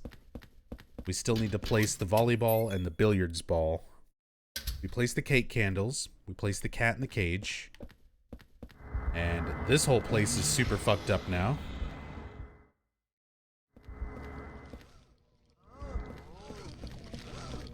So it's like after the shooting, all the cages, all the shelves, everything pushed away, all the blood everywhere, the gunshots everywhere. Hi, Eileen.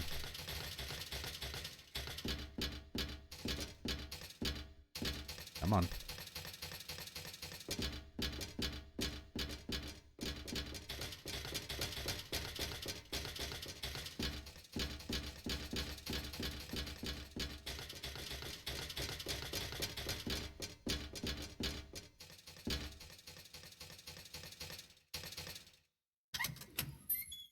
Not a single bag of Minmo cat food. Nope. Don't even have the best cat food. Why even bother? Can't go back to the room without our golf club. Pretty full collection of golf clubs at this point.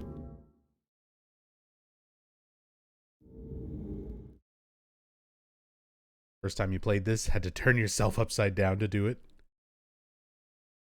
I imagine that would help.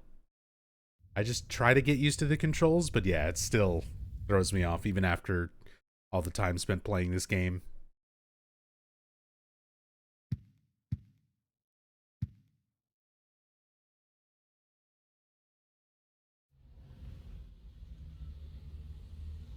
Anything new out here?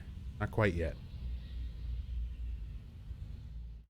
I wonder if I can go ahead and call Bar Southfield now instead of after reading the new note. Whoops.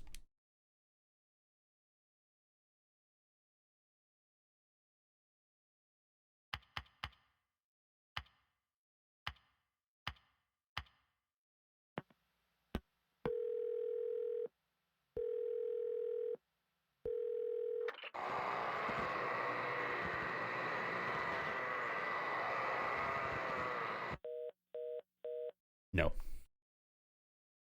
We still get the creepy noise. So we have to actually read the note first that's in the bar about the passcode being changed. And then come back and call it.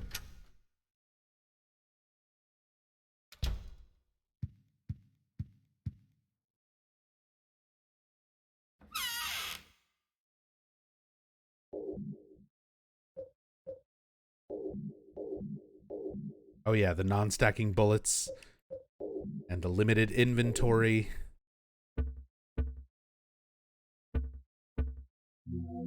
Especially when you see stuff not stacking.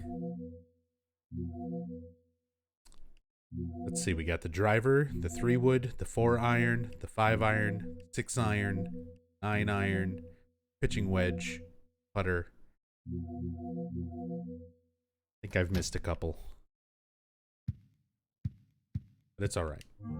Got most of them. No hauntings. Verify by checking the radio. If there's static, there's still a haunting somewhere in the apartment. Go ahead and take another one of those with us.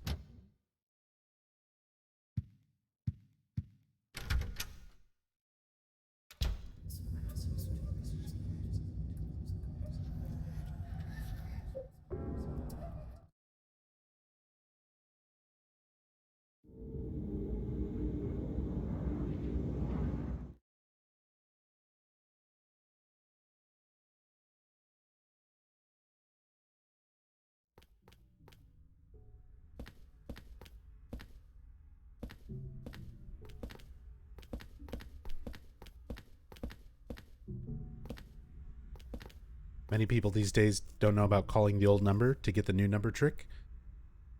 I mean, a note straight up tells you to do it, but there's also a lot of times where I've watched people do, you know, blind playthroughs on Twitch. And especially when streaming and like talking to chat, very easy to miss things. Accidentally skip stuff, not read important notes, and then just be totally lost.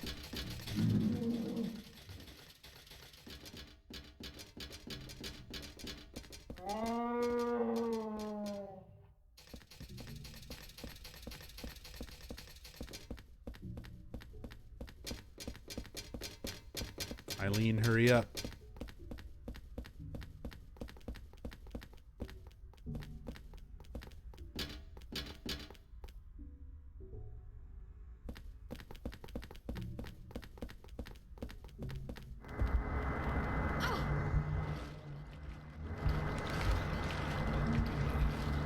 Stop it.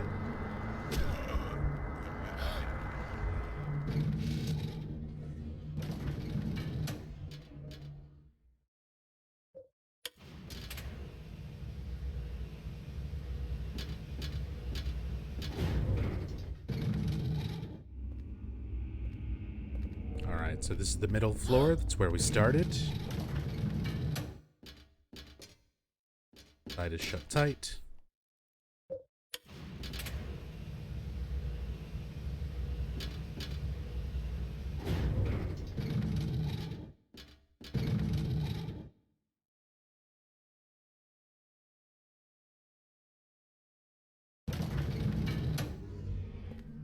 This bottom floor here is where we can actually skip the rest of Building World, which I might actually do now because we took the time and read the newspaper, got the audio that I wanted for. That's basically the only lore related stuff here. Yo, J-Rock with the raid. Hope you had a good stream, dude. Thank you so much. Playing some Resident Evil. Nice. If you guys aren't already following J-Rock, he is an amazing streamer. Super entertaining. Does quite a bit of variety. But yeah, I hope you were having a good Resident Evil run. Trying to record a randomizer speed run, but the game said no, not today. And some days are just like that. Some days are absolutely just like that. I've had days like that with Silent Hill 3, doing enemy randomizers and doing speed runs where the game would just keep crashing or just giving me random bullshit. The nature of randomizers too. But hope it was alright either way. And welcome. We've been going for about 13 hours now through Silent Hill 4. We've still got quite a bit to go through. We're making our way through Building World right now. And there's a trick to this one where you can bump Eileen and leave her here.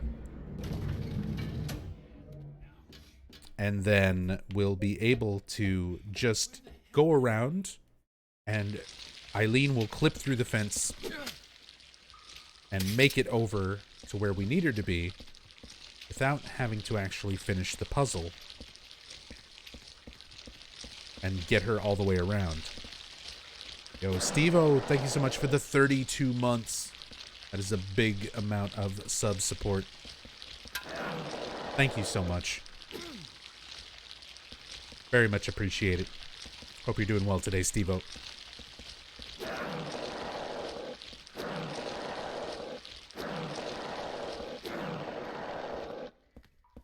It's all good, man. Enjoy the lurk. Get you some good food.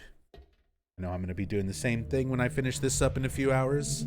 And then falling asleep for a day and a half.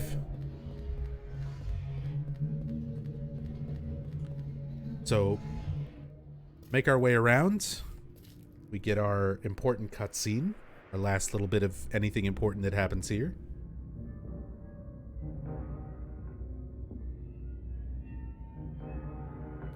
I'm going to see my mom. Stay out of my way. Who are you, anyway? My name's Walter. Walter Sullivan.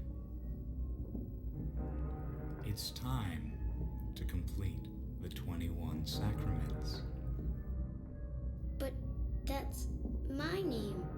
And what are the 21 sacraments? Don't worry. You'll know soon enough. Well, let's go and see Mother. Let me go, that hurts. Stranger danger, even though it's himself. I love that reaction from Henry. Damn. As if he was going to do anything.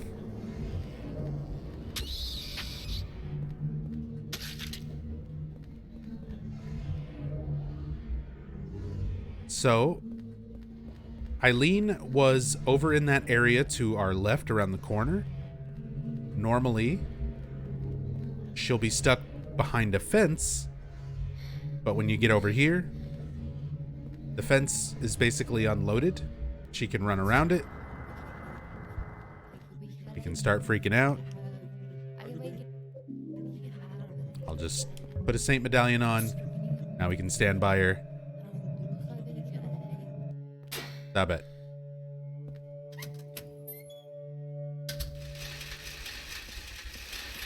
But yeah. So that skips having to finish the rest of the puzzle to get through the area. But we still got all the important lore. We got the newspaper about the pet shop, the audio scene, the cutscene with Walter and young Walter. Eileen, don't get trapped by wheelchairs. Please just run over here. Oh my god, they're trying. They're trying to trap her so hard. Made it, though.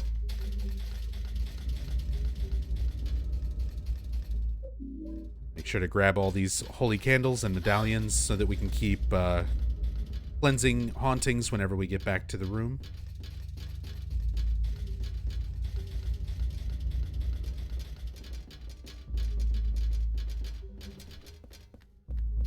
And yeah, we damaged Eileen on purpose. We're purposefully going for a bad ending, where we got more lore out of Eileen being possessed and being able to read more of Walter's writings in the Return to Forest World.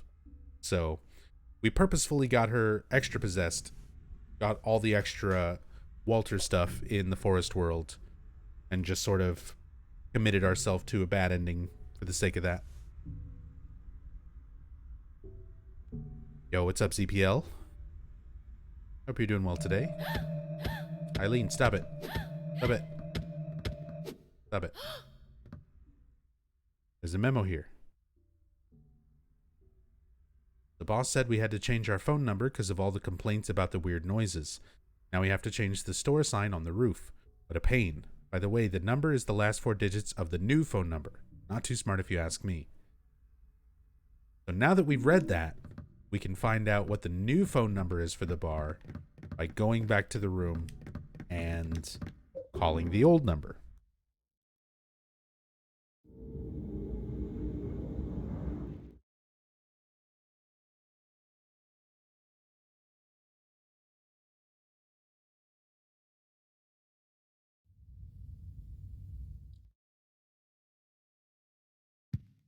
So 555-3750 is the old number. We'll get something other than the monster noises that we've been getting. The phone number you are trying to reach is no longer in service. The new number is 555-4890.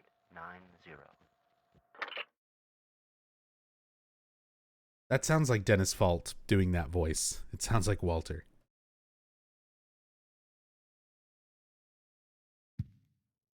Can I call it again?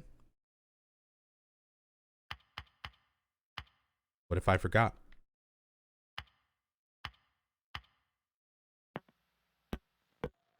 The phone number you are trying to reach Okay. is no longer in service. So it does give it to you more than Is once. 555-4890.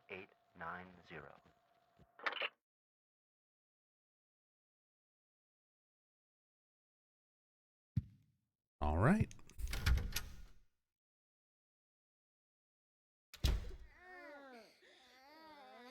The doll haunting is back again.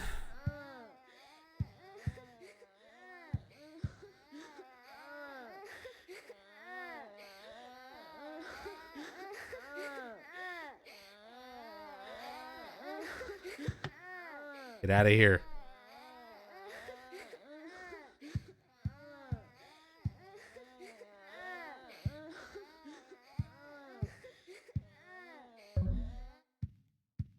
There they go. We'll go call the new number.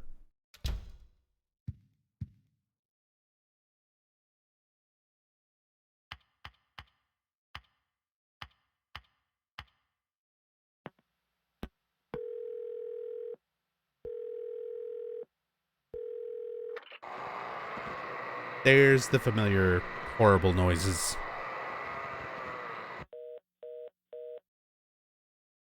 So now the noise that you got when you called the old number, you get when you call the new number.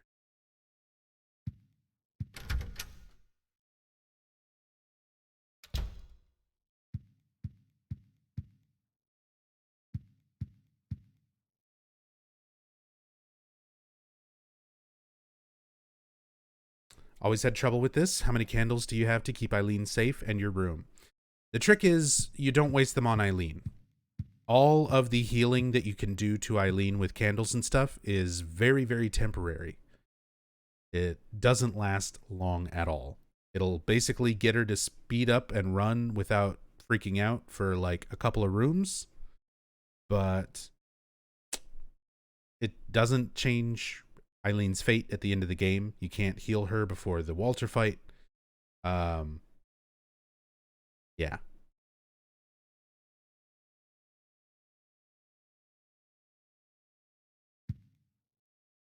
Pretty much don't want to waste candles and stuff on Eileen.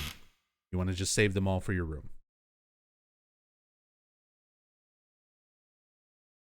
True.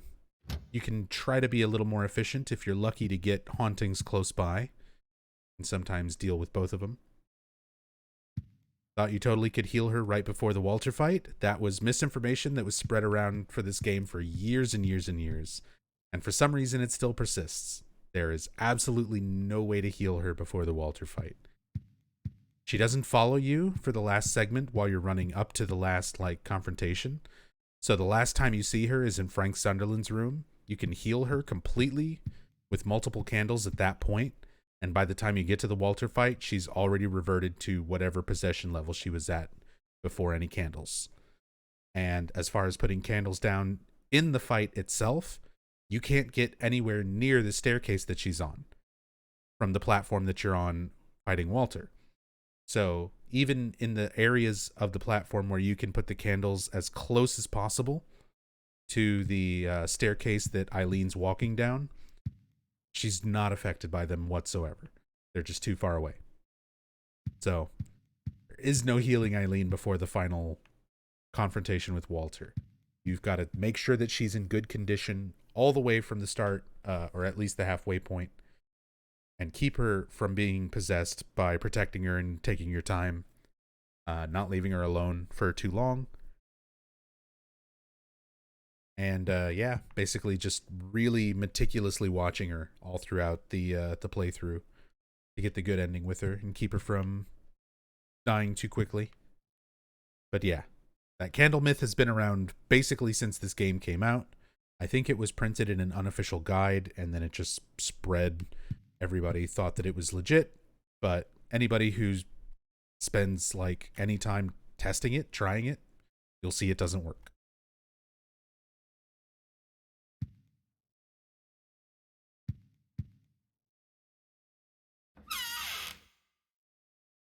Yeah, there is no curing the possession level. You can stop the effects of it for a very short amount of time, but for the cost of a candle and one less haunting cleared in your room, not worth it. Just not worth it.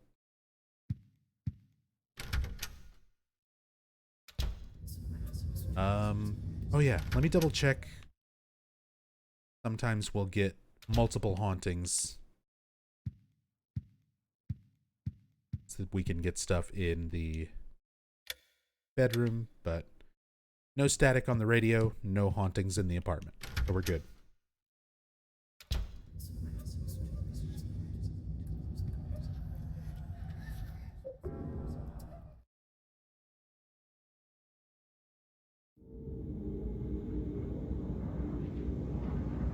Yeah, the PCSX2 emulation really, you know, you can bump up the settings. Technically, you can make it look even better than how I've got it, but I just wanted a good balance of stability and having it be, you know, better than just default PS2 graphics. But with the PC version, you're missing out on so many of those room hauntings. That's like some of the best scary moments, creepy things in this game are those hauntings. And there's a ton of them missing from the PC version. So that's why I'm doing the PS2 version and emulating this. So some graphics are definitely enhanced beyond like how it would look on its original PS2, but even on the original PS2, this game looks pretty good. Yeah, PC version is just straight up missing content.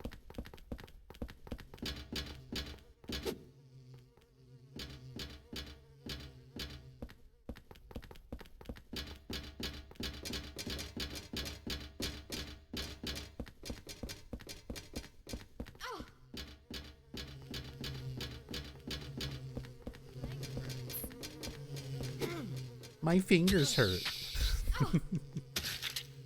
It's just the way that she says that. My leg hurts.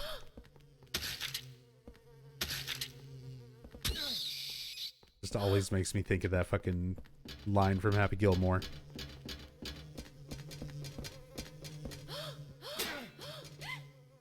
Oh my god. Freaking out.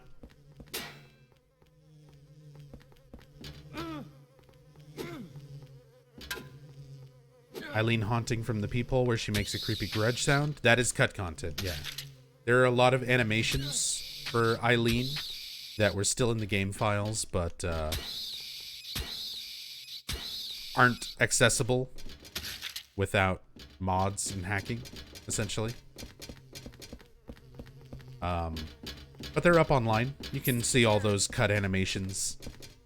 There's ones where she's like putting on deodorant. There's ones where she's possessed and doing that grudge sound. Just like a bunch of other random stuff that you could see Eileen doing through the peephole. There was a lot of cut content for this game. A lot of stuff that didn't make it in. That's kind of sad. There was going to be a UFO ending. There's a blue gem in the game files. And a few other unused items that were probably part of the UFO ending. That got cut. A bunch of Eileen animations got cut. A bunch of haunting ideas got cut. On top of the ones that literally got cut from the PC version. That are in the PS2 version. Catch your breath. We've got a big fight ahead of us. This is the one truth. This is what we've been working our way towards. All the way back in that hospital when Eileen joined Henry. And he said, all we got to do is do what Joseph said. Go down to the deepest part of Walter in his subconscious and find the one truth. So this boss is called the One Truth. One of the only bosses in the game.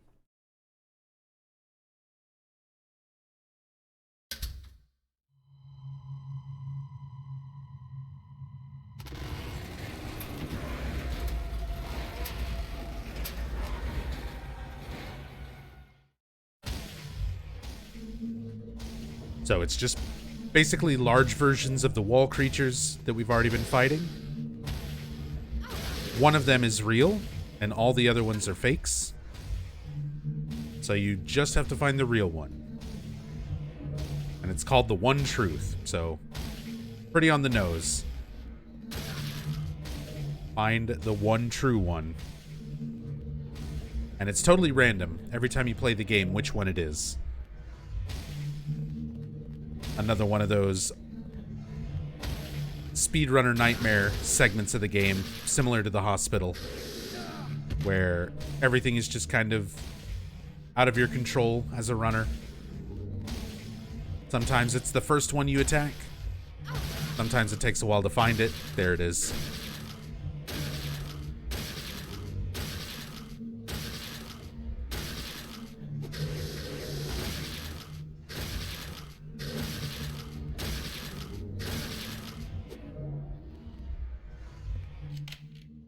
Lock opened.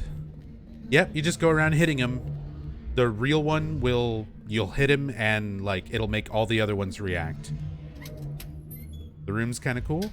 It's an interesting boss arena. It's just a little too simple to figure out, just kind of brute forcing. It's totally up to luck. It's a random one of them. And it's one of the only bosses, basically the only boss in the game outside of Walter at the very end. Another thing that I wish this game kind of had was like more appropriate bosses. They make such a big deal out of the ghosts and Walter's, victims. I wish they would have just turned each of those victims into more of a separate boss. Because they have all these themes that revolve around their part in Walter's ritual. You could have had them, represent the victims themselves. And also the theme of what they are in the ritual. And just have some more, like, traditional bosses at the end of each area. Sadly, not the direction they were going in.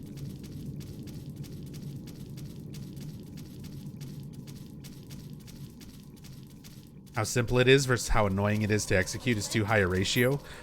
That's true. Like, it's very straightforward, but going through it, especially going through it efficiently, like learning the very specific kind of places to stand where you swing certain weapons and you're able to hit multiples, or standing in a particular area with the gun where you lock on the correct way and hit multiple ones with like one shot. There's a lot to it. It's straightforward, but doing it as like good as you possibly can still takes a lot.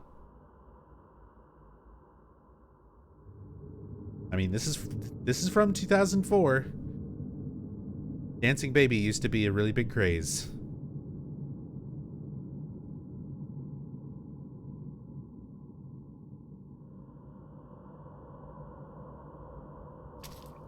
And people were like, there's not enough dancing in the Silent Hill 4 playthrough.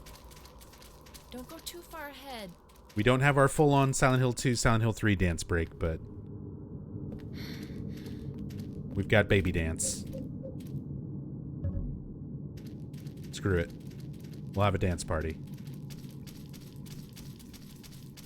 We'll just start doing our dance party here with this baby.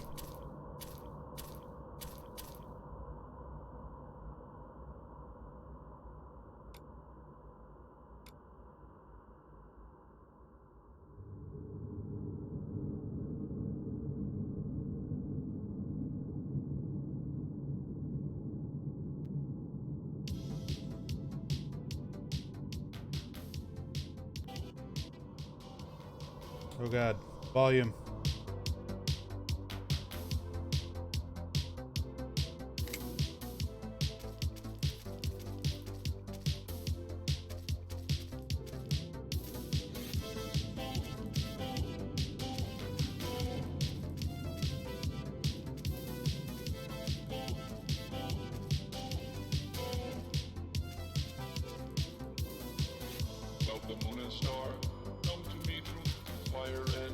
Dance, Eileen. There you go.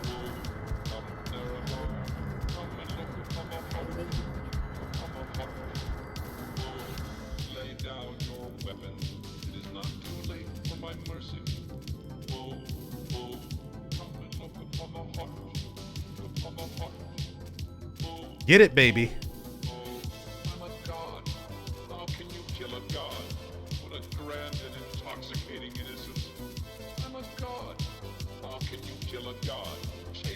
Come on, Eileen.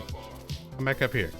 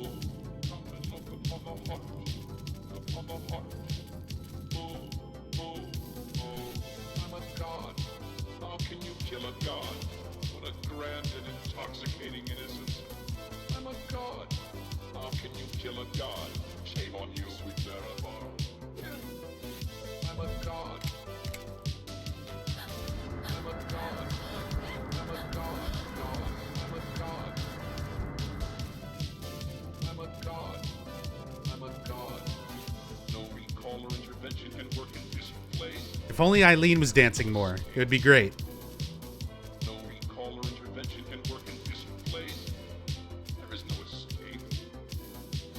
Yeah, Henry's moves aren't quite as good.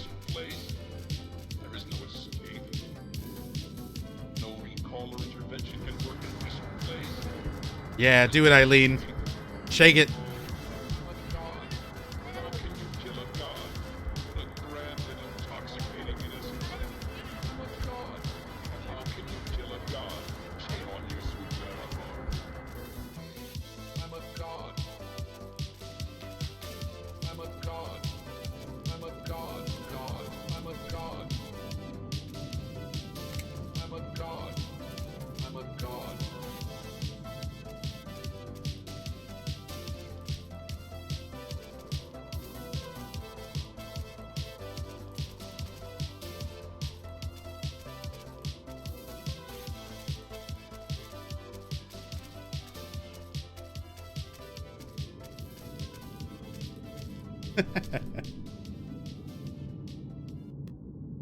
All right.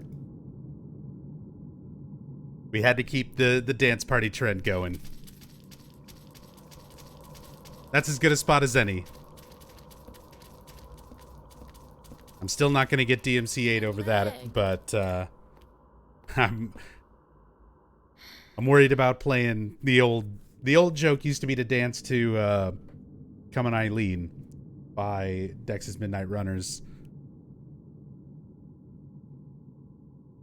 But the way DMCA stuff has been, I'm not willing to risk a channel strike. Not for a joke. Not like that.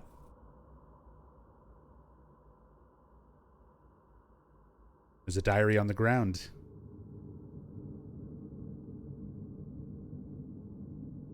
Sure, there's a remix somewhere of Come On Eileen. There is. I used to even do a mashup version of it where it's called Knock You Out Eileen or Knockout Eileen, something like that, where it's mashed up with Mama Said Knock You Out. But it's still enough where it could be claimed, because it uses the original music just mashed up with different vocals. Yeah, no one's allowed to have fun on the internet anymore.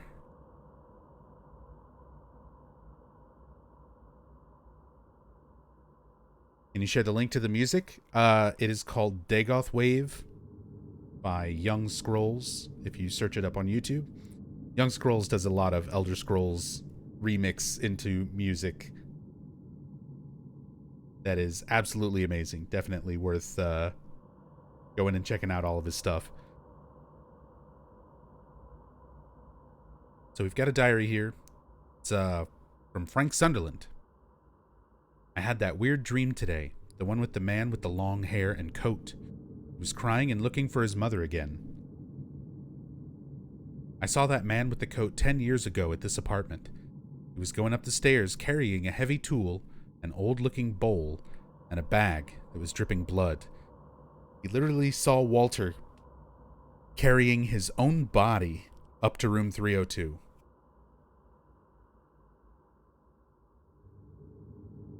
I never saw him again after that, but a few days later the neighbors complained that they heard strange noises coming from the supposedly empty room 302. So I took a look around room 302 and found signs that someone had been in there. But nothing odd other than that. But that's when it all started. I still hear strange noises coming from the window of room 302. Sunderland.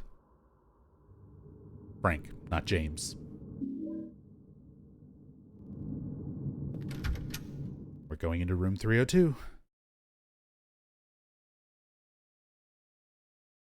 But it's not our room 302. Room 302 as it was for Joseph Schreiber. And now, for the first time in the game, we get to see this room in general from third person. And notice holy candles everywhere. By this point, Joseph was trying very hard to stave off the hauntings and things that were happening. Just room covered with holy candles.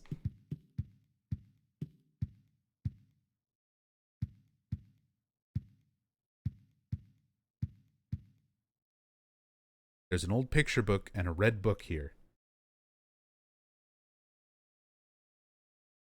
Yeah, Frank Sunderland is James Sunderland's father.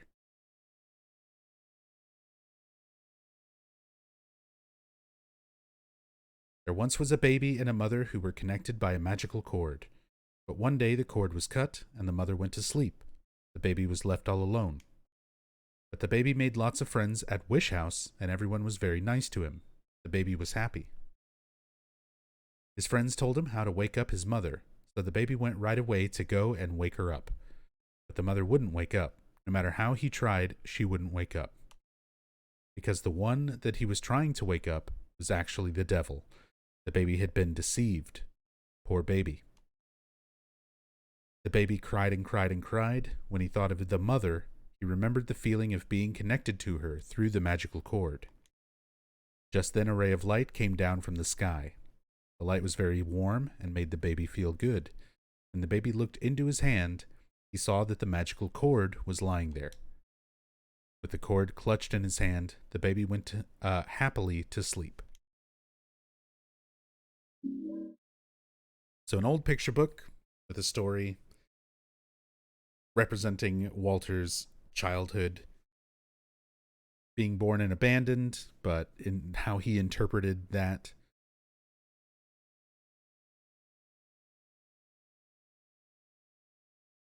And how he feels attached to room 302.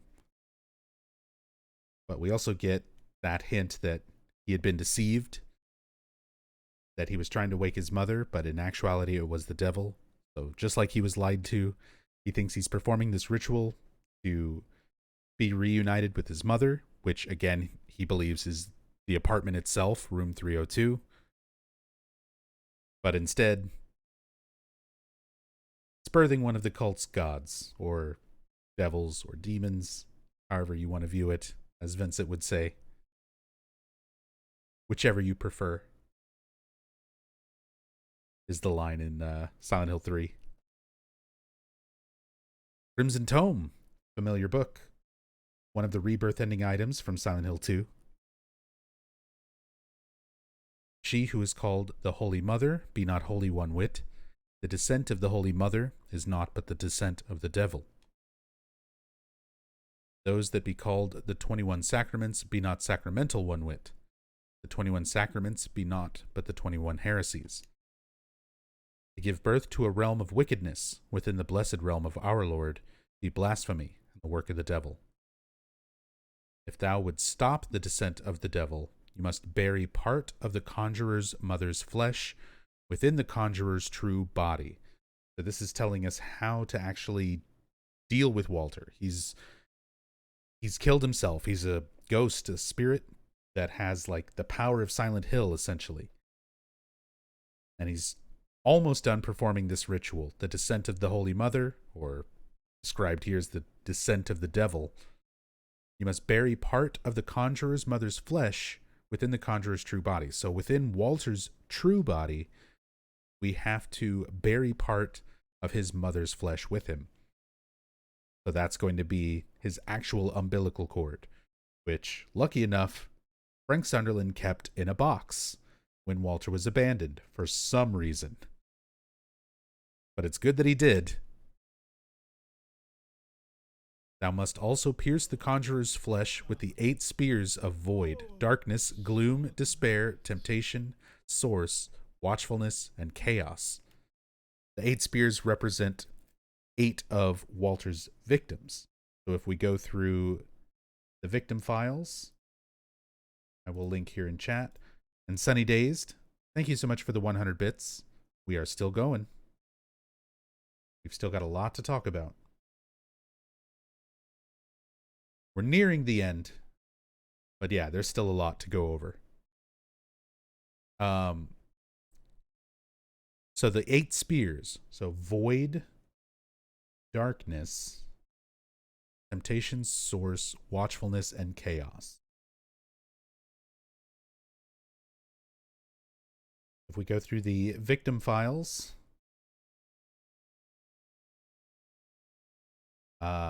Peter Walls, victim number 12, is Void, represented by Void. Sharon Blake, victim number 13, is represented by Darkness.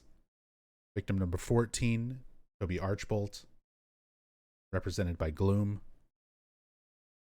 Joseph Schreiber himself was victim number 15, which we're about to talk to Joseph and what's left of him directly. He represents despair, also known as the giver of wisdom in some of the other texts, as he's literally the one who gives Henry wisdom about the ritual, and Henry himself is referred to as the receiver of wisdom.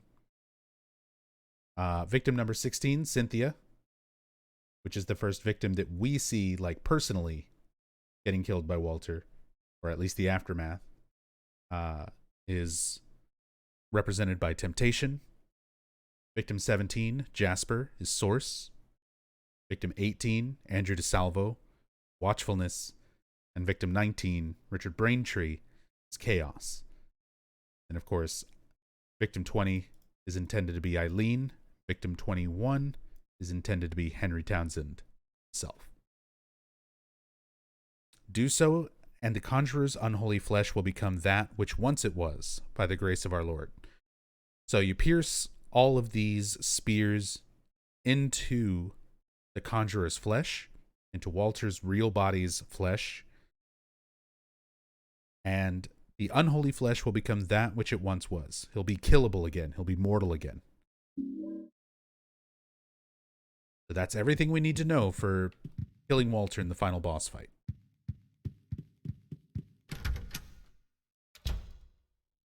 Prison area from Silent Hill 2, the same prison Walter went to where he died at. No. That prison that we see in Silent Hill 2 is from, like, the 1800s. It's from way before Walter's time.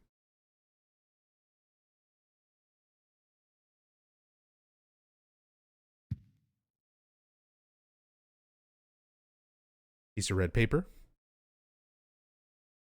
I can't break down the wall. August 3rd, Joseph.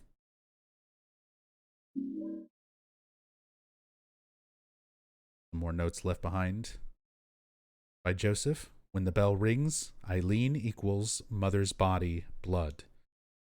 August 4th, Joseph.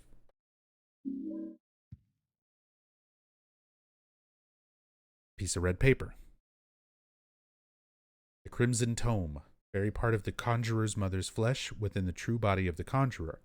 Part of the flesh equals Super's room. August 5th, Joseph. So Joseph pretty much had all this figured out right at the end as well. But Walter was able to finally overtake him and kill him simply through the hauntings that were invading his room and invading the apartment. He sort of succumbed to all of the hauntings. A little bit of a hint at what can potentially happen to you if you don't clear them, spend too much time around them. What's wrong with this room? It's covered in blood and rust. This is my room, but what the hell has happened to it? This room, is it really my room? It's in terrible shape. The air is so heavy, my head hurts. Creepy, it looks like a face. All text that happens during the very beginning, the very first nightmare sequence, you're not playing as Henry.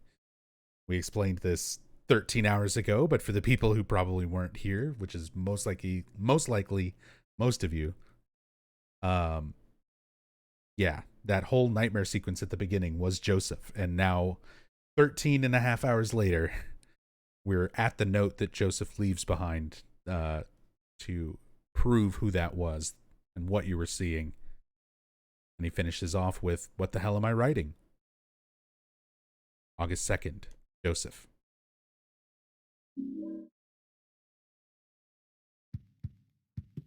And now we've got a really big exposition dump from Joseph himself.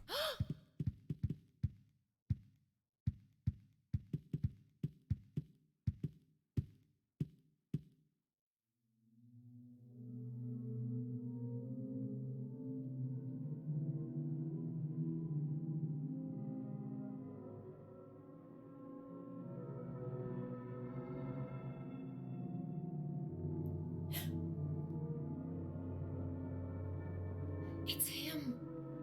You've done well to make it this far. Let me tell you something about him, Walter Sullivan. When he was a little boy, he began to believe that my apartment was actually his birth mother. He decided to free her from the stains and corruption of this world. At the orphanage, he learned of the 21 sacraments, the only way to purify her. He then performed the ceremony of the Holy Assumption and created this twisted world. Now, he's become nothing more than an inhuman killing machine. Well, he's dead now, but he's still trying to complete the 21 sacraments. His boyhood desire to return to the bosom of his birth has divided him. Now his child self has manifested itself in this world, and soon he's planning to finish his work, the 21 sacraments. Number 20, the Mother Reborn, Eileen Galvin. Number 21, the Receiver of Wisdom, Henry Townsend. Even now, it may not be too late. Follow the Crimson Tome. Stop him. If not, wherever you run, he will catch you.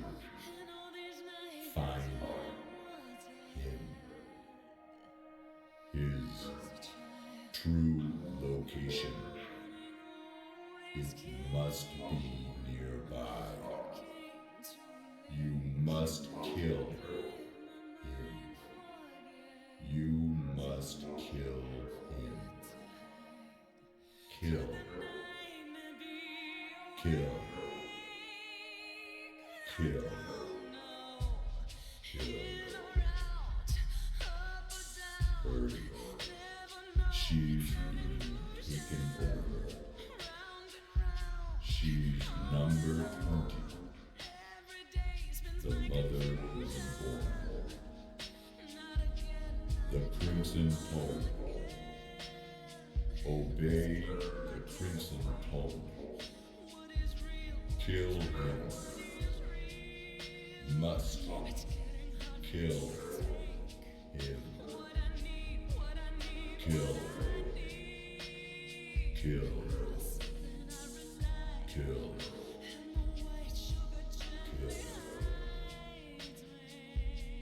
Are you killing yet?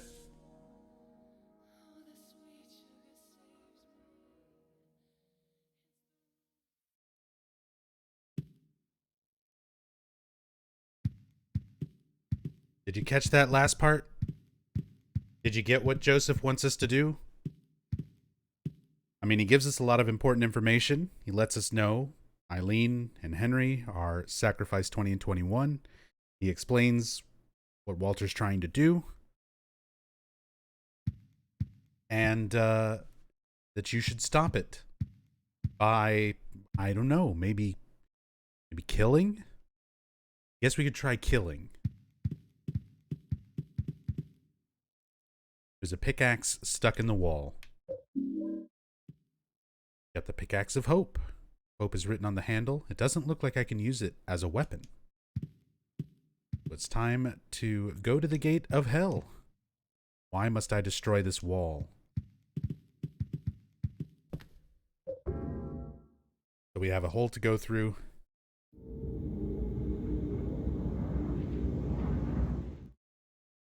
Going back to our own room 302.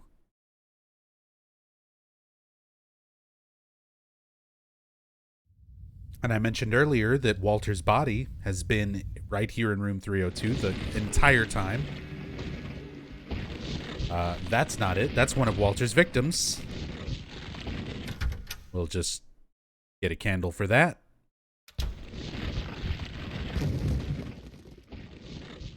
All sorts of sounds and bad things happening in this room right now.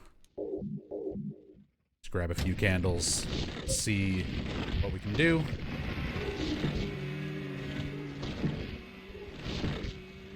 Come on. There we go. We deal with that.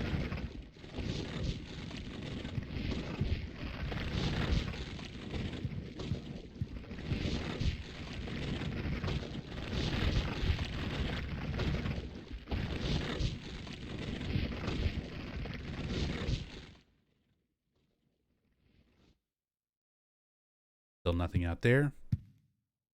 There's still a whole lot of hauntings that we didn't get that I really was hoping to show off, but they are kind of random.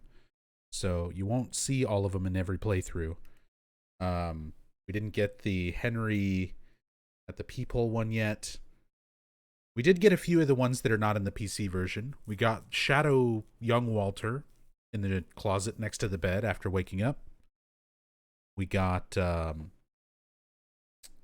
shoes, the bloody shoes, walking through from the doorway over into the kitchen.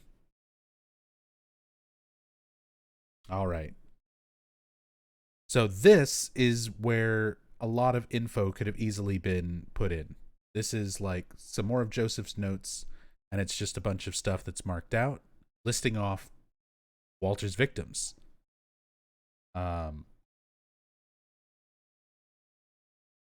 So for the sake of covering all this information that was put on Silent Hill 4 website back when this game came out, the victim files. So the first 10 victims were called the 10 Hearts theme of murder. They were the first 10 victims where Walter killed them and took their hearts, used the blood of the 10 sinners as it's referred to in their text, in the cult text, and followed that with victim number 11, which was himself, in order to gain the power of Silent Hill and become a ghost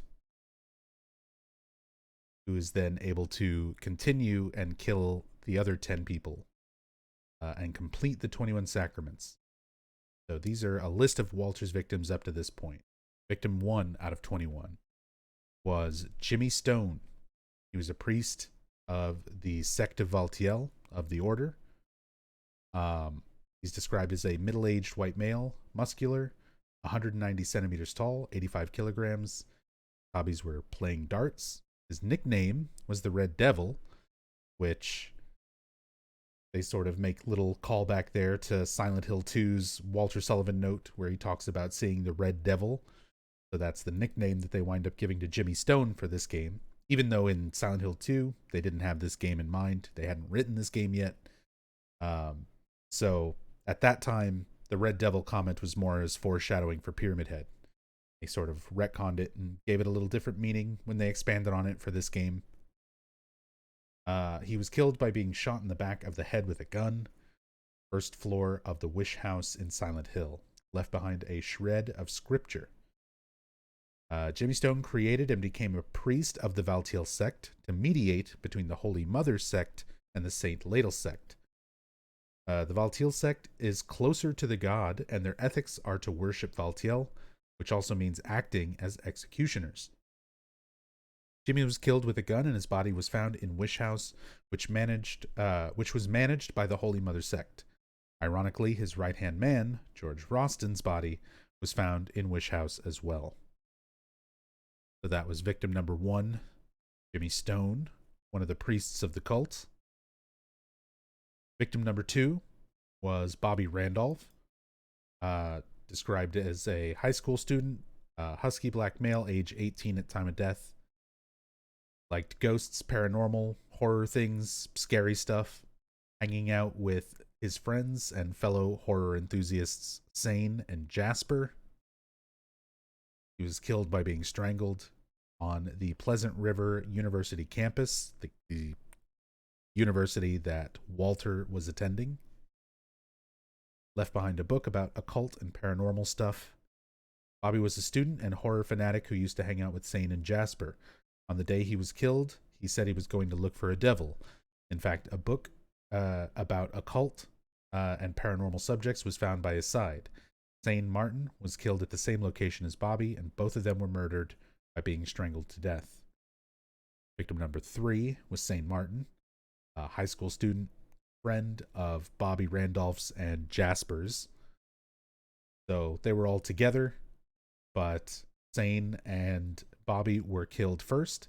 Jasper got away and wound up being killed in Walter's world and turned into a ghost who we see in the Forest World, Return to Forest World.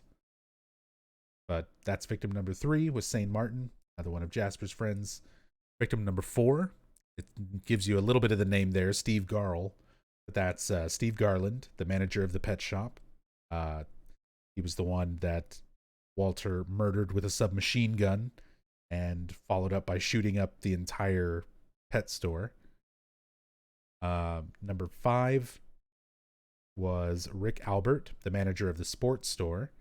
So when we're going through that whole building world, these are all shops and things that Walter went to and killed people, to, claimed victims. He was murdered by being hit by a golf club, which I guess is where the golf clubs come from in Walter's dream worlds. That's why there's a whole set of golf clubs that we're going through and collecting that can be used as weapons. He murdered one of his victims with a golf club. Victim number 6 was George Roston, who was mentioned in Jimmy Stone's sort of backstory. George Roston is another priest of the Valtiel sect. He was basically the right-hand man for Jimmy Stone. It says here George the priest in charge of the Holy Mother sect was the right hand man of Jimmy Stone, who's also known as the Red Devil. He devoted himself to raising a certain individual to become a skilled follower. He succeeded in having Valtiel sneaked into this person's unconsciousness to permit the 21 sacraments to take place, but he could not control the person whom he raised, and the 21 sacraments began to be performed in a way he didn't expect. So George Roston is the priest of the Valtiel sect that raised Walter Sullivan, and supposedly succeeded in having Valtiel snuck into this person's unconsciousness.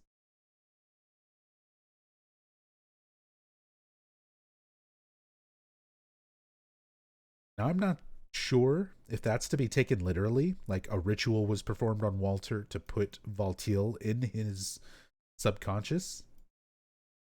Or if it's just kind of a translation and a fancy way of saying he brainwashed Walter using the faith and the belief in Valtiel in order to get him to follow the 21 sacraments and just perform the ritual in general. Victim number 7, Billy Locane. One of the victims mentioned in Silent Hill 2, Billy and his twin sister Miriam. Both children, both killed by Walter, chopped into pieces with an axe, as it's described in Silent Hill 2, and how it is in this game as well. And instead of being a ghost victim, because they were not in Walter's world when they were killed, they're represented as a recurring creature, the twin victims. Victim number 9 was William Gregory, the owner of the watch and clock store, that upside down room when we were going through Building World. He was stabbed with a screwdriver. And victim number 10, Eric Walsh, was the bartender in Bar Southfield. He was shot in the face, and yeah, his heart was taken as the final heart for the blood of the 10 sinners and the first portion of the 21 sacraments. Then victim number 11, Assumption, was Walter Sullivan himself. This is when Walter committed suicide. Stabbed himself in the neck with a soup spoon after intentionally getting caught and arrested. So after his first 10 victims, gave up, went to prison, stabbed himself in the neck, killed himself as part of the Holy Assumption. This is the ritual that's described as him shedding the bonds of flesh and attaining the power of heaven. So at that point, Walter becomes like a spirit that can more or less have Silent Hill's power. It can manifest things like entire worlds, all of his memories of these significant places to him, and all of his victims. All of these things he's able to recreate and contain in his own individual worlds, kind of like in a dream world, along with the ability to pull people into it. But that's just the first half of the victims for the 21 sacraments. Then there's victim number 12, Peter Walls, who is one of the first ghosts that we see when we're going into the subway world, along with victim number 13, Sharon Blake, a housewife. Family members were members of the cult. She tried to go in, help them, and she was drowned in the woods outside of the orphanage by Walter. So they represent, void, darkness. Toby represents gloom. Toby Archbold was a priest of the Holy Mother sect, another priest of the order. Victim number 15 was Joseph Schreiber, this journalist who's put this information together and who was the previous tenant of room 302. The guy sticking out of the ceiling who told us to kill a bunch of times, that guy.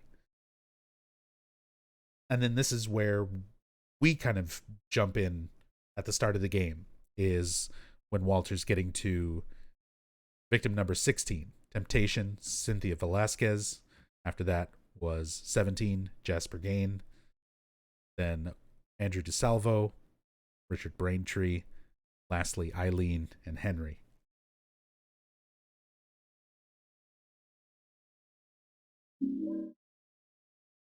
So Joseph figured it out. He put it all together. But for whatever reason, it doesn't just give you all this information on those notes from Joseph. A lot of it got separated and just put on that website. How did he know Henry? Henry is just the guy who moved into 302 after Joseph.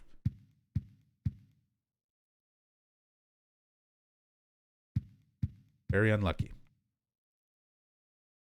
Go ahead and heal.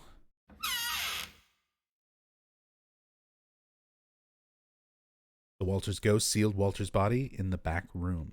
Well, let's go break down the wall to the back room that Joseph mentioned closing off and take a look. Walter was seen coming into room 302, making loud noises and dragging a large bag dripping with blood.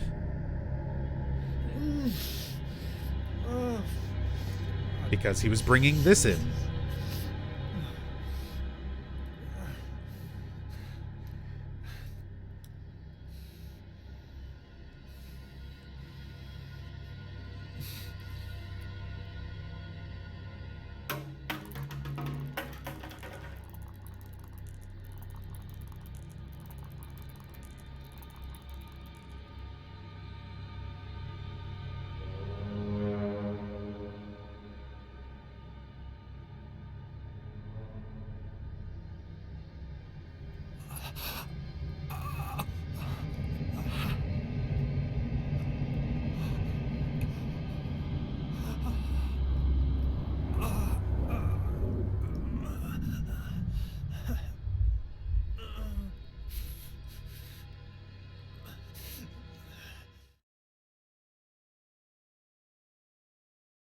How did Joseph know Henry's name to write in that note, or was it after he became a ghost? I think it was meant to be after he became a ghost.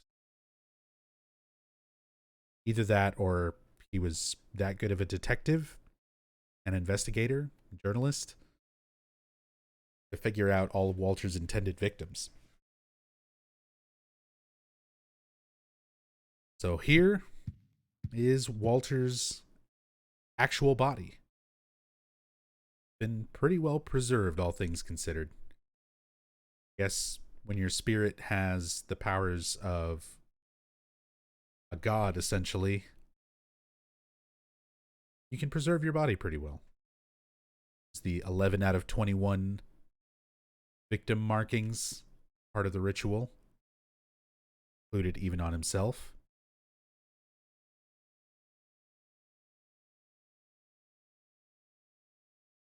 Walter, his body, it's tangled up in some kind of pipe. I investigate, there's something in his coat. Keys of liberation. Extremely evil-looking keys held by the corpse of Walter. I wish we could see a better view of those evil keys. Yeah, he's got a flair for the dramatic. He set himself up with, like, the Black Angel wings.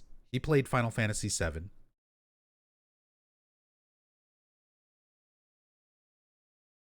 He had a look he's going for. And the pipes were for? The pipes represent the umbilical cords, one of the major recurring themes of the game. His sort of connection dripping down there into the other world.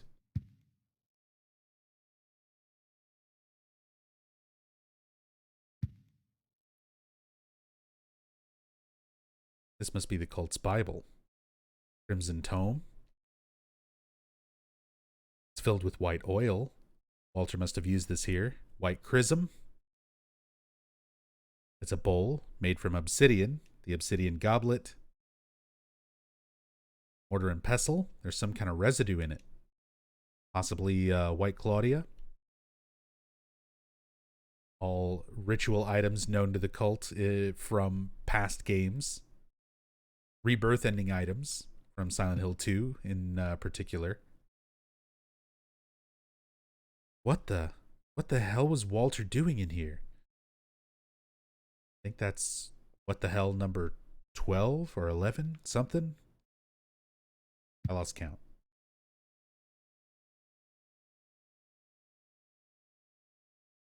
Is this the real Walter Sullivan?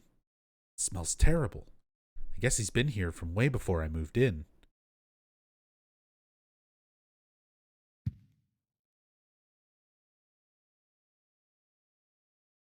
What's this in the refrigerator? Bags of blood and things like that.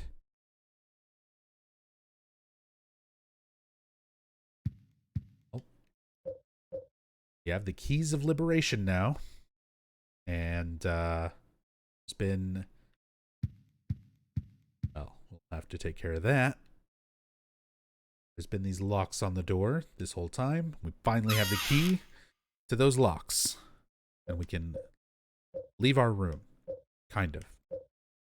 It's not great, though.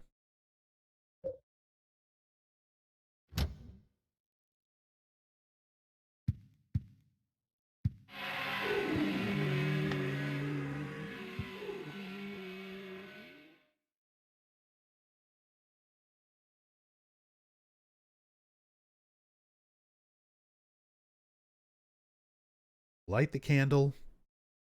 It'll all go away. Any others? That's it. Frank is a slumlord. I mean, they are pretty terrible apartments. Even without all the haunting stuff.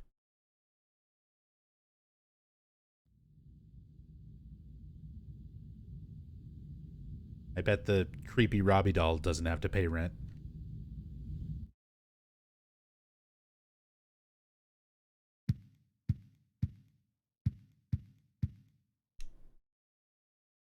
Take a look outside before we take off these chains.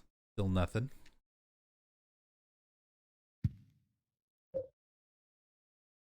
Keys of liberation.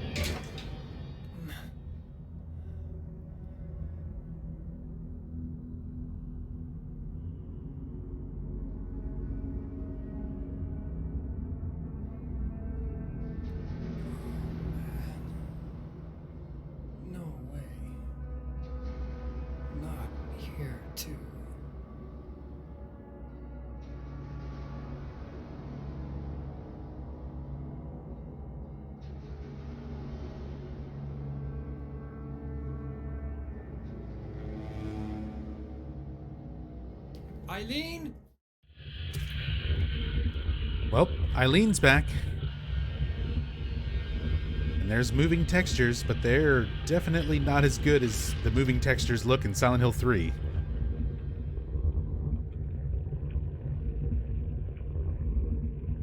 What you got to say, Eileen? Anything? All right. Let's try going back in.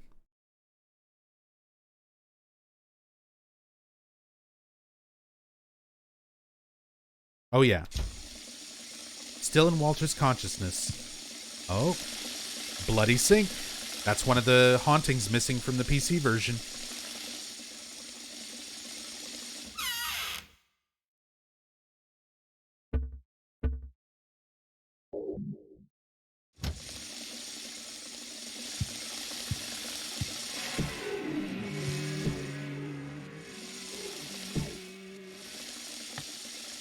go.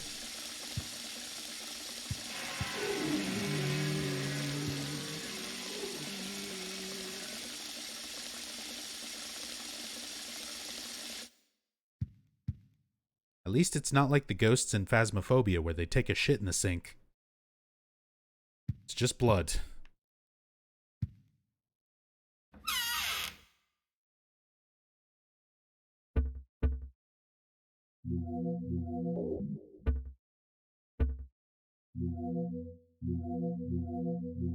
Walter's the worst roommate ever.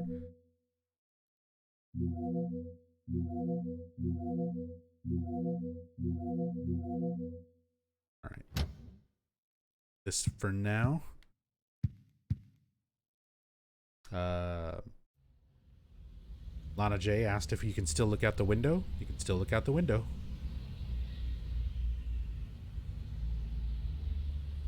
Nighttime.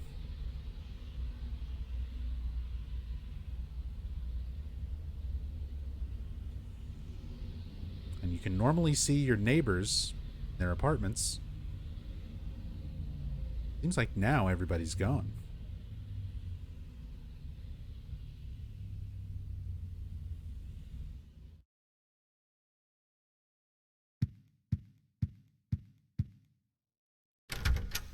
I think there's a note that shows up in here. Piece of paper. He used this place as the locus for the creation of his world. I'm certain he must have performed the ritual of the Holy Assumption near here, but I'm just not strong enough to stop him anymore.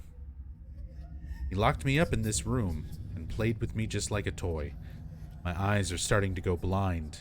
The pain. I can feel my body starting to die. But things are taken care of. Whoever lives here after me, you'll be the 21st, the last of the sacrifices. I leave it up to you. When the bell tolls, the ritual begins. Eileen equals mother's body, blood. Part of the mother's flesh is in the super's room. This is all that I've been able to figure out. I hope this letter gets to you in time. Joseph Schreiber. Joseph figured out most of it. Basically all of it. He just died before he could actually go through with everything.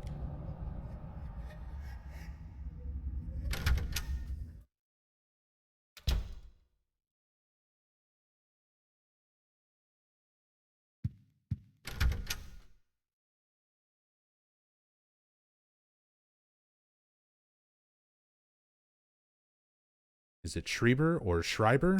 I've heard it pronounced both ways. I have a friend whose last name is Shriver, spelled the exact same way except a V instead of a B. But I know that it's derived from, like, scribe.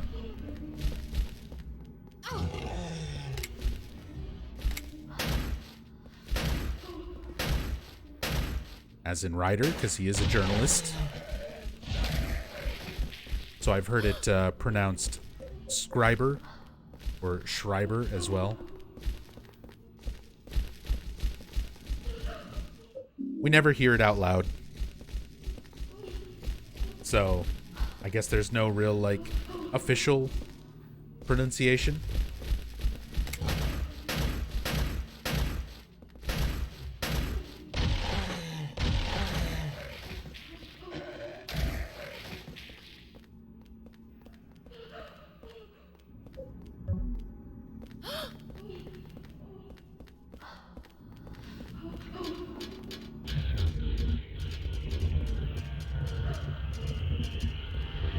Schreiber's German? Yes, I know. But Joseph is most likely of American descent, just with a German last name. And like a lot of Americans, their last names might not be pronounced the same way they would be if they were, like, native German. They get alternate pronunciations over time, and Americanized sort of versions of their names. So I've heard multiple pronunciations of that name.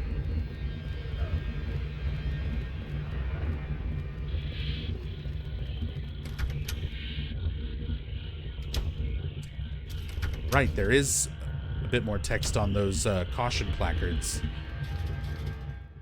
Any time now. Very soon now. Soon it will begin. Soon, soon. Soon, soon, dere, dere. The ritual, the ritual. Ritual.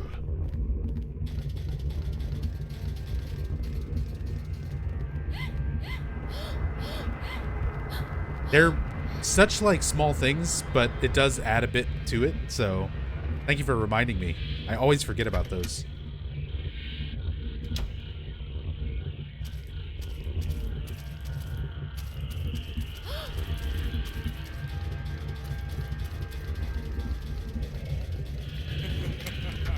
Leave me alone, Walter. Eileen is so gonzo? I said we committed to that long ago. It was for the sake of lore. And we got what we wanted. We got that lore. She read everything in the Black Forest surrounding Silent Hill. All of Walter's writings. Another sort of obedience. If we really wanted to pin a ghost.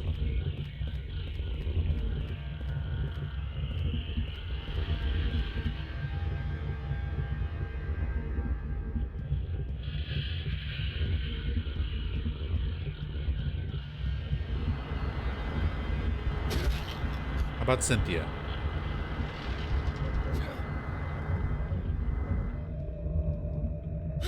Stop it. Stop it.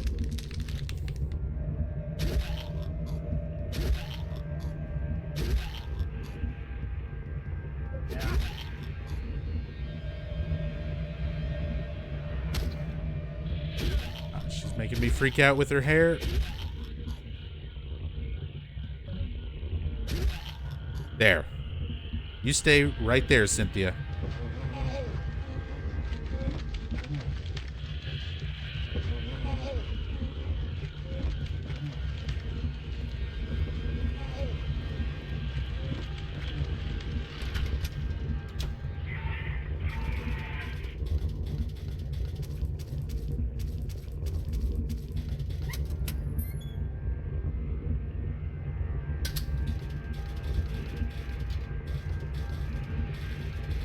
Couple more burping patients. Since we haven't heard that sound effect in a little while. Oh my god, stop. Oh my god, stop. Oh my god, stop it.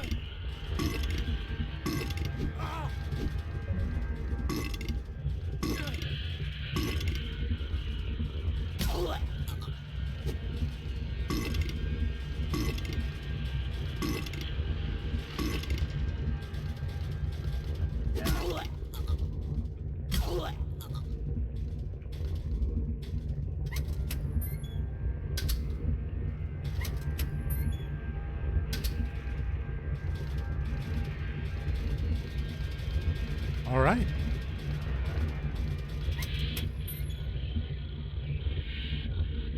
More burping sounds. Who decided that sound was a good idea? Seriously? I wish I had an answer for you. I wish I had an honest answer for why that was a thing, but it is. Oh, hi, Walter. Big dodge. Oh, didn't get it. Ow. Ow.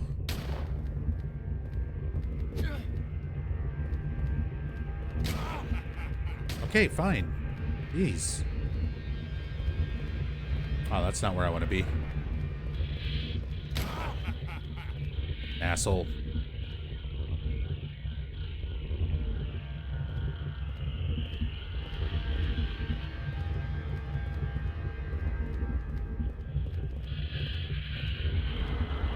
Hi, Richard.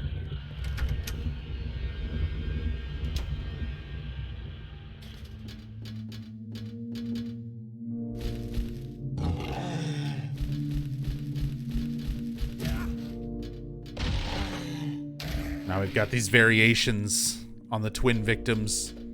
even more monstrous looking. And everyone can get a good laugh out of what those creatures are called. Their official name is Bottoms.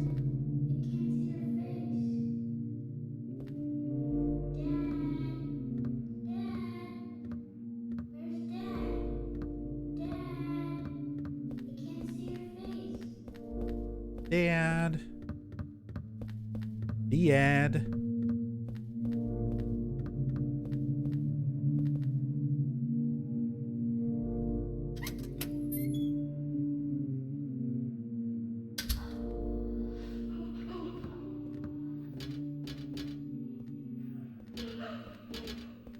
Creepy gasping noises, which some of you may have noticed is one of my alert sounds, like the host sound effect.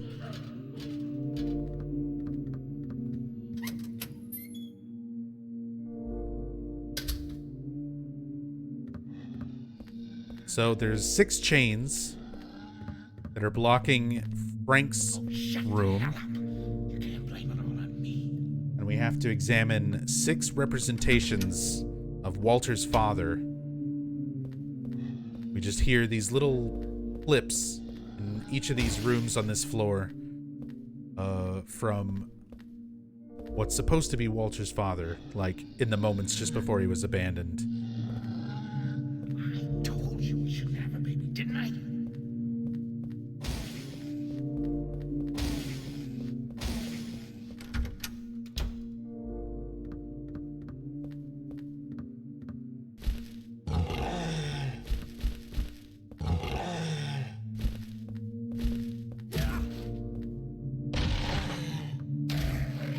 Stop it.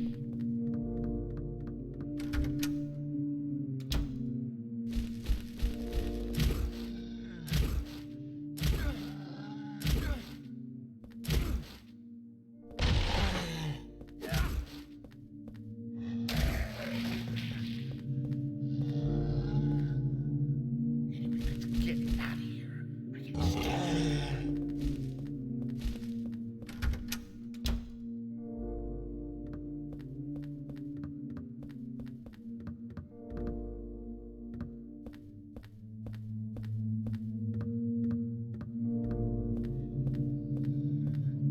Come on, I see you pointing at me.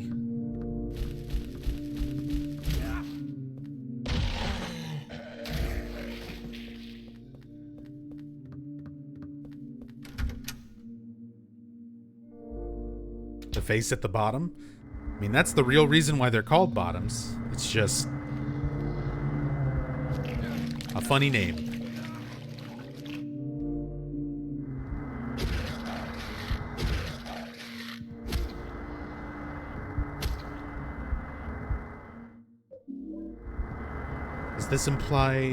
Does that room imply Walter knows something about his biological parents? I think it's literally supposed to be like things that Walter's father was saying right after Walter's birth, that somehow Walter, somewhere deep in his subconscious, still has these memories from when he's like a newborn baby.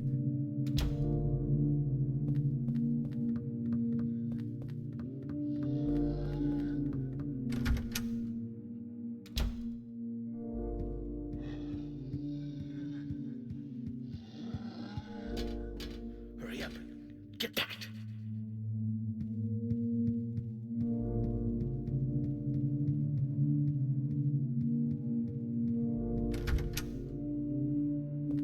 And one final one. Little crybaby.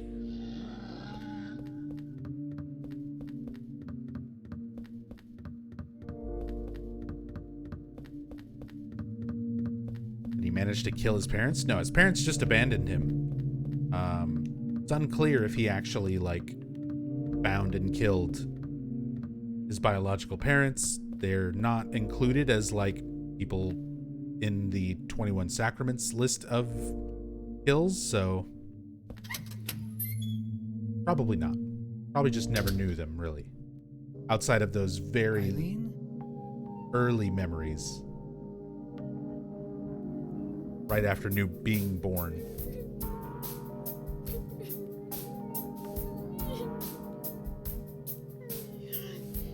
Daddy? Where are you? Where did you go? Mommy? Mommy? Why won't you wake up?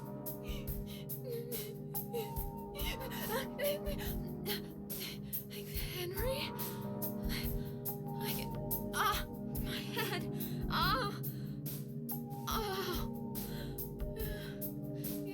Mommy? Henry? That boy. I have to help him.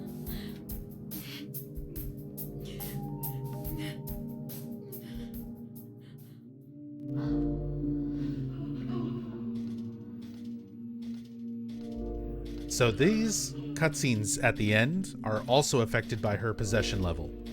The more possessed she is, the more she's freaking out during these scenes, and she is absolutely maximum level possession, like has been since basically Subway World second time. Like pretty much the whole second half of the game, we just made sure to get her completely possessed from the very beginning.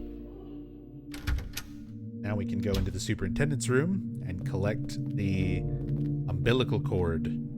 One of the final things that we need to confront Walter and try to stop him.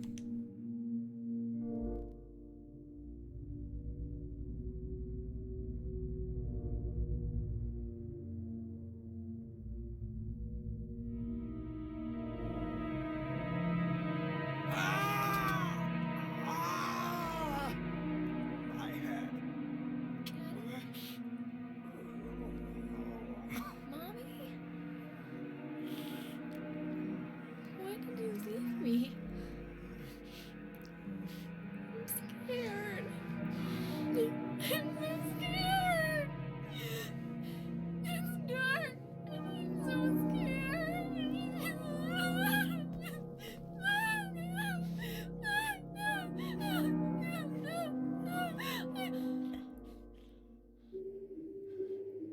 Mommy? Mommy? Mommy?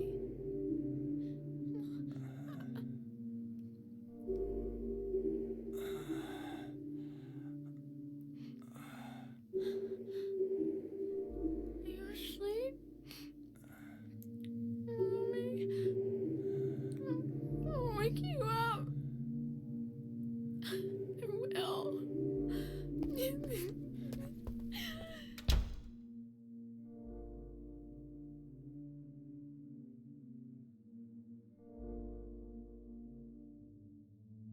Yeah, so at maximum possession, Eileen is completely freaking out. She's basically talking and acting like little Walter. We got the umbilical cord, Walter Sullivan's umbilical cord. The superintendent has kept it for years. For some reason. Again, it winds up helping in the end, so it's good that he did. Just really fucking weird. What's the goal of getting her fully possessed? So in the Return to Forest world, there's a bunch of writing, young Walter's writing from when he was a child left around the area that you as Henry can't read. But with Eileen, she can read Walter's writing. When she's only a little bit possessed, she'll read a couple words from it and then say, I can't read the rest of it. If she's midway possessed, she reads a little bit more of it, but still not all of it. If she's all the way possessed, she reads all of the writing, basically as Walter, as little Walter. So we got her intentionally possessed very early on to get as much of that dialogue as possible. But it sort of condemns you to guaranteeing a bad ending. But at the same time, this is a lore playthrough. I just want to get as much as I can, and all of that extra dialogue in Forest World, I think, is worth getting and then just showing a bad ending. And we can always do a good ending playthrough when I come back and do the New Game Plus playthroughs in a couple weeks.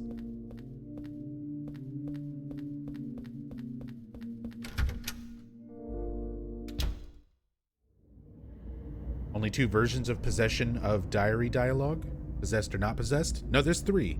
There's like slight possession, mid, and very possessed. I remember seeing it pulled for like the script, using the game files.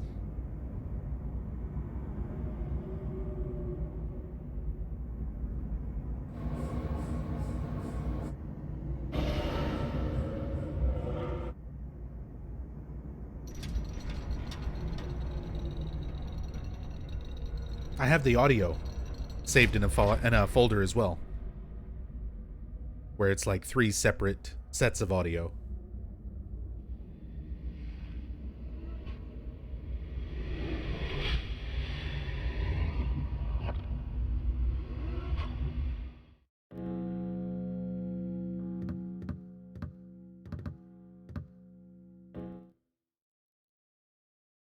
This woman, this Eileen. So this is basically a premonition of what's going to be happening at the end of this game. Eileen ground into parts by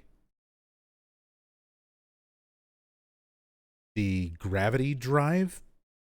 What was it called? From Event Horizon? I've actually got a reference image for this one.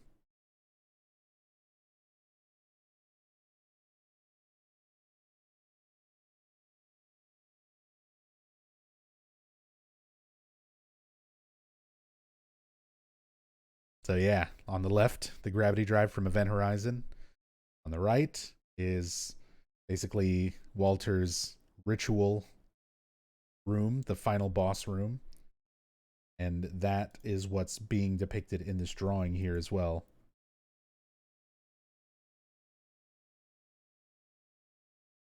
You see this picture either way, no matter what her possession level's at. It's always there on the floor, optional to look at.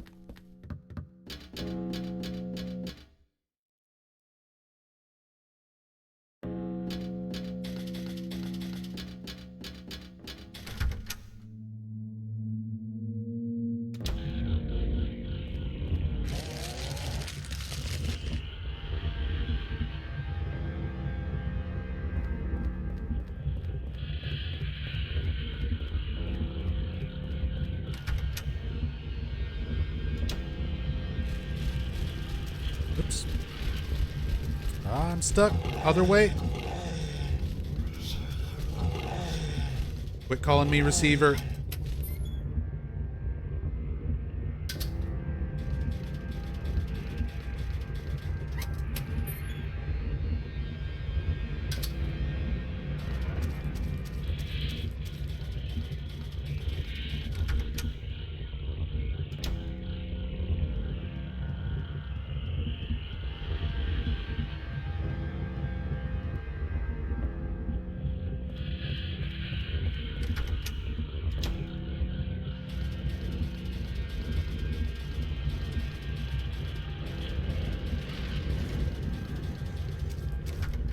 We just gotta backtrack.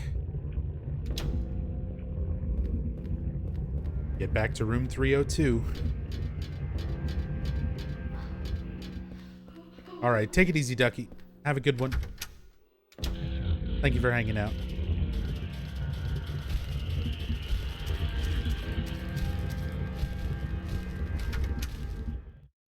See that image of little Walter knocking on the door to 302 again.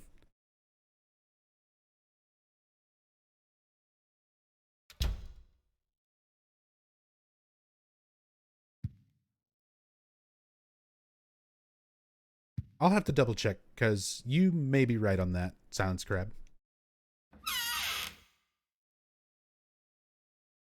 For the diary text, I'm not sure. But for... Well, if by diary text you mean the little Walter stuff that's around Return to Forest World. On that, I'm positive it's 3 different sets of dialogue, 3 different possession levels. I'm 100% on that one. Because I know I've gone through and shown each one individually on streams over the years, and I had all 3 sets of that audio saved on a drive at one point. I don't know if I have it on this computer. But that one I pretty vividly remember. Because it was something that I didn't always know. I didn't realize that there were 3 different sets that you could get there. 3 different types of dialogue.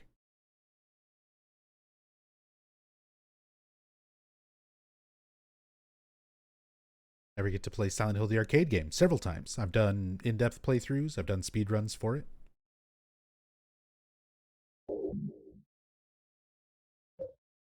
And I'll probably play it sometime in the next couple weeks when I do side games. Info might be out of date. I could be misremembering, and maybe there was cut audio that's not used in the final version of the game. But there was definitely 3 different possession levels with 3 unique sets of dialogue that I had, like, categorized in a folder at one point. There's an arcade game, yes. Not the pachinko game, which An Eternal Enigma does have and has streamed a few times. He owns one. But no, there was an arcade game. It was like House of the Dead. It was a shooter, rail shooter. But it's like House of the Dead, but with Silent Hill monsters. It's not great, but it's kind of fun for what it is. All right. Final showdown with Walter. It's all been coming to this moment. We need to break all these golf clubs on Walter. And we need to have the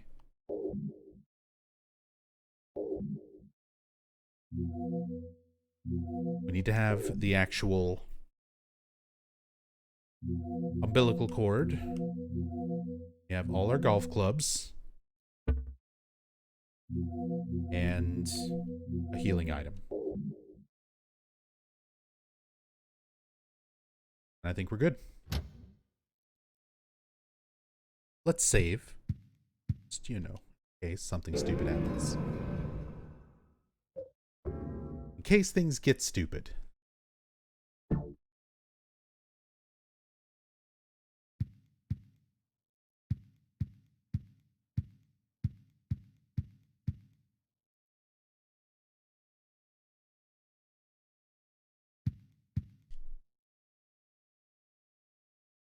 His body's gone. Walter's body is gone. What could it be? Well, the manifestation of Walter and Walter's real body are below. In the depression. Wait a minute. This is no normal depression. When I stare into it, I feel like I could be sucked in. It's like it's connected to some other dimension. Or maybe it's like a hole that once you enter, you can never leave. That's your hint. This is a point of no return.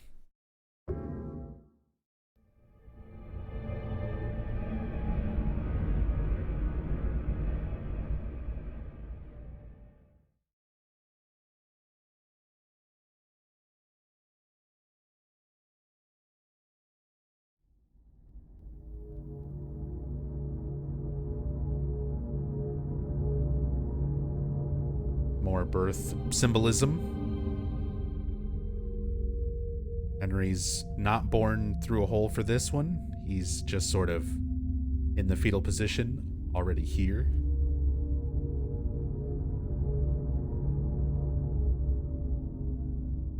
Just floating. Totally fine.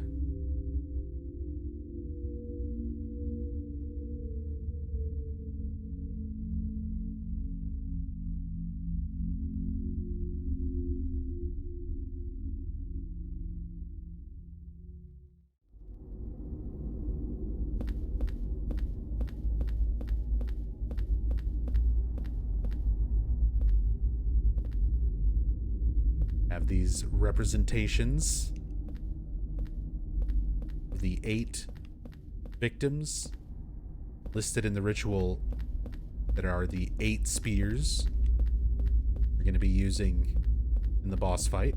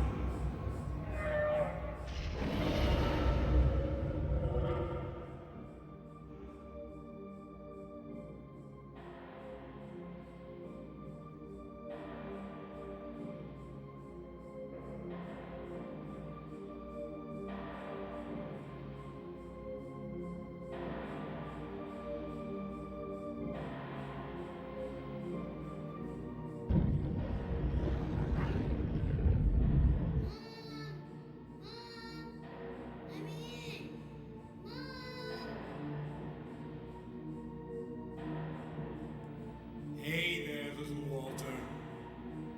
Just a little longer now. Henry. You're it. The last of the 21 sacraments. The final sign. The receiver of wisdom.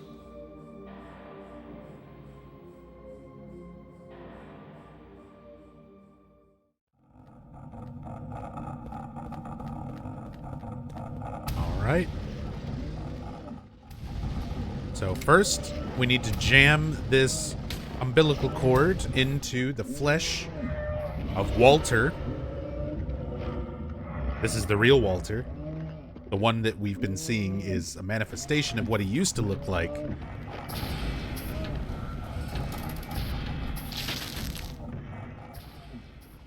Spear of the Holy Mother.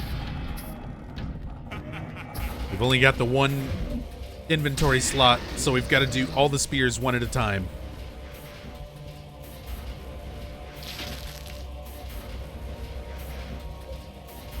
Oh my god, I'm stuck.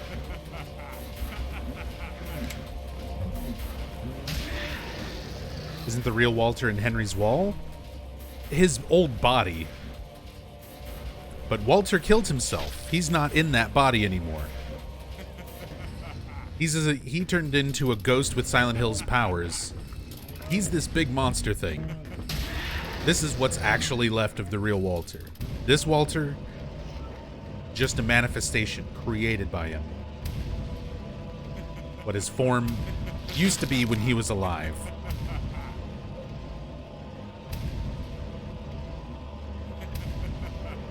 The ritual explicitly says you're putting flesh from the mother into the conjurer's real flesh. Bye, Eileen. Thanks for reading all the extra lore for us. It was worth the sacrifice.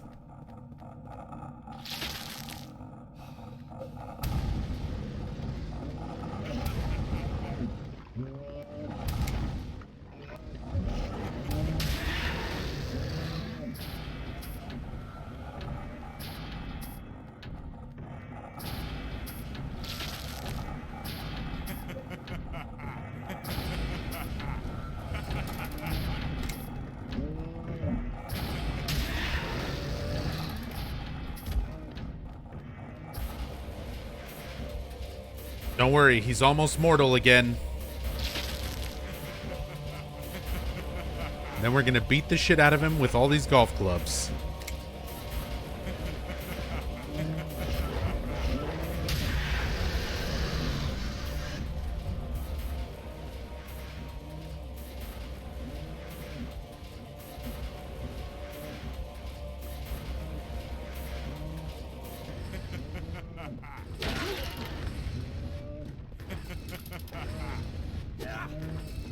I missed.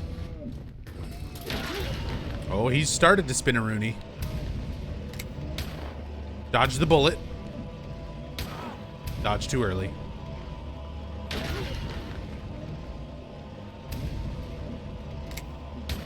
Dodge the bullet.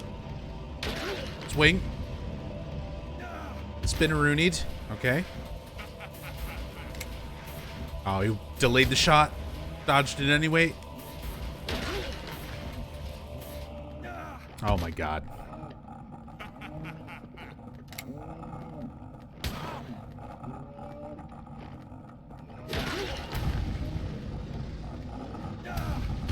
What?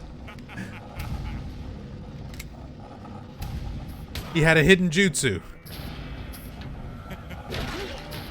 Apparently there's just a huge whirlwind effect there. The fucking hitbox on that spin attack. Well, we didn't even break one golf club on him. I should have done it before making Immortal and broken them all. But either way, enjoy the ending. The 21 Sacraments, well, the Eileen dies ending. We'll revisit this along with everything else and do some better endings, show off New Game Plus things, all that good stuff. But that's going to do it for me. That's Silent Hill 4. I'll be back after the credits.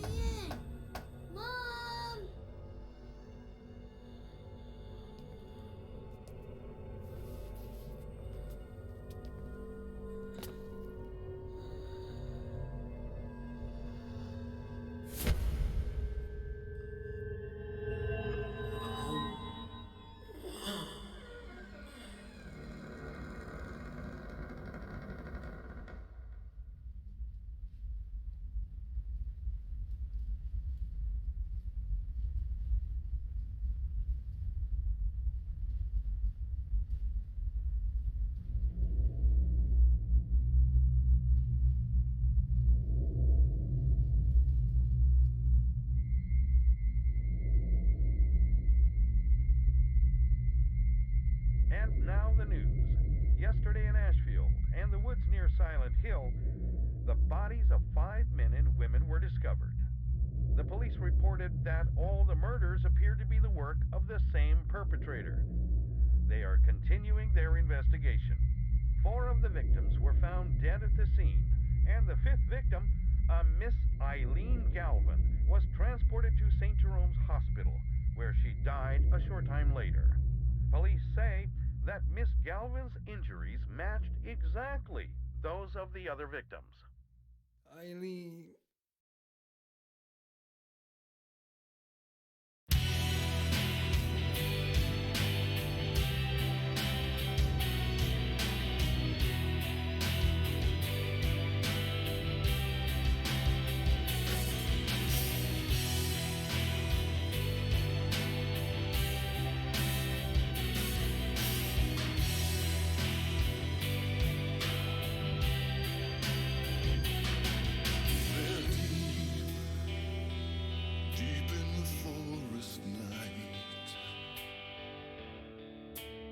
Children dance the waltz, they laugh,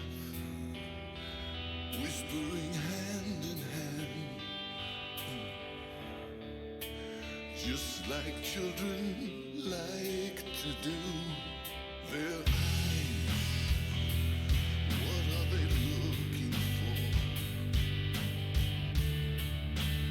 White dress flutters the beat. Their song starting to make some sense. Only if you're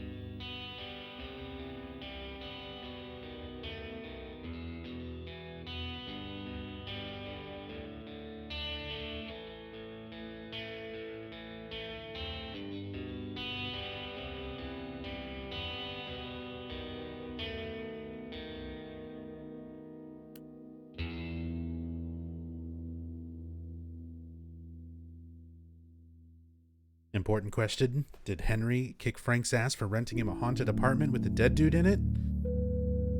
Well, some things are always best left a mystery,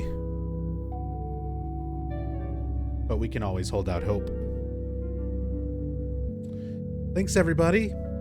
That was almost 15 hours of Silent Hill 4, which is actually not too terrible. I was expecting to spend a lot longer on this game, but managed to keep an okay pace on it, and still, we covered a lot of stuff. I know, we missed one note, and I know exactly which note it was. One of the red notes that I could have slipped under the door, I kept it in my inventory and accidentally went past the point of no return before slipping that note under the door so that I could read it. It was in my inventory at the very end of the game. I had the note, it was in my inventory. I just forgot to do the thing where I can make it readable. That one note. But we'll make sure to get that note when we come back and do the New Game Plus of this in a couple of weeks. Show off some costumes, show off some extra New Game Plus weapons, some of the little changes between normal New Game and New Game Plus. There's also some weird unlockable modes, one weapon mode, all weapon mode. There's a lot to this game. Same for Silent Hill 3. A lot of New Game Plus content in that one, so we'll go back and do New Game Plus stuff another day.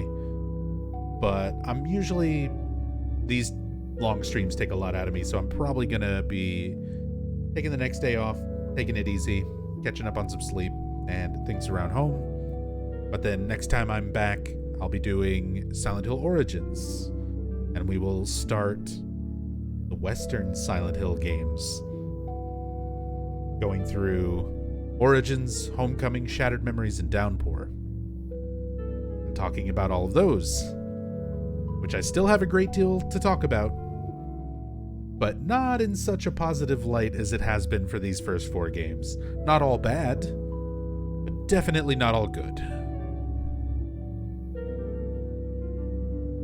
So I'll see you guys next time for that. But yeah, I'm gonna find somebody to raid, and I'm going to go to sleep.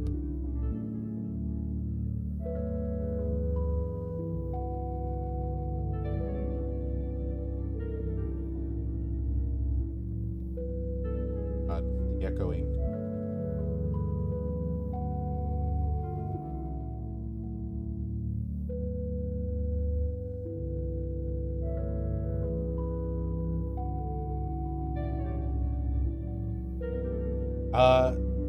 The Rabid Ducky, one of my good friends who I've known for a very long time, is doing some streaming on his channel. He's a longtime supporter of me, of the channel. He was here earlier hanging out, and we're gonna go and show Ducky some love, drop him a follow. He's a great guy. And he does a lot of variety stuff. He does horror. He's very well versed in the Fatal Frame series and a lot of horror games in general, but a lot of old retro titles. He goes through just a ton of stuff on his channel. So show him some love.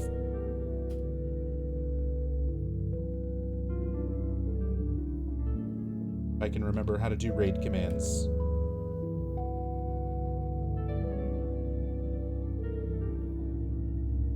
There we go. So drop in, show Ducky some love, drop him a follow, hang out with him for a bit. He's a great dude, longtime friend of mine. And yeah, I will see you all in a couple days for some Silent Hill Origins. Till then, take it easy. Have a great week, and I'll see y'all next time. Peace.